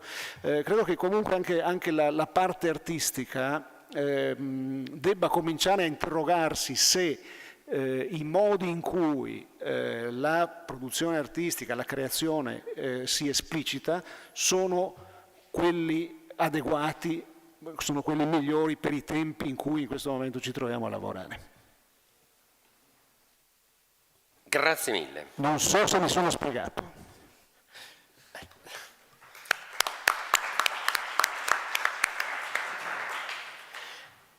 Carlo Presotto. Faccio ripartire il cronometro. La Piccionaia. Abbiamo parlato troppo poco di scuola, di ragazzi, di adolescenti, di bambini. Il discorso è venuto fuori ogni tanto, ma un pochino a sprazzi. E forse noi dobbiamo ricordare che tante delle esperienze di cui stiamo parlando adesso nascono anche dal lavoro che è cominciato nelle scuole negli anni 70 praticamente, credo io. E questo credo che sia un dato da cui forse ogni tanto dobbiamo ripartire. Grazie Oliviero, intanto complimenti sempre per le conduzioni sui tempi che ci stanno abituando a stare più corti dell'incubo della È subito divaga. È subito divago perché voglio appunto allargarmi dentro i miei 8 minuti, non c'è la gallinella, ecco questa mi manca. Sono lì. Ah, ecco, perfetto. Ah, ecco, vedi, il pomodoro e la gallinella mi mancavano. Non ci siamo messi d'accordo prima sulla domanda però. No. Perché io sono venuto qui e ho detto mi porto un amuleto, perché mi spaventano sempre questi tipi di contesti, poi ci conosciamo tutti, però parlare di organizzazione, anzi meglio, di politiche pubbliche e pratiche amministrative, con la presenza di Pierluca, di persone che ne sanno tanto, mi imbarazza, dato che io racconto storie e metto in cerchio i bambini in sostanza da 40 anni. Però mi sono portato questo libro che mi ha regalato Claudio Montagna, uno dei fondatori del Teatro dell'Angolo, nel 1979. Si chiama Storia del teatro di Léon Chancerelle, che è uno sconosciuto autore ai più, a parte chi si occupa di questo studio, che lavora nella Francia in cui nasce l'idea del théâtre populaire, cioè del teatro necessario come l'acqua, la luce e il gas. Dirlo oggi necessario come l'acqua, la luce e il gas è abbastanza spaventoso, perché in effetti quali sono questi canali che alimentano le cose necessarie a una vita di una società, di una comunità, di una realtà? E Léon Chancerelle divide in due questa sua storia del teatro, dicendo che non sarà una storia generale del teatro. Lui ha lavorato tantissimo a stretto contatto con il gruppo di Copeau, con i Vieux Colombert, con il teatro dell'oncle Sébastien, e la divide in due, dicendo io vi parlo di due modi di fare teatro, il teatro della celebrazione e il teatro lui lo chiama comico, della critica, della provocazione contro il potere. Allora in qualche modo mi sembra interessante tornare lì, perché teatro della celebrazione e teatro dell'irrisione, della messa in discussione dello status quo, sono le due dimensioni tra i moltissimi modi con cui possiamo descrivere il fatto teatrale, che accompagnano di sicuro alla fine degli anni 70 la nascita di un grande movimento dalla base. La presenza di Angelo è uno dei testimoni concreti, anche se eravate i ragazzini, però ragazzi, che potenze, no? di fuoco. Poi penso all'Ista, Massimo, quando andavamo a incontrare quel tipo di ragazzini che bruciavano dell'idea di cambiare il mondo attraverso queste due dimensioni, cioè la sacralità, la ricreazione di un cerchio comunitario e invece la provocazione, il rompere gli schemi, il mettere a disagio gli spettatori. Ecco, oggi politiche pubbliche e pratiche amministrative come interagiscono, e mi sono provato quindi a rispondere alla domanda in questo modo, con queste due istanze del teatro. Quella celebrativa, cioè il dispositivo di manutenzione dell'identità, del legame sociale, delle relazioni, anche attraverso la messa in discussione. Celebrativo non vuol dire celebrare lo status quo, ma mettere le persone insieme intorno a una domanda identitaria. E quindi abbiamo parlato di rigenerazione dei territori, abbiamo parlato di teatro carcere, di teatro sociale. I bandi all'interno di questa dimensione possono agire, anzi agiscono in modo molto forte, molto preciso, perché orientano degli ambiti di lavoro. Questo è un dato di fatto. Gli SDG dell'Agenda 2030 modificheranno i cartelloni degli spettacoli nei prossimi 10 anni, fino al 8 anni, perché il 2030 è più vicino. Li modificheranno perché attraverso dei finanziamenti indiretti metteranno in moto delle officine di ricerca culturale, artistica, scientifica, teorica, che interagendo tra di loro produrranno dei discorsi su questi argomenti. E quindi andare a leggerci gli SDG, capire che cosa sono, perché sono lì in quel modo, è un modo anche per continuare a fare teatro rispetto a quell'istanza che nel 79 ci faceva parlare anche di una animazione socioculturale. La lascio lì questa parola, perché siamo andati avanti, è finita quella stagione lì, però mi interessa tornarci dietro, cioè un'idea che io faccio teatro per cambiare il mondo. Permettetemeli con la barba bianca di usare queste frasi retoriche, è un po' da latte alle ginocchia. E in tema invece del teatro scomodo, del teatro ruvido, lo chiama Brooke, no? Di quel teatro che ti fa stare a disagio, che poi sono quei prodotti, quegli spettacoli che vedevamo appunto, i rasoi, no? Che vedevamo taglienti e che continuiamo a vedere oggi. Ecco, il sistema dei bandi non funziona per niente, non può funzionare. Non può funzionare, ma diciamocelo anche chiaramente. Allora che cosa però può funzionare in quel contesto lì? Perché noi abbiamo bisogno di un teatro che continui a mettere in discussione gli status dei linguaggi e delle relazioni col pubblico, perché sennò ci fermiamo. No? E dobbiamo alimentare quel serbatoio lì. Ma come lo possiamo alimentare? Secondo me queste sono le pratiche amministrative, cioè sono gli indicatori di qualità che gli enti pubblici mettono e sappiamo quanto gli indicatori, la variare di un indicatore o meno nelle domande ministeriali cambi ciò che vediamo in scena la stagione dopo. Per esempio vedremo meno under 35 l'anno prossimo, nel prossimo triennio. Vedremo meno giovani sotto i 35 anni. È una mia profezia, magari spero che venga negata. Chi ha lavorato col piano triennale di questo triennio in partenza sa che è stata tolta quella normativa che premiava una premialità. Però se io la premialità la metto dentro, per esempio, a operazioni a perdere, allora io agisco sul mercato. E questo però chi lo fa? E torno a Léon Chancerelle, al Théâtre Populaire. Lo fa lo Stato, il demanio, questo quid del noi, la cui crisi e ridefinizione continua è la vera partita a cui oggi, anche come teatranti, oltre che come studiosi e ricercatori, dobbiamo dare un contributo. Cioè, che cos'è la vision di un welfare culturale? Dove andiamo a proiettarci fra 10 anni? E allora torno alla tua domanda, Oliviero, i bambini, i ragazzi, le giovani generazioni. Il tema delle povertà educative, adesso è un modo per dirlo, ci ha portato come struttura, come centro di produzione teatrale, a lavorare dal 2014 a cambiare forma societaria. Siamo diventati una cooperativa sociale di tipo A e a collaborare per il 30% del nostro lavoro con soggetti non teatrali. Ci metto dentro le scuole, ci metto dentro la comunità europea, ci metto dentro però le cooperative del terzo settore. Collaborare come? Facendo teatro, e cercando di farlo nel modo migliore, accogliendo artisti, andando a cercare nuovi artisti, interagendo con le istanze del teatro contemporaneo, perché questa è la nostra scelta di direzione di lavoro, non che sia l'unica, assolutamente. Però per farlo stiamo cominciando a collaborare con diversi soggetti che non sono teatri e con cui ci troviamo molto spesso a dover ridefinire i linguaggi di comunicazione, a partire da noi. E quindi su questo, al suonare degli 8 minuti, concludo. Politiche pubbliche, pratiche amministrative e linguaggi di relazione con ciò che teatro non è, perché il teatro si alimenta di ciò che non è teatro e alimenta ciò che teatro non è, scriveva Antonio Neiviller in quella bellissima poesia Un altro sguardo.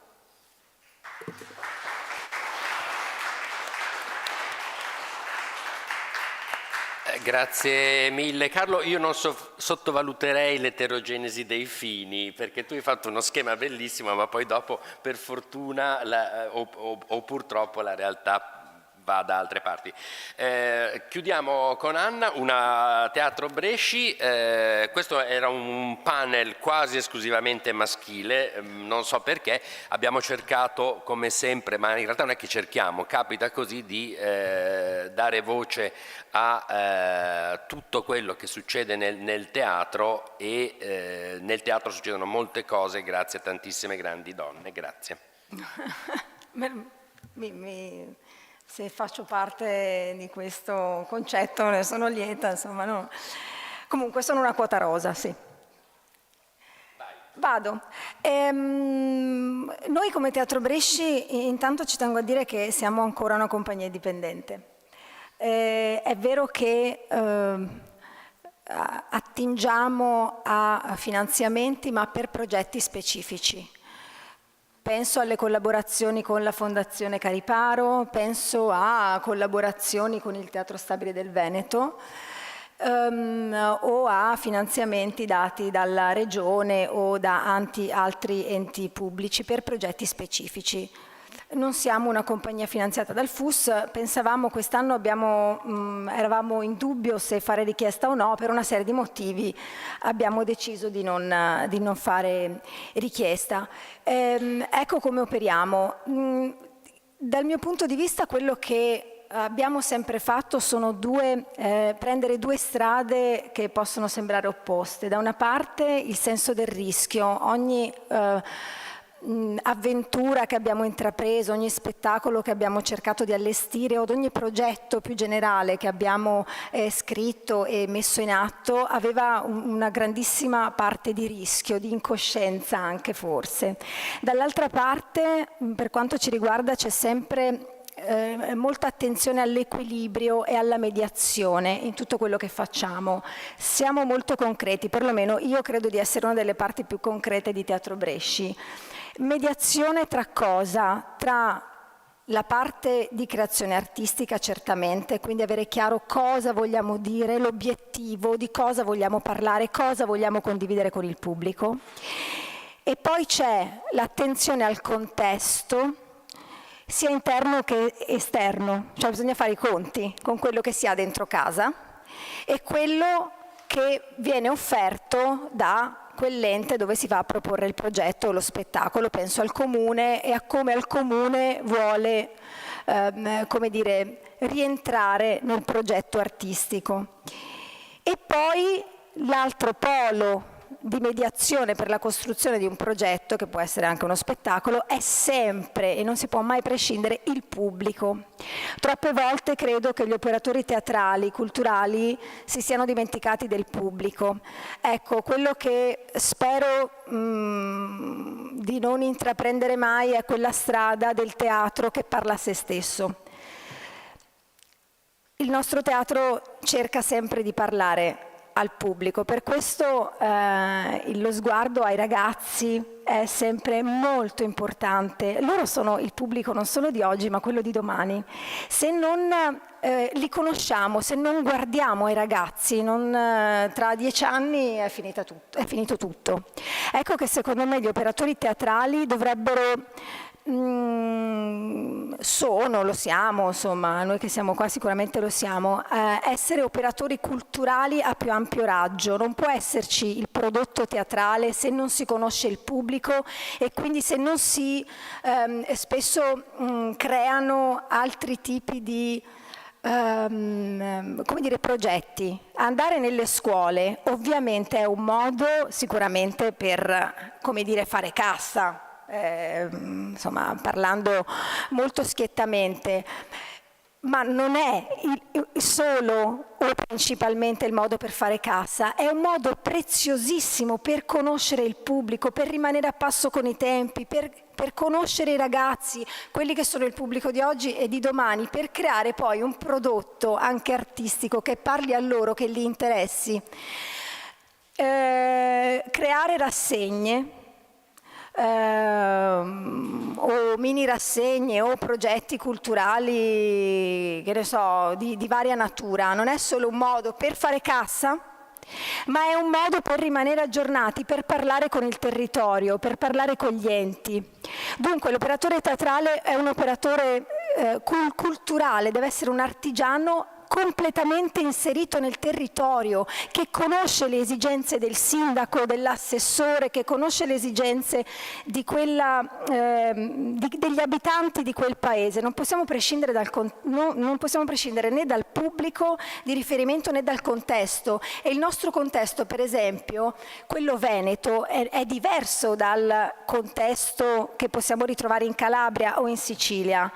Il nostro territorio è un territorio di piccoli comuni che spesso hanno un piccolo teatro, la sala comunale, e da lì si costruisce poi uno sguardo, secondo me, a più ampio raggio.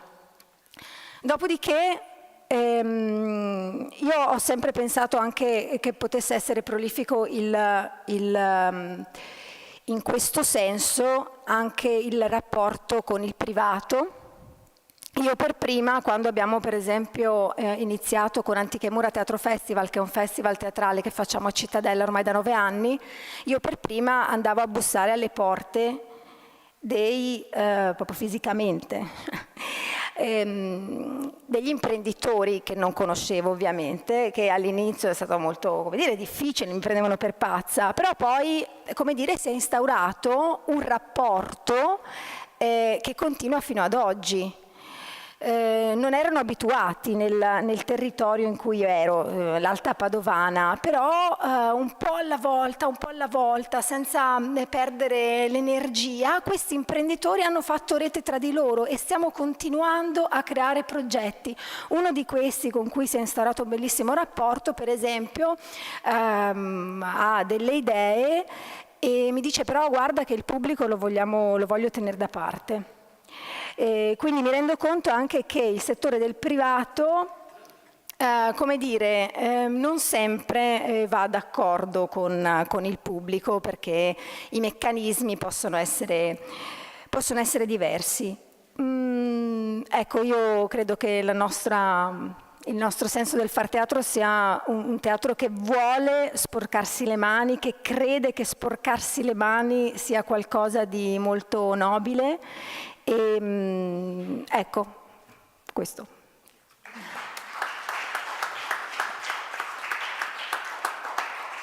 Grazie mille. Io a questo punto chiederei a Mimma Gallina e Fabrizio Panozzo di salire sul palco. Come sempre, grazie mille di nuovo a Massimo Munaro, Massimo Ongaro, Carlo Presotto e Anna Tringali. Ovviamente abbiamo buttato tantissima carne al fuoco, come sempre forse troppa, ma la nostra esperienza è che a tirare sassi nell'acqua poi qualcosa pian pianino succede. Devo stare anch'io? Va bene, sto anch'io. Ok. Allora, dovremmo tirare un po' le fila se è possibile. Io pensavo di essere un buon gestore di panel, poi ho visto Oliviero e mi sono imbarazzato veramente. Cioè, era una delle poche cose che pensavo di fare bene in questo mestiere. Complimenti. Io sono stato pessimo, quindi a parte questo, sono confuso e felice, come avrebbe detto Carmen Consoli. Da un lato, non so voi, ma abbiamo ricevuto credo una massa di informazioni, di sollecitazioni oggi che io sto facendo fatica a decodificare tutte quante, e quindi per me dal punto di vista professionale del ricercatore che si immerge in un campo, questa è stata un'immersione in un campo, quindi sapete forse che tra di noi quelli che fanno ricerca sociale ci dividiamo tra quelli che pensano di essere oggettivi distanziandosi dal proprio campo e magari facendosi mediare da un questionario o ancora da qualcosa che ti allontana di più dal fenomeno che studi, e quelli che invece ci stanno dentro. Io sono tra i secondi, però ripeto, oggi è stata veramente impattante la quantità di voci che ho sentito, di esperienze, e se ritorno alla domanda iniziale che mi ero fatto, ci eravamo collettivamente anche fatti, se valesse la pena di continuare questa ricerca, se valesse la pena continuare a mettersi di fronte a questa questione della trasformazione delle politiche culturali, io credo di sì, non so come esattamente, ho le idee più confuse di prima del come. Ho la consapevolezza che è importante, pensavo di aver identificato delle direzioni prima e adesso no, magari ci ripenserò, non mi è molto chiaro in questo momento quali sono i percorsi. Me ne viene in mente uno di cui avevamo parlato anche con Mimma e con il gruppo, che forse sarebbe il caso anche di ritornare alle quantità e ai numeri, non tanto come misuratori dell'attività, quanto per mettere dei punti su alcune delle questioni che abbiamo trattato, no? Ad esempio noi sì abbiamo detto ci sono tante risorse che arrivano da là, mentre da qua ne arrivano meno. Sì, ma quante esattamente? Qual è lo scambio che sta avvenendo e come sta avvenendo questo scambio nel tempo? Quando è successo che alla diminuzione dei fondi dentro nel silos canonico delle politiche culturali è cominciato a subentrare qualcos'altro? Siamo già all'incrocio, ad esempio, e poi dipende dai contesti. Noi stiamo raccogliendo qualche dato ancora molto parziale che ci dice che le due linee, no? Una si sta abbassando, l'altra si sta alzando, probabilmente non ancora. Però mettersi davanti queste quantità ci porterebbe a ridefinire la stessa nozione di finanziamento alla cultura, perché se accettiamo, come in parte abbiamo credo quasi tutti accettato oggi, che da lì arrivano e arriveranno delle risorse per andare a finanziare del legittimo lavoro culturale, beh allora dobbiamo ripensarla quest'idea di quanti soldi vanno alla cultura. Già dovevamo farlo prima, farla uscire dal generico, no? Poi queste sommette che facciamo dicendo una regione ha tanto, una regione ha poco, senza chiederci ma qual è il pezzo di bilancio che vai a vedere. Perché quello che ci siamo detti oggi è che se vai a vedere solo quel pezzo di bilancio, il tipo di conclusione che puoi derivare è veramente parziale. Ecco, quindi una cosa sulla quale a me piacerebbe continuare a lavorare e rilanciare è darci delle quantità, ripeto, non per il feticismo della quantità, ma darci dei punti fissi un po' più precisi sulle risorse che si stanno spostando, da dove stanno arrivando, dove stanno andando e quante sono, anche perché quello che ci aspetta sono tante risorse, purtroppo mi verrebbe da dire. Ho sentito più di un commento oggi su chi si trova a gestire queste risorse, sul modo in cui stanno arrivando le risorse. Dobbiamo essere molto pronti a vederle arrivare, perché il tempo progettuale si sta riducendo in maniera impressionante. Sarà molto difficile conciliare questa quantità di risorse a disposizione per fare lavoro culturale, o nel mio caso di ricerca, ma anche per fare lavoro culturale sarà difficile conciliarla con i tempi di riflessione e anche con i tempi di critica, se vogliamo. Qualche modo bisogna trovarlo. Io credo che darsi delle nozioni di quantità e dei misuratori da dove arrivano le risorse e perché arrivano da lì e come si mescolano con quelle tradizionali, credo sia importante anche per un posizionamento veramente politico in senso lato, un po' come diceva Anna adesso, questa necessità di infiltrarsi positivamente dentro alle dinamiche con le quali le politiche si costruiscono, ma non solo quelle culturali, proprio come si costruiscono le dinamiche politiche nei territori, essere più profondamente cittadini prima di cominciare o mentre si lavora culturalmente. Credo che per farlo, ecco, servano questi particolari strumenti un po' taglienti che sono le quantità. Grazie.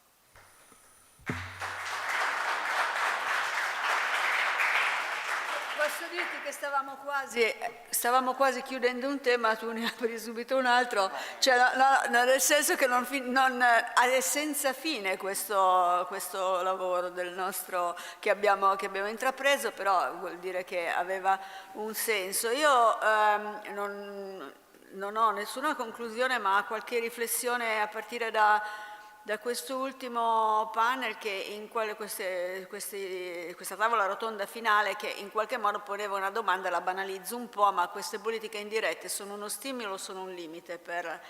Evidentemente la risposta è che sono uno stimolo, ma possono anche creare delle limitazioni. Era una domanda retorica ed era una risposta ovvia, però io vorrei dire, collocando la domanda nella nostra riflessione complessiva, cioè non solo sulle politiche indirette, che sicuramente prevarrebbe la valutazione che sono uno stimolo se le politiche dirette fossero corrette. Cioè, se le politiche dirette fossero impostate in modo corretto, queste indirette sarebbero benvenute, anche perché, riprendo una cosa che ha detto Oliviero, secondo me è centrale, e cioè che è dall'attività sul campo che sono arrivate le politiche indirette e non viceversa. Allora, dall'attività in tutti questi ambiti sono nate delle politiche, queste politiche sono cresciute e hanno generato i bandi. E qui volevo, cioè non sono conclusioni, sono riflessioni sparse, però mi sembra che ai bandi io collego tre modalità che in parte, fra l'altro, ci sarebbero stati un paio di interventi in questo senso, un intervento sicuramente che non siamo riusciti poi a trovare, ad avere qui la persona giusta, che sarebbero stati gli amici di Fondazione Cariplo, e cioè rispetto a alla diffusione del bando ci sono tre aspetti che meritano una breve riflessione. La cultura progettuale che si è sviluppata, di cui faccio riferimento anche al saluto iniziale di Lucio, le politiche europee e le fondazioni bancarie, che sono state molto citate qui, ma come nell'elenco dei finanziatori. Perché tutti questi tre aspetti, la cultura progettuale, le politiche europee e la funzione delle fondazioni di origine bancaria, hanno tantissimi aspetti positivi e sono state incredibilmente positivi per lo sviluppo del settore, ma erano portatrici, hanno avuto in sé, o hanno comunque la modalità in cui sono state utilizzate dal settore e da parte politica, hanno portato dei meccanismi degenerativi, a mio parere, e ne abbiamo parlato spesso noi come a teatro. Sui bandi abbiamo avuto diverse occasioni di approfondirle. È appena stata citata per un altro aspetto. Vorrei ricordare gli interventi di Giovanna Marinelli su questo campo in altri nostri interventi, due molto interessanti, uno intitolato Il migliore dei bandi possibile, l'altro La migliore della selezione possibile. Sono due contributi sul sito, per cui vi consiglierei di leggerli.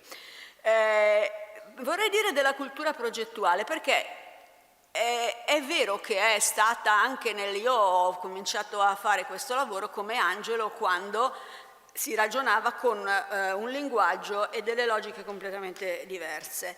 La cultura progettuale si è inserita nel nostro modo di lavorare in teatro, portandoci a ragionare in positivo e in negativo sul fatto che l'attività avesse un inizio, un percorso, una fine, una misurazione. E se questo ha migliorato per certi versi il nostro lavoro, per altri versi ha spostato l'attenzione su questo modo di intendere le cose, inizio, fine, con misurabilità, mentre l'esperienza dei gruppi, ma anche l'esperienza delle organizzazioni più consolidate, era più portata a ragionare in termini di lunga durata, progettualità lunga, non su inizio, fine, misurabilità, ma anzi al limite su un percorso per cui, per esempio, io ricordo una compagnia per cui ho lavorato, si è sempre detto un certo spettacolo che era sbagliato, senza quello spettacolo sbagliato non avremmo fatto quello dopo che era quello giusto, dico banalizzando. Questo percorso si è perso per un modo sbagliato, eccessivo, pervasivo di intendere la cultura progettuale, secondo me. L'Europa si è portata dietro un'altra degenerazione che era tutti uguali, perché se voi leggete molti dei progetti europei, io non vorrei essere Rosa Scapin, posso dirlo, perché è bravissima e fantastica, però il progetto europeo si è portato dietro un livellamento di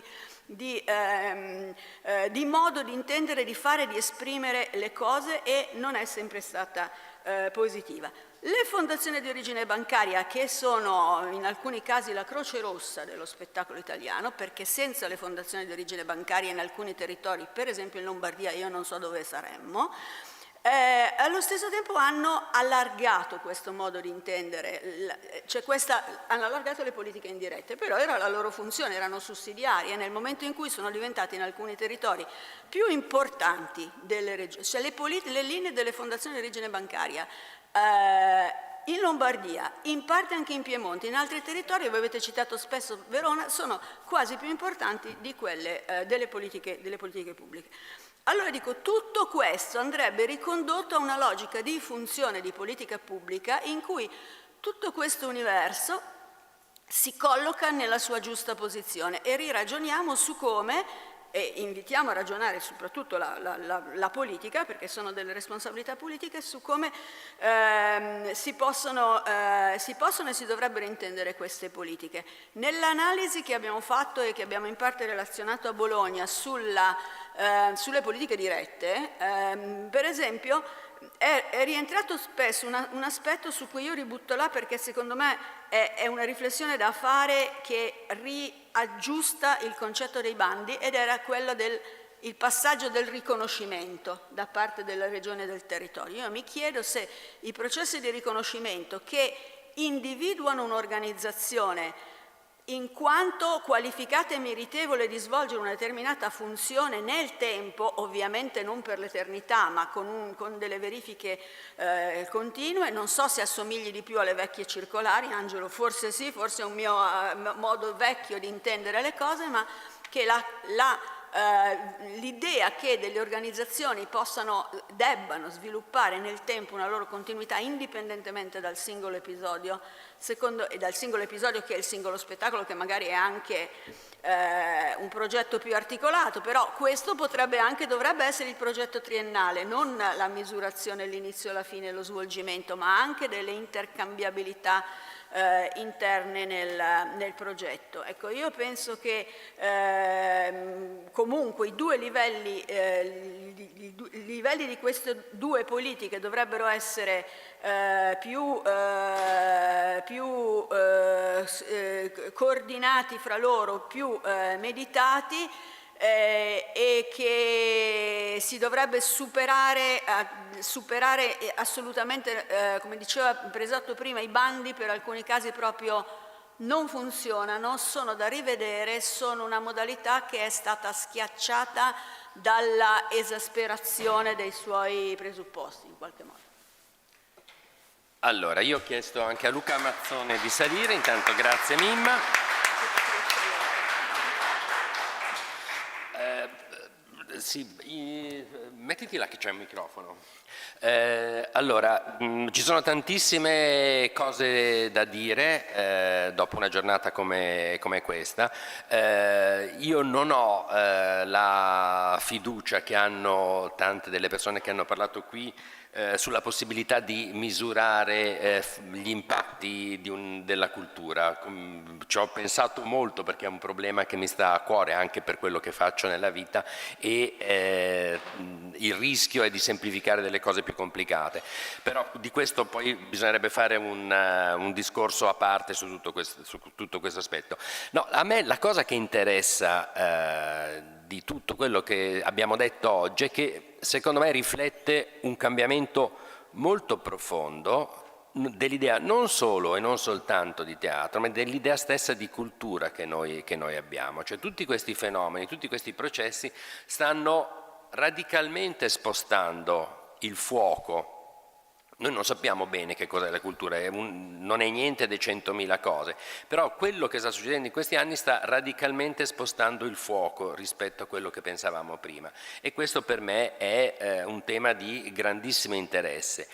E chiaramente questo spostamento di fuoco ha tutta una serie di conseguenze sia sulle attività degli artisti, dei creatori, sia su quelle che sono le politiche che si fanno per la cultura e per lo spettacolo. E questo credo che sia, quella che abbiamo messo oggi, sia una sonda molto interessante in questa prospettiva. Io ho chiamato Luca Mazzone qui al tavolo perché adesso facciamo un po' di spot. Intanto se vi associate ad A Teatro sostenete una progettualità come questa, potete anche dare il vostro 2 per 1000 o regalarci dei soldi così, noi siamo sempre contenti perché senza un sostegno come quello che ci arriva dalla Fondazione Cariplo, come quello che ci è arrivato l'anno scorso dal FUS, noi tutte queste cose bellissime, meravigliose, di cui siamo molto contenti, facciamo molto, molto fatica a farle. Prossimi appuntamenti, domenica prossima sono con lo spettatore professionista a Ravenna per parlare del manifesto dei diritti e dei doveri degli spettatori, che è un tema su cui stiamo lavorando dall'anno scorso. Il 9 maggio, Mimma, che cosa succede al pomeriggio? Cosa facciamo? Accendi il microfono. Beh, dunque, sì, spero che a qualcuno possa interessare o possa ancora spargere la voce. Noi abbiamo un progetto che si chiama Under 28, che è partito un annetto fa, di valorizzazione, di formazione sul campo di giovani under 28. È un percorso più legato all'organizzazione, l'abbiamo già realizzato, selezionando e lavorando poi con dei ragazzi under 28 selezionati da questo percorso. Un altro invece nuovo è appena partito ed è legato al ricordo che vogliamo fare di un amico scomparso 30 anni fa in un incidente di bicicletta, e questo ricordo, questo amico faceva di lavoro il direttore tecnico di produzione e per ricordarlo abbiamo lanciato un bando a sostegno, un avviso a sostegno di una sorta di borsa di studio a sostegno di un percorso di formazione indipendente, autoprogettato, diciamo, orientato alla figura del direttore tecnico di produzione, cioè di una professionalità ibrida che collega l'aspetto organizzativo all'aspetto tecnico, che è molto diffusa. È sempre più necessario che le competenze organizzative e le competenze tecniche si incontrino. E abbiamo lanciato questo bando, la scadenza è il 4 di maggio e selezioneremo una persona, ma abbiamo fatto partire delle iniziative di formazione collegate, dei momenti di lezione aperti a tutti, anche chi non fa il bando, anche a adulti e non necessariamente under 28. Abbiamo fatto un primo incontro bellissimo, secondo me, che trovate in rete con Margherita Palli, la nota scenografa, e un secondo appuntamento di formazione sarà il 9 pomeriggio con una serie di interventi, testimonianze, lezioni brevi sul lavoro di direzione tecnica e di direzione di produzione in teatro. Dopodiché, l'ultima cosa che diciamo, e poi andiamo a fare l'aperitivo, è questa, che l'incontro di oggi rientra in un progetto che ha avuto un primo momento pubblico il 7 di febbraio a Bologna sull'incontro sul rapporto Stato-Regioni, e che avrà una tappa finale in autunno sul tema delle città metropolitane, di cui è responsabile Luca Mazzone, per questo che gli ho chiesto di salire. Ma che succede il 14 giugno? Il 14 giugno inizia un avvicinamento alla tappa autunnale con una prima lezione da remoto, ahimè, però insomma... Però si potrà seguire in streaming, diciamo così?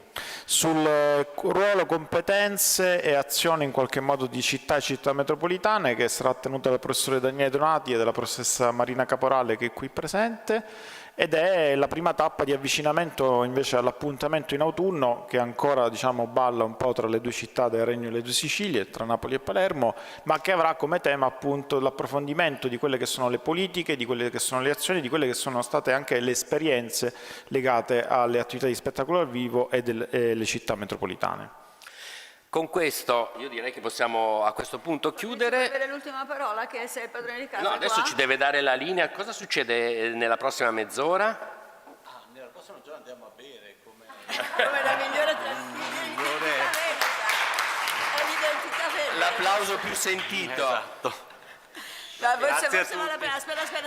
Oltre ringraziamo... Grazie mille, possiamo ringraziare Ringraziamo la Regione Veneto, ma anche tutto lo staff di A Teatro e Ca' Foscari, quindi Chiara Cosin, Sara Codognotto, Aurora Zambello, Ilaria Foroni, che poverina ci ha lavorato tanto e non ha potuto essere qui oggi, e insomma tutti, Valentina, grazie, perché senza di voi tutto questo non sarebbe possibile. Grazie.